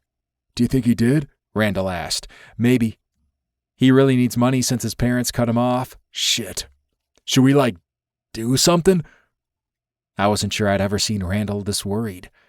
Did he think he'd be blamed? Who else is here tonight? Randall shrugged. I don't know. Most of the guys. We gathered up a few of the guys who knew Mitch best. We talked through what we knew and decided we'd all try texting Mitch and calling him. If no one had heard from him in the morning, I said I'd talk to our house mom. Except that wasn't what I actually intended to do. I was going to talk to Dante. If anybody could solve an issue like this, it was him. Chapter 33. Dante. Someone knocked on my door a few minutes after I finished dinner. I assumed it was someone I knew because the guard who was watching the house would have stopped them otherwise, but Rafe rarely bothered knocking, and Lorenzo would have texted first. I glanced through the peephole and saw Alex standing on my porch.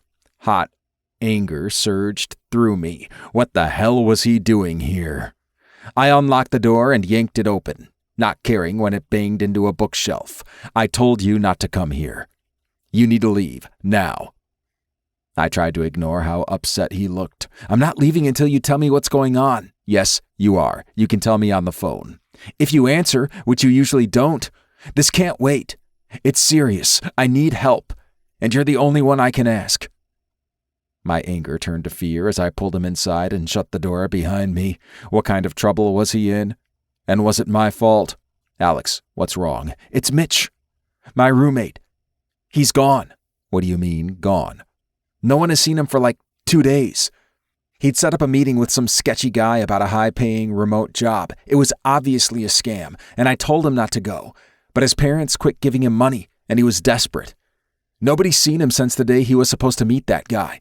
He's not been back to the frat. He's not been in class, and I don't know what to do. I led him to the sofa and encouraged him to sit down. Ad9 came running into the room and jumped up to join us with a little mew. Alex was worked up and talking so fast that it was hard for me to piece everything together. But I didn't want to stop him, so I let him continue rambling as he petted the cat. Randall came to my room to ask if I'd seen him, and that has to mean he's really worried. He's been scared to even look at me since Rafe threatened him. Mitch tried to get me to go meet this guy with him. He said the guy asked if he had a roommate because he had work for more than one person. As much as I'd like to have some money, I controlled myself. I didn't trust the situation. So I told him no. Thank God Alex had that much sense. Don't you ever meet anyone you think is shady. Listen to your gut and ask me. Maybe I shouldn't let you go anywhere without me. I can't go places with you. You're my fucking professor. Remember? I ran a hand through my hair as I considered the implications of Mitch's disappearance. The man specifically asked Mitch to bring you. Yes, but I don't think he used my name or anything. But you don't know. I shook my head. Dante, what do you think is going on? I don't know. But I don't like it. Are you going to send me away now that I've told you why I need help? No way in hell could I do that. No.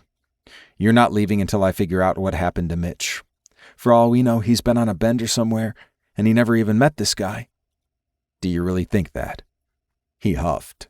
No, but you can't keep changing your mind about whether I can be here. I couldn't handle his defiance right then. Yes, I can. Are you going to keep me here? Any way I have to. Dante, tell me more about Mitch. He really needed money badly enough to fall for some scam? Alex sighed. I was sure he wanted to argue more, but he answered the question. His parents cut him off. He was arrested for the 2nd time this year, and they said they were done with him. Arrested for what? Being an idiot? If that's a crime, then I have some students and fellow faculty to report. Alex scowled at me. Public drunkenness? Fake ID? Destruction of property? That kind of shit? Are you also known to the police? That's quite a question coming from you, but no. I try to stay out of that shit. Not because I'm like morally superior or anything. I don't need the trouble back home. I don't think you can claim moral superiority either. I took a deep breath and let it out slowly, trying to release some of my anger. Alex, I've never said I was anything but a monster. I told you to walk away, and you chose not to. I'd make the same choice again. His voice had lost the sarcastic edge, and when he met my gaze, the fear in his eyes cut right through me. Do you think Mitch is okay? I want to say yes, but... Alex frowned. What? Nothing. I'll see what I can do to find him. I can help. You are not leaving this house. For how long? I have class tomorrow. With you? I don't give a fuck about that right now. You are not leaving this house. It's clear I can't keep you safe when you're away from me. So you need to be here. So after kicking me out, you're kidnapping me now? I didn't need to deal with drama now. I needed to start a search for Mitch. If you want to call it that, you can. I'll do whatever it takes to protect you. Can't you have a bodyguard go to class with me? You think it won't be conspicuous for you to show up in class with a bodyguard? A discreet one? Not like the one you had watching me this morning? My stomach flip-flopped. Remington's men were always discreet. What do you mean? Alex stared at me like I was crazy. I came to your office and tried to tell you how I hated being followed everywhere. I didn't want someone in my business all day long if I didn't even know why. Nausea tightened my throat. You saw someone following you everywhere you went. Alex rolled his eyes. Weren't you listening? I'd been so angry that he'd come to my office. Had I missed that he was in danger? What kind of protector was I? I thought you were exaggerating. I have had someone watching you at night and generally checking on you. But I haven't had anyone following you everywhere. Describe the man you saw. Color drained from his face. Wait. You don't think it was someone you sent? I shook my head. I need to lie down, Alex said. I helped him lie back on the couch. Do you need some water? I don't know. I got him some, and after a few sips he gave me a description. He had thick blonde hair. He was taller and thinner than I'd expect a bodyguard to be. He looked like he was in his mid-30s, but he was trying to blend in with students. Fuck. No way. It couldn't be. Right under our noses. Who is it? I didn't want him terrified. I can't be sure, but I'm going to find out. Thoughts raced through my head. The primary one was that I'd waited too long to talk to Lorenzo, to tell Alex how I felt, and now everything was coming crashing down on me. Ivanov might be after Alex. He might have been following him around campus, and I'd sent Alex away. Ivanov could have taken him, might have planned to if Alex hadn't left campus before dark. Alex pushed himself up to a seated position. Dante, tell me what the fuck is happening. Could I? It's a long story. I'm here, and I'm listening. He deserved to know. My family had some dealings with a group of Russians. The Russian mafia? He was really going to make me tell it all? Yes. My brother Lorenzo was sent to negotiate with one of their men. Negotiate what? That's irrelevant. Nothing is irrelevant if I'm in danger. I should know why. The man, Dmitri, sold weapons. We were negotiating a sale. He narrowed his eyes, studying me, but he didn't ask more questions. During this meeting, Lorenzo found out Dmitri had sold his own son to another man. Sold him. Alex looked as sick as he had before. He said the money was in exchange for permitting Nikolai to marry Ivanov's daughter. But in reality, Ivanov planned to use Nikolai for... Alex looked like he might pass out. Oh my God. We got rid of Dmitri, and I was shot in our attempt to eliminate Ivanov. What happened to Dmitri's son? Nikolai is with Lorenzo. Alex nodded, then froze. Wait, you said the man you were after escaped the other night. Does that mean Ivanov is out there somewhere? I didn't want to say it, but I had no choice. Yes. Oh my God. And that's why you think I'm in danger? I nodded. I was hoping he didn't know about our association. But I needed you protected. So some maniac that buys people could be after me, and you didn't tell me? Yes. At this point, there was nothing to do but tell the truth. I didn't want to scare you. You just wanted to break my heart by sending me away. He sucked in his breath. I didn't mean... He stood and walked away from me. Alex. He shook his head. Don't. I tried to give him a few moments to think, but part of me wanted to scream that it had broken my heart too. He paced around the room, and I worried he'd make himself sick. Then he stopped and met my gaze. You don't think that Mitch, that this man that he went to meet, could it have been Ivanov? Yes. And except for the hair color, the man who was following you might have been him too. Alex swayed. I wrapped my good arm around his waist and pulled him back against me. I was relieved when he didn't fight me. I don't know. I hope not. But I'm going to find out. And I'm going to keep you with me so he never gets close to you again. Mitch could be his prisoner. He could have been sold to someone. I can't believe this is happening. I put Alex and Mitch in danger. This was my fault. I told you I wasn't a good person to know. I thought he'd finally agree with me, but he turned in my arms and glared at me. No, it's not you. It's the people you were fighting. But you shouldn't have hidden this from me." Alex was trembling, and I hated seeing him so scared. How the hell was I supposed to know what to do? I'd never had a fucking relationship. I wasn't sure this was a relationship. I wasn't sure what this was. I pulled Alex to me. "I'm sorry. I don't really know what I'm doing here. I was trying to do the right thing to protect you, but I fucked up. Admitting how wrong I'd been felt like it would kill me. But Alex deserved honesty." Chapter 34. Alex. The pain in Dante's eyes made me ache. "I've hated being separated from you. I missed you so bad, but I never doubted you did this to protect me. No one has ever cared about me like you do."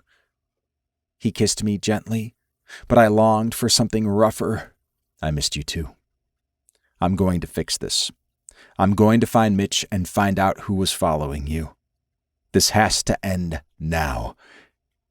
If my friend's life wasn't in danger, I would have insisted he show me just how much he missed me, but that had to wait. If Ivanov or his allies had really kidnapped Mitch, we had to find him fast. If he were still alive, what if they killed him? Dante's expression hardened. "Then they will suffer. But let's pray he's all right. He might just be doing something stupid. He might not be with Ivanov's men." "How likely is that?" Dante sighed. "Not very." He let go of me and stepped back. "I've got some calls to make. You're about to meet my older brother and see Rafe again. Does Lorenzo know about us?" He shook his head. "No. And this meeting is not going to be fun." He gestured toward the kitchen. "Get something to eat and sit down. I'll take care of it." I did as he said, knowing he didn't need me to argue. I was sure his older brother, who'd taken care of him, wasn't going to like finding out he was fucking a student. I hurried back to the living room with my snack, needing to hear as much of their conversation as I could. But by the time I got there, I only heard Dante say, "I'll see you soon," before ending the call. He was using his neutral voice, which meant he was pretending to be calm. Was Lorenzo okay about everything? I asked him to come here, but I didn't really tell him why I needed him. And he didn't ask? He asked, but I told him it was an emergency, and I'd explain when he arrived. I envied how close Dante was to his brothers. Would he come no matter what, if you asked? Yes. He held up a finger, asking me to wait, and placed another call. "Rafe, I need you at my house. ASAP. "Yes, but I'll give you the details when you get here. Lorenzo is coming too." I heard Rafe whistle through the phone. "Enough. Just get moving." He ended the call and met my gaze again. "All of us would come if the others asked. We don't need a reason. That's amazing. I can't imagine my family reacting like that. I would come for you any time." His words were comforting, but somehow also hot as hell. How long will it take them to get here? Not long enough for me to do what I want to you. Had he read my mind? You're sure? Yes. What was I doing? Mitch was out there potentially being tortured, and I was thinking about sex. I know this isn't the time. I'm sorry. Dante shook his head. "I want to put you on your knees. Fuck your mouth. Then tie you to the bed while I take your ass. If you think anything will take those ideas out of my mind, even knowing Ivanov is looking for you, you're wrong. But I have enough self-control to wait." I swallowed hard. Yeah, me too. But hearing you say that doesn't make it easier. He smiled. "I wouldn't have lasted much longer, not seeing you." "Really? I thought you were invincible, always able to do whatever you decided. I wish that was true. You went up against a predator. You knew you could be killed. But that didn't stop you." "I did. But as you can see," he tilted his head toward his injured arm, "I'm not invincible." "I wish you were bulletproof." Me too. I followed him into the kitchen, where he made a plate of snacks and pulled out a bottle of wine and one of whiskey, adding them and some glasses to another tray. My brothers are always hungry, and they're going to need a drink when I tell them what's going on, or at least Lorenzo will. How much is he going to hate me? Dante growled. Not at all if he knows what's good for him. But he'll be angry about us? Yes, but he will also get over it. Nikolai isn't just staying with him because it's safe there. Lorenzo sleeping with him kicked off the trouble between our family and his. Oh, fuck. Dante smiled. I think he fell for Nico as fast as I fell for you. I stared at him, head spinning. I couldn't have heard right. What? The doorbell rang, and Dante went to answer it without saying another word. Was he serious? Did he mean, I have someone you need to meet? Dante walked into the room with Raphael and another man, who I'd have known was his brother even if he hadn't told me. Lorenzo gave me a scathing look, and I froze. You said this was family business. Dante glared at him. It is. Then what is he doing here? Lorenzo, this is Alex. Alex, this is my older brother. It's nice to meet you. I managed to push the words out past the lump in my throat. Why are you here? And I thought Dante could be rude. He's here because he's under my protection. Lorenzo narrowed his eyes. Dante, are you serious? He's a student, isn't he? I am, I answered. Dante gave me a look that told me to let him handle this. Alex is mine. Are you seriously fucking a student after Remington called in a favor to get you a job at Dumont? I am. And you are fucking the son of our enemy. Don't. You told me to. Adenine picked that moment to saunter into the room, tail high in the air. We all watched as she jumped on the couch and then onto my lap. I forgot to tell you he finally let the cat come in, Rafe said. Lorenzo sighed. I could feel Dante's anger. I did tell you to keep Nikolai. And now you can accept Alex and sit the fuck down and listen to the reason I called you here. How much does he know? Lorenzo gestured toward me. Stop talking about Alex like he's not here. I won't have you disrespecting him. I could go straight to Remington with what I need, but I thought you would want to know that Ivanov is still in town. What? I'm not 100% certain, but my gut tells me it's him. Lorenzo glanced at me, and then back at Dante. This is family business. Your student doesn't need to be present. Dante looked ready to explode, and I was fucking tired of Lorenzo being such an ass. Did he always act like this? It seemed like Dante idolized him, and I couldn't understand why. My roommate is missing, and someone, maybe Ivanov, is following me. I am involved in this, and I'm going to stay. Dante looked at me. I thought he would be angry at me for speaking up, but he smiled, so I kept going. I'm not trying to entrap your brother or anything. I have no intention of telling anyone what I've been doing with him. He's shown more concern and care for me than anyone else in my life, and I don't want him to get hurt again. I'm not after his money either. I have plenty of that myself. You shouldn't be involved with him at all. Would you have liked for me to have said that to Nikolai? Dante asked. Would you like me to call him and talk about it now? Lorenzo sighed, and the anger seemed to drain out of him. He sank into a chair across from me.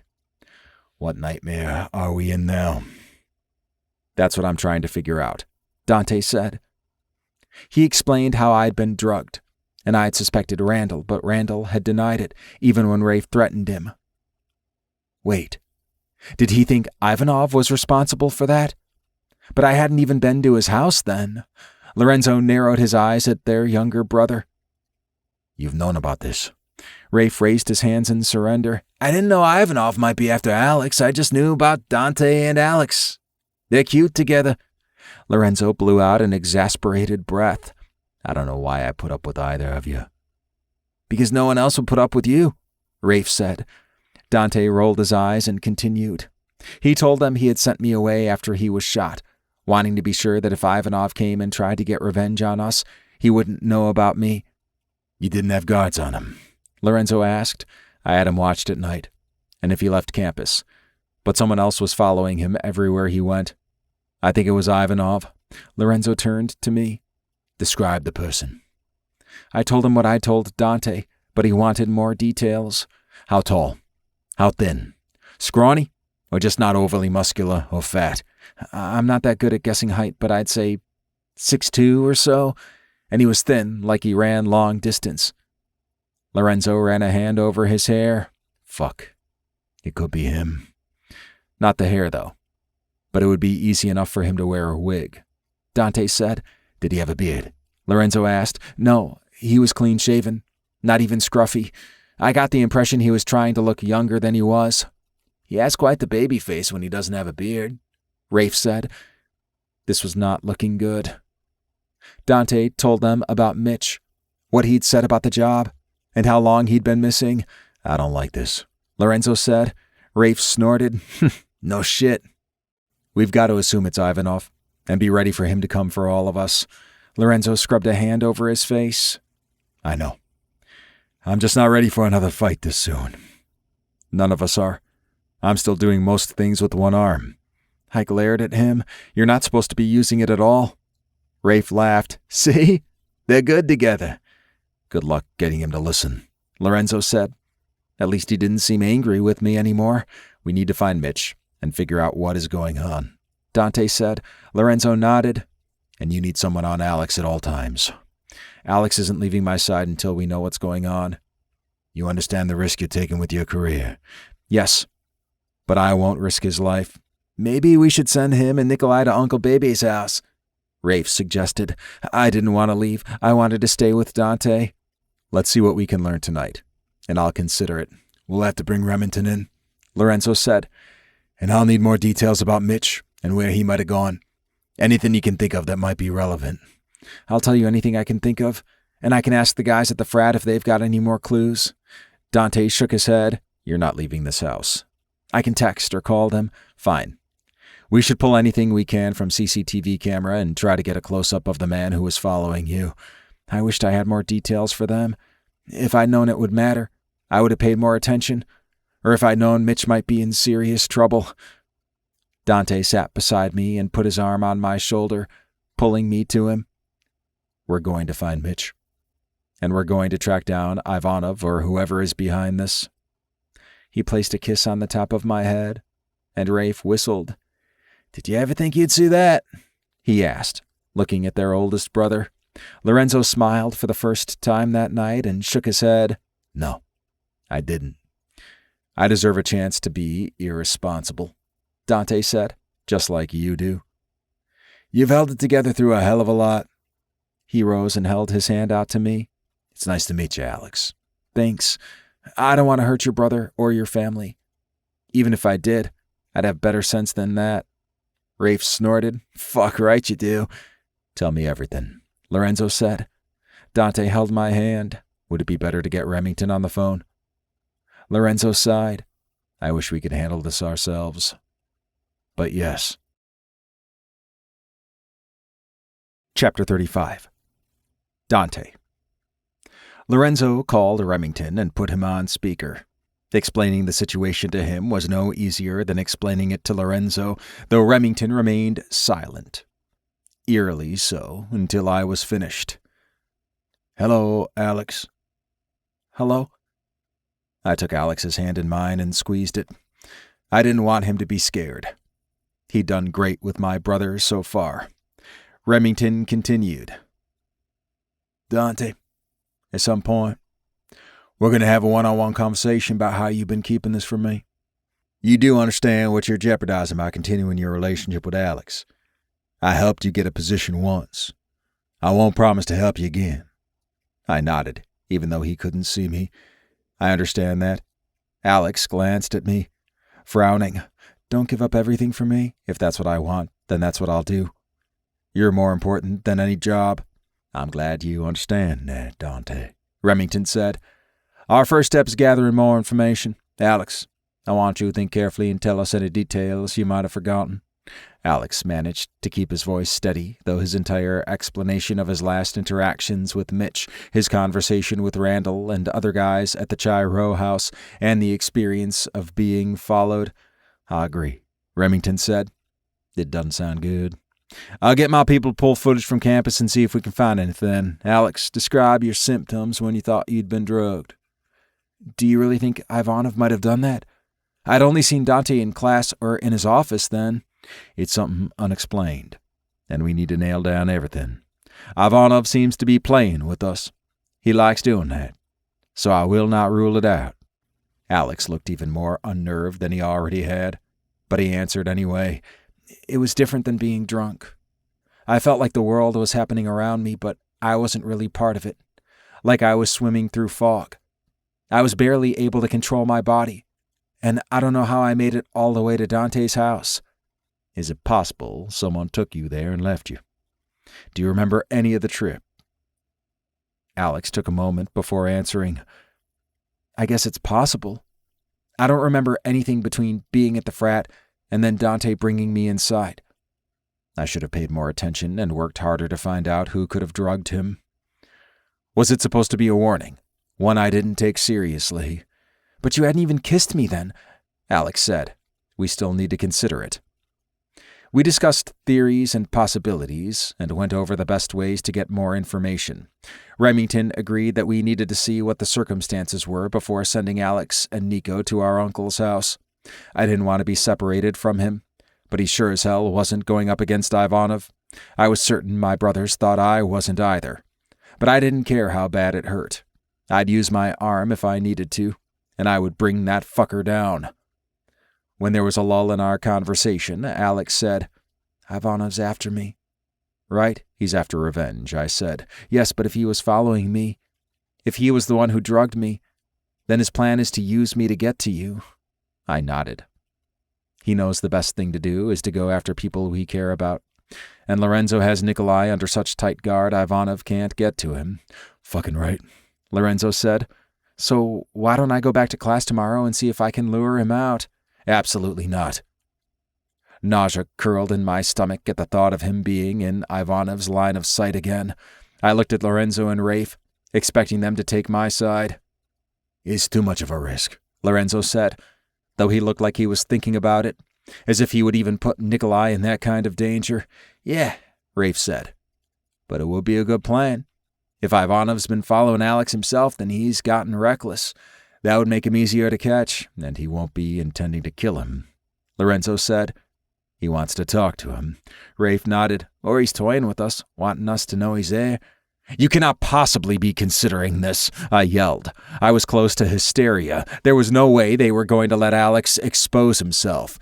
He's not going to hurt Alex in the middle of campus in broad daylight, Remington said. I had to be losing my mind. We are not talking about this like it's a real plan. We're theorizing, Rafe said. Alex is under my protection, and to protect them we must eliminate Ivanov. Lorenzo said, listen to yourself. Would you let Nikolai do this? Fuck no. But he's already been through so much worse. How could they take Alex's side? So Alex should be hurt because he has... Hey! Alex yelled. I don't want to keep being scared. I want to get this over with, not draw it out.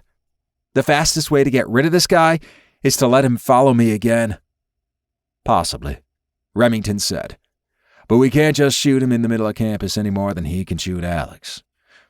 No one is shooting Alex. I sounded crazy, but no one was listening to me. Of course not. We would never let that happen, Rafe said. If you put him out there in front of Ivanov, then it could happen. Alex squeezed my hand. Dante, I want to do this. I want to help. I've never been anything but a pawn for my family. I want to be part of this. Fuck. Alex, I can't let you do this. Rafe put a hand on my shoulder. If Lorenzo put Nikolai in danger, or Remington let Henri, that would never happen. Remington's voice was chilling. If, Rafe said again, you would do anything to protect them. Right? Yes. But we will do the same. We could end this. We could capture Ivanov, and you could do whatever you want to him after me, Lorenzo said. Rafe glared at him. He huffed. Fine. But I get a turn. So do I, Rafe said. Alex shook his head. You're all scary. Hadn't you figured that out already? Rafe asked. Yes, but I couldn't let them railroad me into this. Alex, you're not used to this. Please think about what you're offering. I need to do this. I need to show... No, you do not need to show me anything. There is nothing for you to prove. I need to prove it to myself. I needed an ally. Remington, you're very quiet. He sighed. I don't like this. Do you think it will work? Yes. I think it's the best plan we've come up with. But I don't want to put Alex in danger. I'm asking to do this, Alex said. That's the only reason I would even consider it. But I need Dante on board to move forward. I squeezed my eyes shut and ran a hand through my hair. I'd sworn I'd protect Alex, but I'd already fucked that up. Ivanov had been right there following him. He could have been taken, and I couldn't even let myself think about what Ivanov would do to him. We had to end this. He has to wear Kevlar, of course, Rafe said. I looked at Alex. Are you sure? He held my gaze as he nodded. All right. We're going to do this, but I want to know Alex is as protected as he can be. We won't let anyone hurt him, Lorenzo said. I knew he would put his own life on the line. All of them would, just because Alex mattered to me. We finished working through our plan, and Remington promised to let us know as soon as he learned anything about Mitch's whereabouts. When the door closed behind Rafe and Lorenzo, I turned to face Alex. I didn't know whether to pull him to me and hold on tight, to yell at him, or to bend him over the closest object and fuck the hell out of him. I don't like this, I know. Let me see if I can make it better. He sank to his knees in front of me and reached for the fastenings of my pants. You're angry? I've been bad. You can use me as hard as you want. Holy fuck. Had anything ever been as hot as him looking up at me, offering me anything I wanted? You're putting yourself in danger. You know how I feel about that, yes, Professor? I need to remind you how important it is for you to be my good boy. He undid my pants and pulled my cock out. Hands behind your back. Alex sucked in his breath. Do it. Chapter 36. Alex. I grasped one of my wrists with the opposite hand and hoped I could keep my balance. My heart pounded as I waited to see what Dante would do next. I'd sucked guys off before, but I had a feeling I hadn't experienced anything like an angry Dante fucking my mouth. He cupped the side of my face that was injured, though it wouldn't have mattered. The stitches had dissolved, and it didn't hurt anymore. His hand was gentle, but his expression wasn't. I knew how dangerous he was, how easily he could talk about torturing and killing someone, but I knew he would do anything to protect me, even if right now he intended to choke me with his cock. Open for me, Alex, he said. I'm going to use you. You're going to take me all the way down your throat and enjoy it. I nodded, unable to speak. He took his cock in his other hand and rubbed it over my lips. My tongue snaked out to lick up the pre-cum he smeared there. Wider, he demanded. I opened more, and he pushed into me. I made him groan when I ran my tongue along his underside like I'd done in my fantasies. He pushed his cock in deeper, and I sucked him, loving the feel of him in my mouth, knowing I would be sore as hell by the time he was done, my jaw aching, my throat scratchy, but I wanted it. I needed it. I was doing this because I needed to be his. That's good, baby. Take more. He pulled out, then drove in further, and I gagged around him. He was so fucking thick. It's okay. You'll get used to it. I wasn't sure that was true. He fucked my mouth until I gagged and coughed, but I didn't fight him. I kept my hands tightly behind my back, even as tears ran down my face. Then he took my face in both his hands, moving gently over my wound, but holding me still. He pushed his cock in so deep I was choking. I thought I might die. When he pulled out, I sucked in air and looked up at him. You're not supposed to use that arm. I managed to get the words out between gasps for air. His eyes narrowed. Open your mouth. I did. And he thrust his cock deep into my throat. I gagged around him, but he didn't pull it out. I started to struggle. I couldn't keep myself from fighting him. He pulled out enough that I could breathe again. Look at me, Alex. I did, thinking how messy I must look with watering eyes, wild hair, and swollen lips. Dante brushed my hair from my face. You know I won't really hurt you, right? I nodded. Because I did. And because I liked being on my knees, I liked having him use me. Good boy. He pushed into my mouth again, encouraging me to relax. I tried not to fight when he drove in deep on each thrust. Then he cupped the back of my head and pulled me all the way onto him. My nose pressed against his pubic bone. I couldn't breathe. He was filling my throat so thick, so big. I tried to pull away, but it was so strong. He held me there as he said, You told me I could do anything to you. You deserve to be punished for suggesting you use yourself as bait. I couldn't keep my hands behind my back anymore. I shoved at his thighs, and he finally let go. I fell forward onto my hands, gasping for air. I thought I was going to pass out. I don't want you in danger. I forced myself to look at him, but I'm proud of you. You're brave, and you're my good boy. Now, come back here so I can come down your throat. Yes, Professor. My voice was scratchy, barely audible, but he heard me because he growled and clasped the side of my head, holding me in place. I put my hands behind my back again, even though he hadn't ordered me to, and I let him take me. He drove into my mouth, and I managed to relax my throat and take it. I didn't fight. I didn't struggle. It felt so fucking good. My cock ached with need as he kept pounding into me. Finally, his hands tightened in my hair. Take it all. Every fucking drop. I swallowed again and again as he came, desperate to please him and not wanting to spill any. I couldn't do it, though. Cum ran out the side of my mouth and down my chin. I would lick it up later. I would do anything for him. I worked my hips, fucking the air, pressing my hand against my cock through my jeans, needing just a little more. Then I shuddered as I came in my pants. Dante pulled all the way out, and I sank down on my heels, trying to remember how to breathe, trying to anchor myself there in that room with him, instead of flying off into the clouds. You came, didn't you? He asked. Yes, I couldn't stop it. You didn't tell me not to from now on. You don't come without my permission. How had I gotten myself into this situation, and why did I love it so much? Yes, Professor. Are you okay, baby? Yes, I'm so good. Dante lifted me over his shoulder in a fireman's carry and took me to his room. He laid me on the bed and climbed in beside me. Come here. I settled into the crook of his arm, with my head on his chest. I felt like I could stay there forever. How do you handle all this so coolly? Did you not see me today? I was ready to have a full-on meltdown when you volunteered to act as bait. But any time you talk about your family, it sounds so matter-of-fact. What you do. Killing people and Alex. I'm always scared. Every day. I don't know what might happen to my brothers or my cousins. I don't know who's going to decide to move against us, and now I don't know where Ivanov is or what he's planning. But I'm sure he wants revenge. Do you really think he was the one following me? Yes. He loves games. Though I wouldn't have thought he'd take a risk like that and come right out in the open. I'm scared. I know. But just trust me to look after you. I don't want Mitch to die.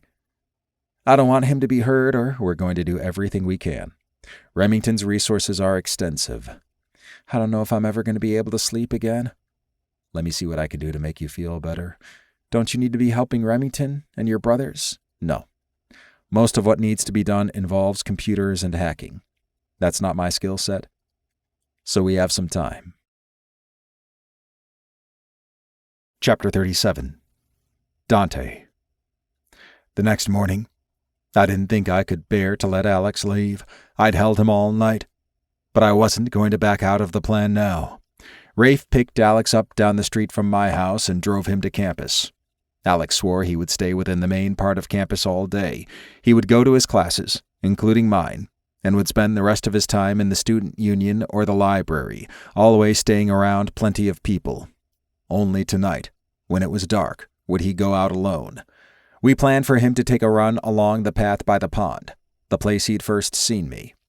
If we saw Ivanov following him during the day, then we could be almost certain he'd still be there at night. Remington's team had found a location out in the bayou where they believed Mitch was being held. Our cousin Ambrose and several other men were on their way to extract him. They also had to be prepared to encounter Ivanov. Just like us, their plan was to take him alive if possible. In the early afternoon, Alex came to my office to check in as we'd planned. I couldn't risk letting him close the door. I would give up this job for Alex, but if we caused a scandal today, it would ruin our plan. I could wait. Alex was mine. One way or another. I'd figure out what to do about my job and what he wanted to do about his degree. I did take the risk of reaching across the desk and laying my hand on his. You're still sure about this? Yes, Professor. Don't say that here. He grinned. Does it bother you? I thought you were going to be good. I figured, considering what I'm doing today, I can get away with a lot. I waved him away. Get out of here. Don't you have class soon? I do, but I had to see you first. Have you heard anything from Remington? He kept his voice to a whisper. Not yet. The day seemed to last forever. I didn't think it would ever be dark. Around 5, I got a call from Remington. They'd rescued Mitch. There were no other prisoners at the facility. They killed every guard who was there, but Ivanov was not among them. My cousin Ambrose, his twin, Dax, and Rafe had managed to take one of Ivanov's top lieutenants. He was in a cell, waiting to be questioned later. I called Alex as soon as I finished talking to Remington. He answered immediately. What's wrong? I hated hearing such fear in his voice. Nothing. I called to tell you Mitch is safe. They have him at Remington's father's house. Nikolai is with him. So Ivanov did take him? Yes, or his associates did. How badly did they hurt him? I don't know all the details, but he's okay physically. And Ivanov ordered his men not to touch Mitch. They were to save him for Ivanov himself. Thank God we got to him when we did. Yes. I'm sure it will take him a while to recover emotionally, but Remington says Nikolai is already helping with that, and Remington's parents will take good care of him. Can I talk to him? Not yet. Wait until we're done tonight. Then I'll take you there and you can see him.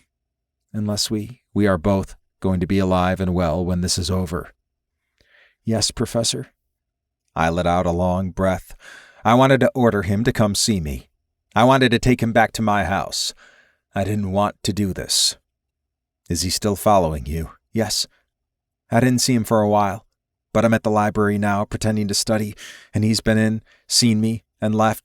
Fuck, I hate this. I know. Me too. It's going to be okay. You're going to be okay. I trust you, he said. I've got you. Bye, Professor. I ended the call. Chapter 38. Alex. I've seen the man, who might be Ivanov, following me several times throughout the day. I didn't know if I hoped it was him or not. The thought of him being that close scared the fuck out of me. But he needed to be caught and put where he couldn't hurt anyone else, though I didn't think the Terrios would let him live long. After spending some time in the library, I stuck to a very public path and took the bus back to the frat. I saw the man watching me when I left the library. He followed me part of the way to the bus stop, but stayed a good ways behind me. He didn't get on the bus with me, which was good. I didn't want to be that close to him, even though I knew that later tonight, if things went as they should, I'd be intentionally luring him toward me. I might even be captured by him. Dante and his family were going to do everything they could to protect me, but none of them were invincible. Not even Dante. I got off the bus at the Greek village stop. Fortunately, a lot of other people got off with me. I walked to the chai row house and hurried inside. Was I really going to have the courage to walk out into the dark, acting like I wanted to take a run when I knew Ivanov was after me? We'd planned it so late on a weeknight that hardly anyone would be around. I would be vulnerable, and Ivanov would know it. I took a deep breath. I could do this. I had to. It was too late to back out now. I texted Randall, Clyde, and Thomas and told them to meet me in my room because I had news. When they arrived, I let him know I'd gotten in touch with Mitch. I told him he was fine, that he'd had a bit of a breakdown over the whole situation with his family. He might not be back right away, but he was fine, and he would come back eventually. Dante and I had settled on that story since it seemed believable, but wasn't too far from the truth, just leaving out the kidnapping part. When the guys left, I had hours to get through until go time. Each minute felt like a day. How was I going to make it until dark? How was I going to go through with this plan? Somehow, I had to. For Dante. For his family. Because they deserved it. Sure, they might talk easily of killing people, but they've been kinder to me than anyone else in my life. And as far as I knew, everyone they'd gone after was far worse than they were. Ivanov needed to be eliminated. I didn't trust the court system to bring him to justice. but I trusted Dante.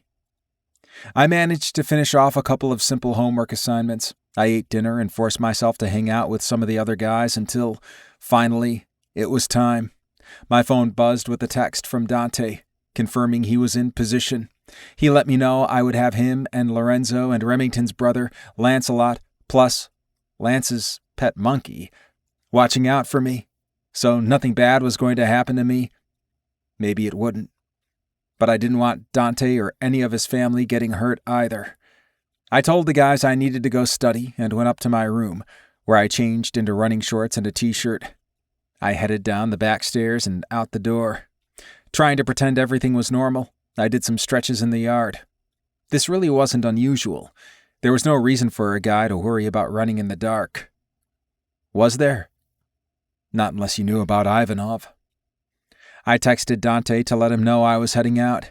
He responded with a thumbs up and a heart emoji. There was so much I wanted to say to him, but I needed to get through this insane plan first. It nearly killed me to keep myself at a brisk walk until I reached the path. Once there, I started to jog. There were a few lights around the lake, but they didn't do much to illuminate the path. The further I got away from the frat, the darker it got. The hair on the back of my neck stood up, and a shiver ran through me. Before I could turn around to look for Ivanov, I heard the footsteps. Someone was definitely following me. Could it just be another student out for a run? I glanced over my shoulder, and I saw him. The same man who had followed me around campus. If he wasn't Ivanov, he was still someone I should be afraid of because he'd followed me all day, and now here he was on a dark path with no one around. I knew Dante and the others were out there. I was as safe as anyone could be when they'd put themselves out as bait, but it wasn't as reassuring as I thought it would be when I volunteered to do this. The man was getting closer. I deliberately kept my pace slow. I wasn't trying to outrun him, even though all my instincts screamed to do exactly that. I wish I could see Dante or any of the others, but they were as good at hiding as I expected them to be. Unless, what if they weren't there? What if I were on my own? No, Dante had assured me they were in position. I was going to be okay. Ivanov continued gaining on me until he was right behind me. I could feel his presence. I looked over my shoulder as I would if he were any other runner coming up to pass me on the path. He snarled and grabbed me. "You're coming with me."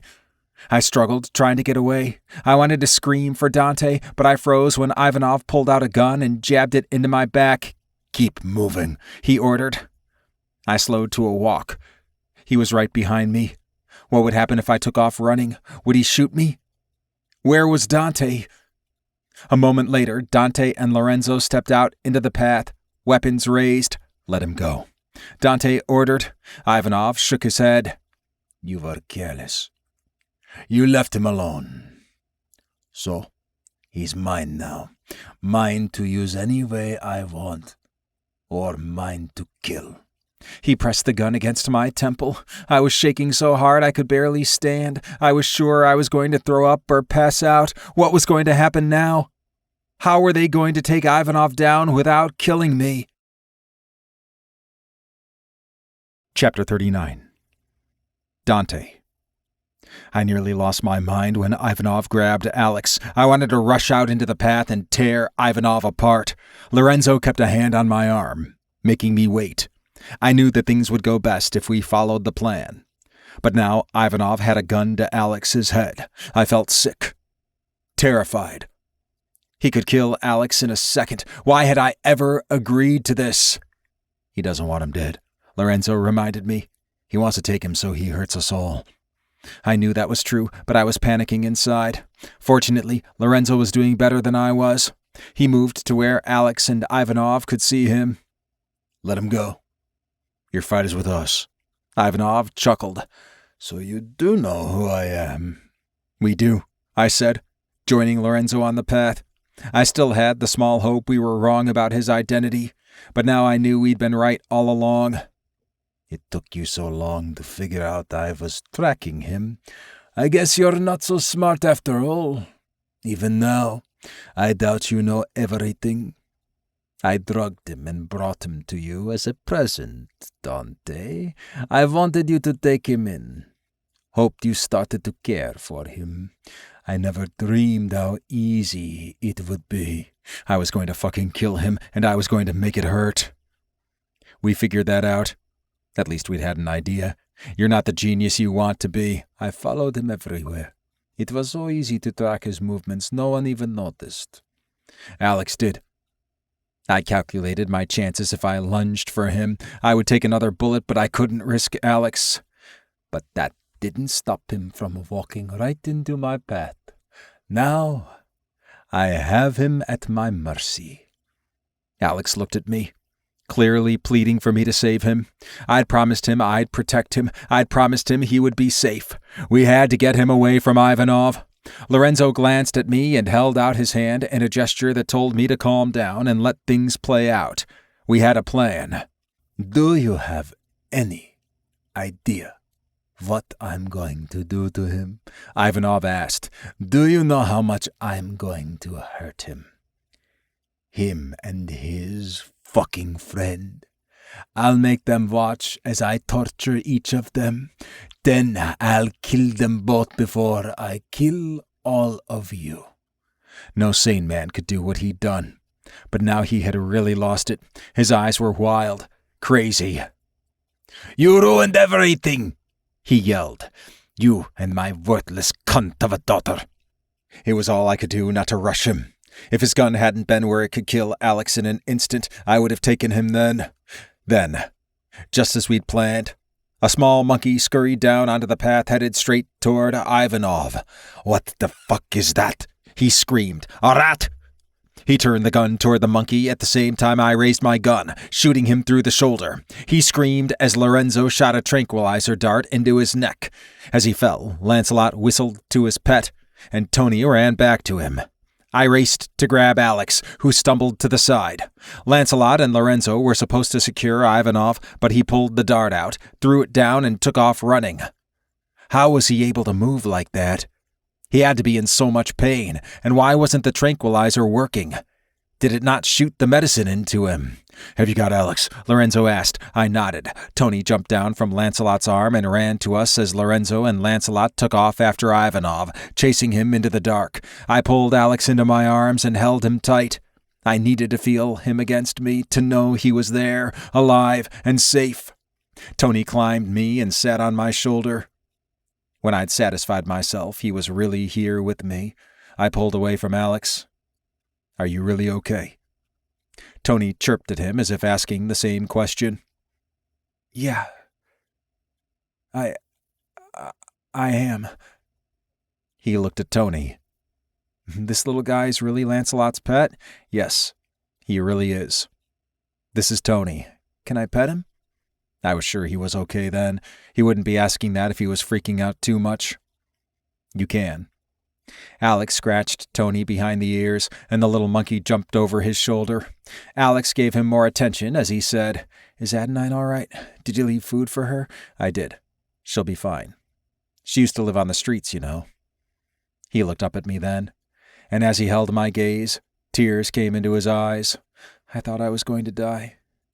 I pulled him into my arms again, and Tony began combing his hair, trying to soothe him too. Alex clung to me, burying his head against my neck. I've got you, baby. You're never doing anything like that again. I was so fucking scared, he said. I was so scared for you. I knew we'd made a terrible mistake with this plan. Thank God you're all right.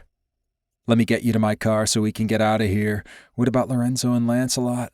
They'll contact me when they get Ivanov, or when they lose him. How the fuck did he run after being shot? I shook my head. I don't know. But we will eventually catch him and make him pay.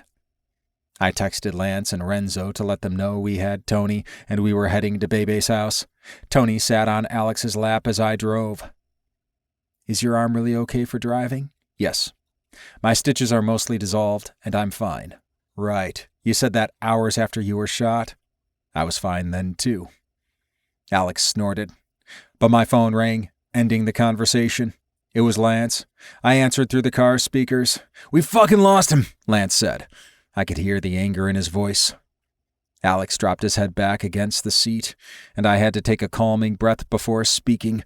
How the fuck did he run that fast after the tranq shot? I don't know. Unless something went wrong and the drug didn't go into his system, it seems impossible. We are going to get him.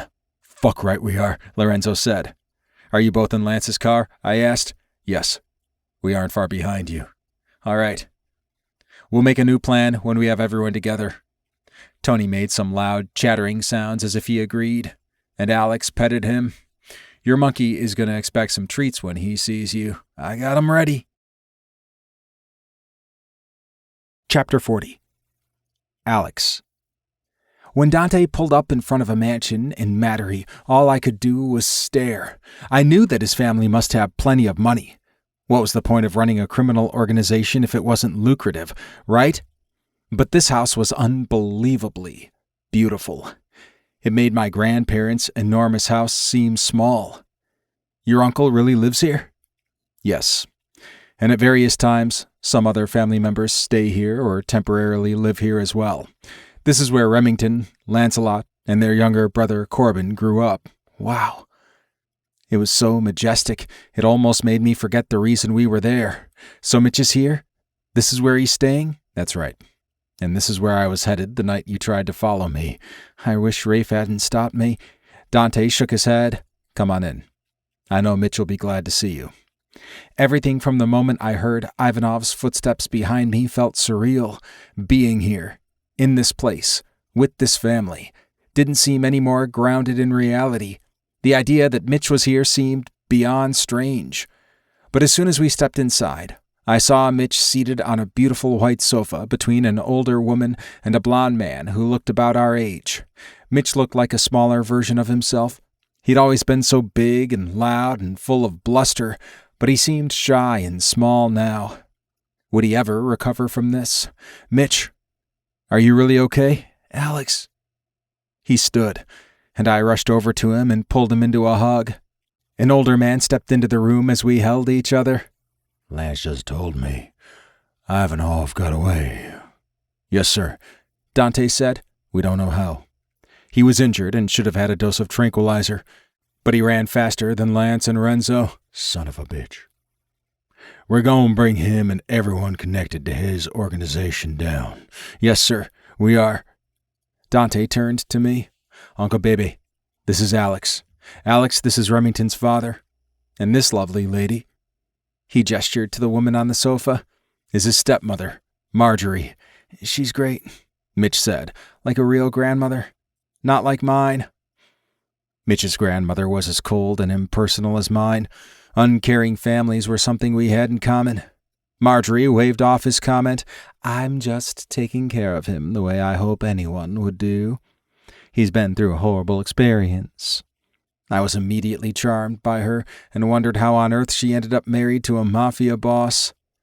And this, Dante indicated the young man, is Nikolai. It's good to meet you, he said.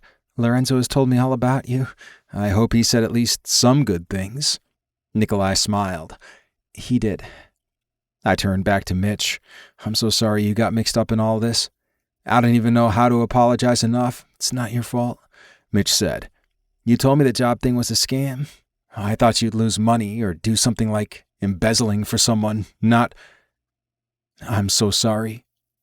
You would never have been a target if it wasn't for me. No, Dante said. It's my fault. And I'm the one who owes you an apology. He held out his hand to Mitch. Whoa, is that a monkey? Mitch pointed at Tony, who had been sitting quietly on Dante's shoulder. The little monkey squeaked, jumped down, and ran to sit in Marjorie's lap. That's Tony. He belongs to Lancelot. And this is Dante, I said, then glanced at him, wondering what else to say. He smiled and nodded, so I added, he's my biochem professor, and... well... Dante took my hand. Sweet, Mitch said. You're not shocked? I asked. You don't mind? Mitch shrugged. You never seemed really interested in girls, but I also didn't know you were interested in professors. Dante narrowed his eyes, and I laid a hand on his shoulder. It's all right. I didn't know I was either. and I'm not sure what's going to happen now." Dante squeezed my hand tighter. "What's going to happen now is that I'm going to take care of you and protect you just like Bebe, Marjorie, and Nikolai have done for Mitch. But what about your job?" He pressed a finger against my lips. "We'll figure it out. We don't need to worry about that right now." I knew there were other, far more pressing things, but we were going to have to figure it out soon. I was supposed to be in class the next day, and so was Mitch. "Mitch, what happened? I mean, if talking about it won't make you feel worse, I can find out from someone else or just wait until you are ready." Mitch shook his head. "No, I think it helps me to talk. I went to meet up with the man who'd contacted me. I knew you were right, and the job was probably a scam. But just in case I needed to know, I get it. You were in a bad spot. Yeah." He let out a shaky breath, and I guided him to the sofa across from Marjorie and Nikolai so we could sit. He continued. "When I got there were several men waiting for me. They grabbed me, tied my hands behind my back, and told me I would only survive if I didn't fight. I still tried to free myself, but they drugged me. And the next thing I knew, I woke up in a place that looked like a hotel room. But there were bars on the windows. I was locked in. I called out and kept rattling the door until finally someone came and told me to shut up and be quiet. I heard men joking about how they wanted to fuck me. But they had to wait their turn." Tears gathered in his eyes, and I wrapped my arm around him. "I'm so sorry." Lorenzo and Lancelot entered the room, but they stayed quietly by the door as Mitch kept telling his story. "Then some men broke in. They killed the ones who'd kidnapped me and told me they were there to rescue me. I didn't know who they were. I didn't know anything. But it turned out it was Marjorie and Bebe's nephews." "Rafe, Ambrose, and Dax?" Dante looked at his uncle. Bebe nodded. "They made sure I wasn't hurt and that I'd been given food and water. They were worried I was in shock, so they wrapped me up in insulating blankets and monitored my pulse while they brought me here. I've been here since then. They told me you would come, but you were helping catch the man responsible for all of this. But I guess he got away." "We will find him," Bebe said. "I promise you that. Ambrose, Dax, and Rafe are trying to learn more now. They should be here soon." "Where's Remington?" Dante asked. "He's with Corbin, tying up some more loose ends."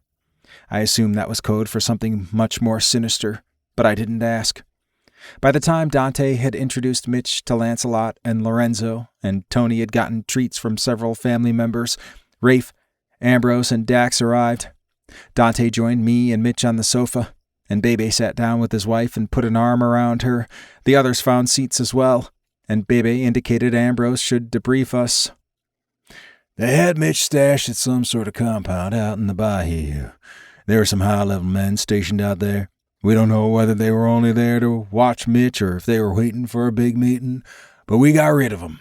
The rest of his top men have been taken out by Remington and Corbin. They've made hits over the course of the last few days." I glanced at Dante, and he smiled.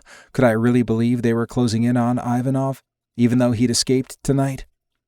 "Emilio has managed to freeze all of Ivanov's accounts that we're aware of. We're closing them down. He's going to get increasingly desperate. He will show himself again. Emilio's the best hacker I've ever met," Dante whispered to me. Ambrose glanced toward his uncle. "Do you want to take it from there?" Bebe nodded. "An anonymous tip has gone to federal authorities, so law enforcement will be moving in on Ivanov as well." Dante scowled. "We need to be the ones to take. I understand how you feel. I believe we can work it out for him to end up in our hands no matter who captures him first." "What kind of connections do you have?" I asked, then immediately clapped a hand over my mouth. "Never mind. I don't want to know." Bebe chuckled. "If you need something done in this town, our family can manage it. I think that's enough detail." I nodded, and Mitch did too. "So what do we do now?" Lorenzo asked. "For now, we wait and watch our backs. You should be suspicious of anything that seems off. If your gut tells you something's wrong, believe it and contact Remington." "I don't like this," Dante said, reaching for my hand and twining his fingers with mine. "None of us do," Ambrose said. We're going to move on this as quickly as we can. What do we do for now? I asked. I have classes and I can't just hide. Dante pulled me to him. We're both going to take a leave of absence from the university. That will put off the decision about how to handle our relationship and give us some time to conduct our search while you stay close to me. What about Mitch? I'm going to stay here for the rest of the semester, he said. Bebe said, my wife and I have enjoyed having someone younger in the house, and we've offered Mitch a full scholarship to finish out the rest of his education. In exchange, he's agreed not to mention anything about what happened today or what he may know of our family. I glanced at Mitch. Are you okay with that? He smiled. Hell yes. Why would I say anything when I get to live here and then go to school for free? It's a great deal. I love it here. There wouldn't be any frat parties or sorority girls wandering around the Terrios mansion, but I had a feeling that might be good for Mitch. He might thrive in a different atmosphere. My heart fluttered at the thought of Dante describing what we had as a relationship. That still didn't mean he meant for this to be long-term, but I remembered what he said to me about how he had fallen for me. I glanced over him. Was there a chance this could be something more? Something permanent? He smiled at me, and I felt my body relax. I should take Alex home. He's had a hell of a day. For the record, he's never going to be bait again. I expect nothing less, Remington said. As Dante and I said our goodbyes, I hugged more people than I ever had at once in my life. Eventually, we freed ourselves and began the drive back to the city. Chapter 41. Dante. While talking with family, I'd focused on Ivanov's escape, how to handle it, and how to protect Alex, Mitch, Nikolai, and the rest of us. But now that I was alone in the car with Alex, all I could think about was how much I needed to touch him, to kiss him, to be inside him. I needed to show him he was mine and make sure for choosing to put himself in danger, but only in the way he liked. I made a rash decision, wanting to fulfill a fantasy I'd never thought I could, but unless I found a way to force the dean to keep me on, I'd fucked up my chance to continue working at the university. Why the hell not take an even bigger risk? When I turned onto the main road through campus, Alex sat up straighter and turned toward me. Where are we going? To my office. But why? Isn't it bad to be seen together there? No one is going to see us. It's the middle of the night. The building will be empty except for possibly some grad students in the lab, but they don't care what the fuck we're doing as long as it doesn't affect their experiments. Did you leave something here? No. Then what? You'll see when we get there. He frowned, but didn't protest anymore. I parked as close to the building as I could, and we hurried inside, quickly taking the stairs to my office. Alex left the door open out of habit, closed it, and turned the lock. But I thought, do what I said. He sucked in his breath. I knew how much he liked it when I was harsh and commanding. He locked the door and turned to me. I stepped closer, trapping him between my arms as I braced myself on the door. I need to punish you for going through with this plan. You could have died tonight. When Ivanov put the gun to your head, I thought everything was over. I would never have forgiven myself if he'd hurt you or worse. I'm sorry. I just thought it was the best way to end things. And now he's still out there, still going to be fucking with us. That is not your fault. We're going to find him. But right now, I'm going to do what I wanted to do the first time you stepped into this office. You disobeyed me then, and now you've done it again. Alex nodded. I've been bad, Professor. Yes, you have. Come bend over the desk. Alex's eyes widened as my hands went to my belt, unbuckled it, and yanked it through the belt loops, letting it snap in the air the way I had the first time we'd been together. You're going to use that on me? I am. Now, bend over the desk, Alexander. You really fantasized about this the first time I came to your office? I never had a student need a spanking as badly as you did. Alexander, are you disobeying me? No, Professor. He did as I'd asked, stretching his hands out in front of him across the desk. You might want to hold on to the other side. This isn't going to be easy for you. I'm not sure. Trust me. He exhaled and sank against the desk. I do. I'll warm you up with my hand. Then you'll find out what this belt feels like. Don't tell me you haven't been thinking about it since that first night. Okay. Maybe a little? Are you ready for your punishment, Alexander? Yes, Professor. What have you done wrong? I put myself in danger? That's right. Are you going to do that again? He hesitated for a moment. Not unless I have to. That's not going to happen.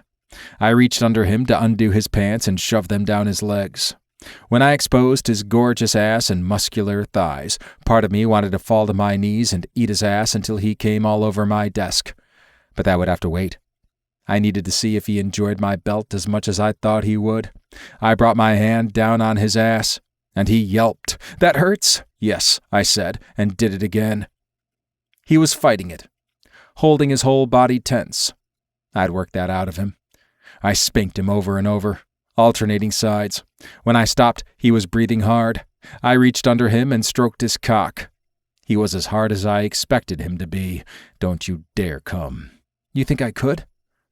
From this, are you telling me you wouldn't? That I couldn't make you? I don't know. If you're good and take your punishment, I'll get you off one way or another. Yes, Professor.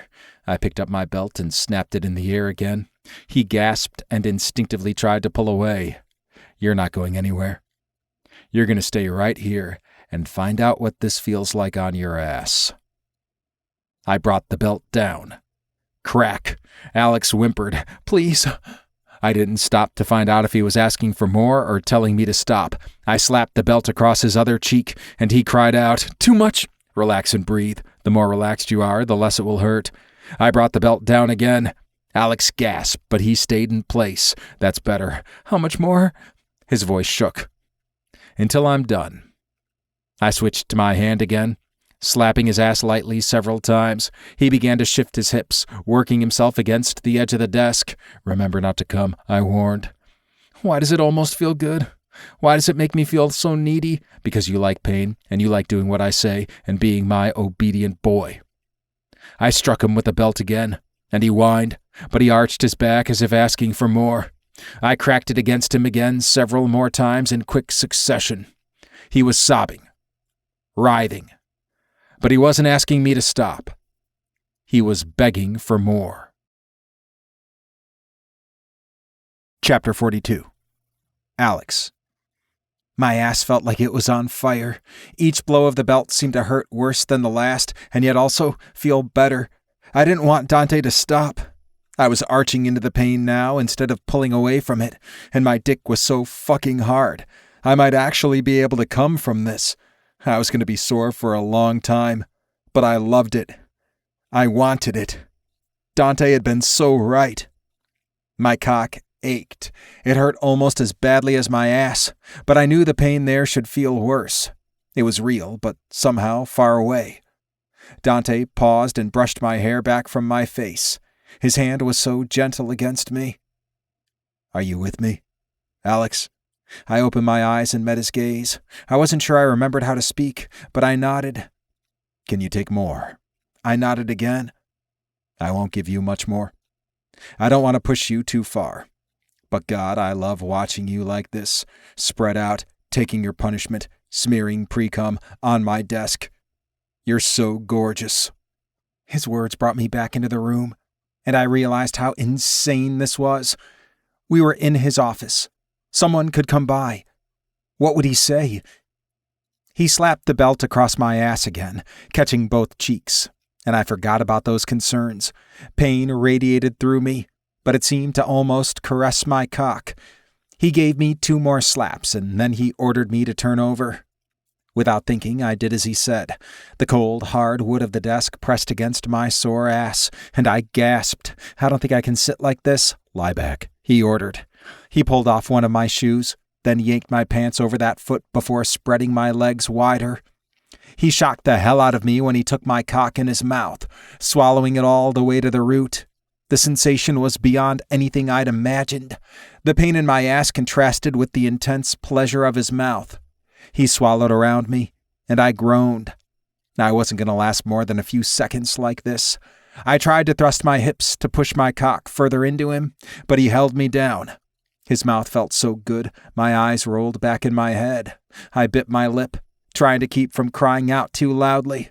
Dante pulled off my cock, and I whimpered.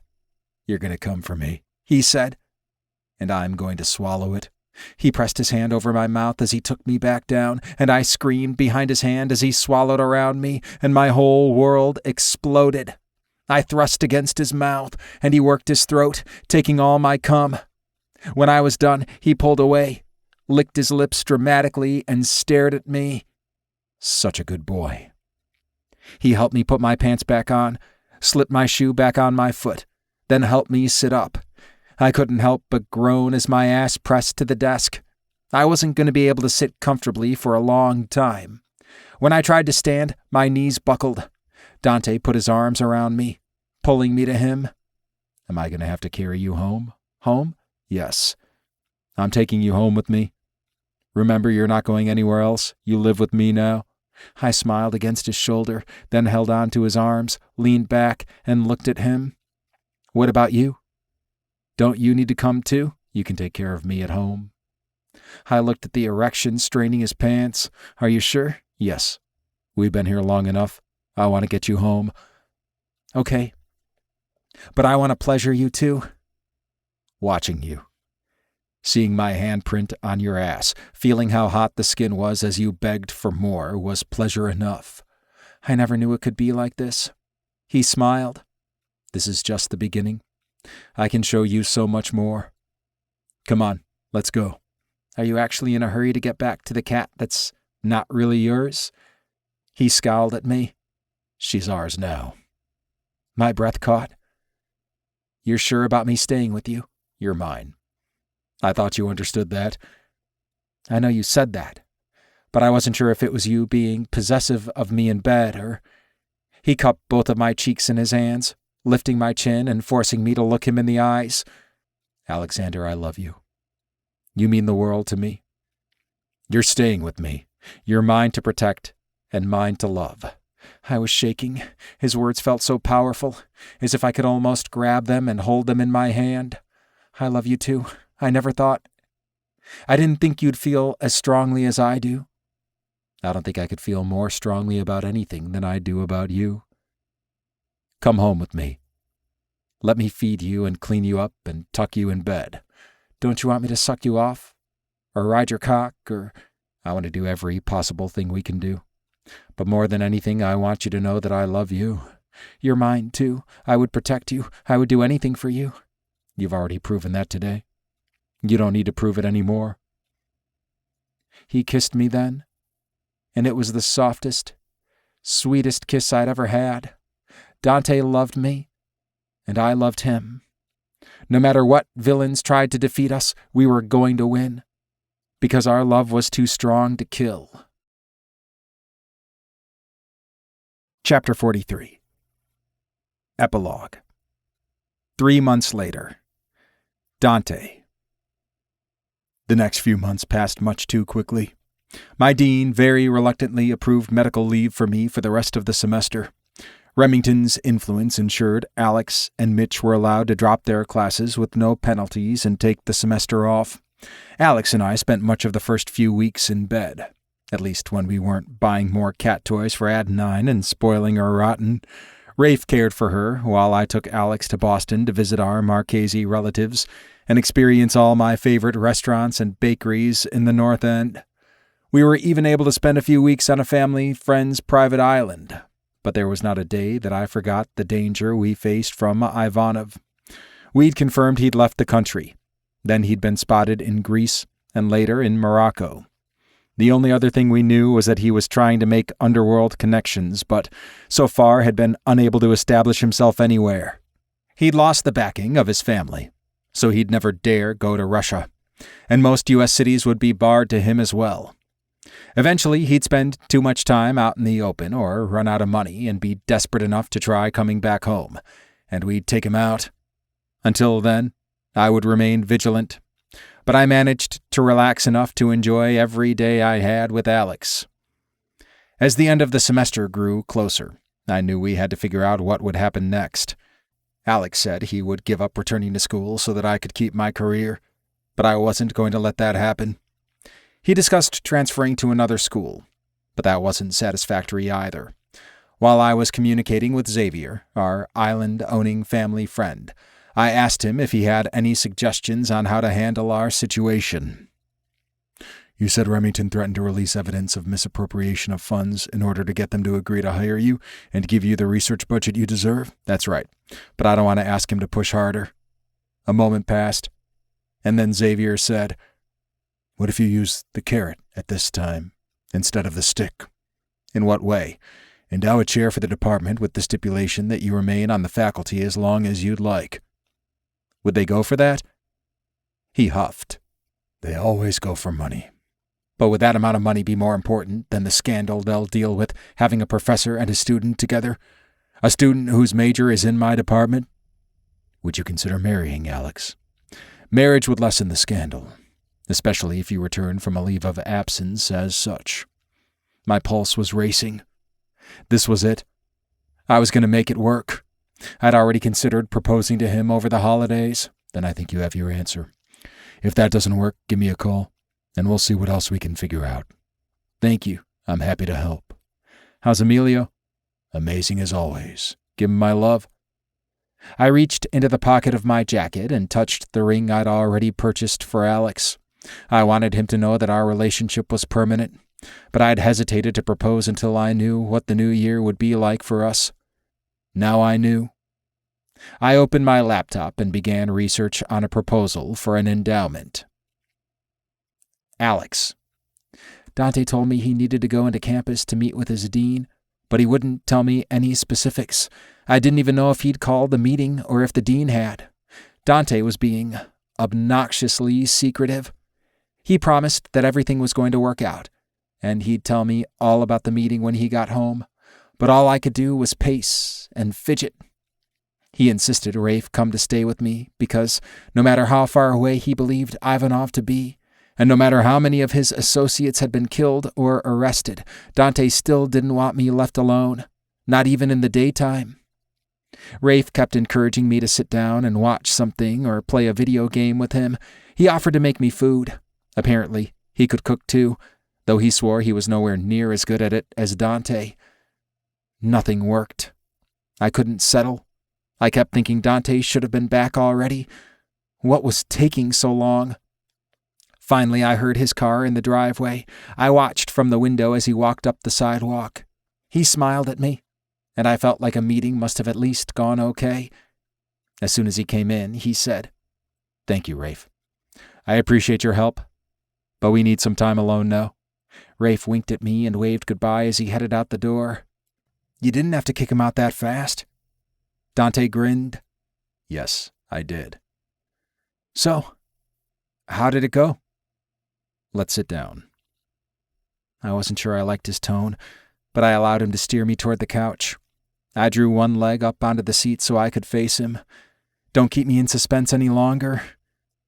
The meeting went well. I had a proposal for Dean Richard. I consulted with Xavier a few days ago, and it was his suggestion. That made me nervous. Xavier was scary as hell. I mean, he'd been amazing, letting us use his private island and all, but I couldn't imagine what kind of plan he might come up with. Xavier suggested I endow a chair for the department. They need more teachers and more researchers if they want to be more impressive to donors and potential students, so I made the proposal. And he loved it. I said I had a few stipulations, that I was allowed to keep my position, and despite our relationship, you would be allowed to remain at the university. I couldn't believe it. We can't do that. There would be such a scandal. He pressed a finger to my lips. That's true. And it may still be a minor scandal if we go along with the plan. The plan?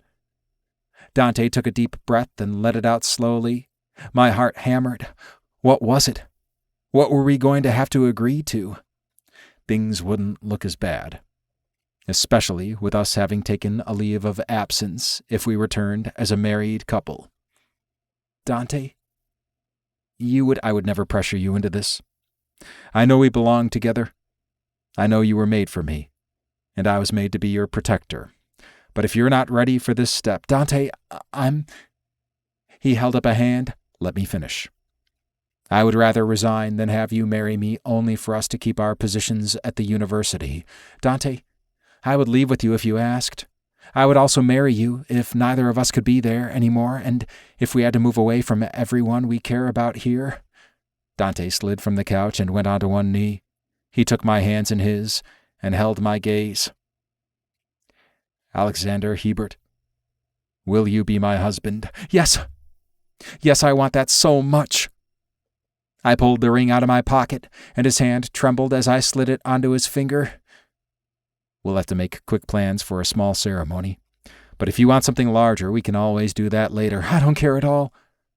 I just want to marry you any way that's possible. Trust me, other people in the family are going to care. Then they can throw us the biggest, wildest party they want. It doesn't matter.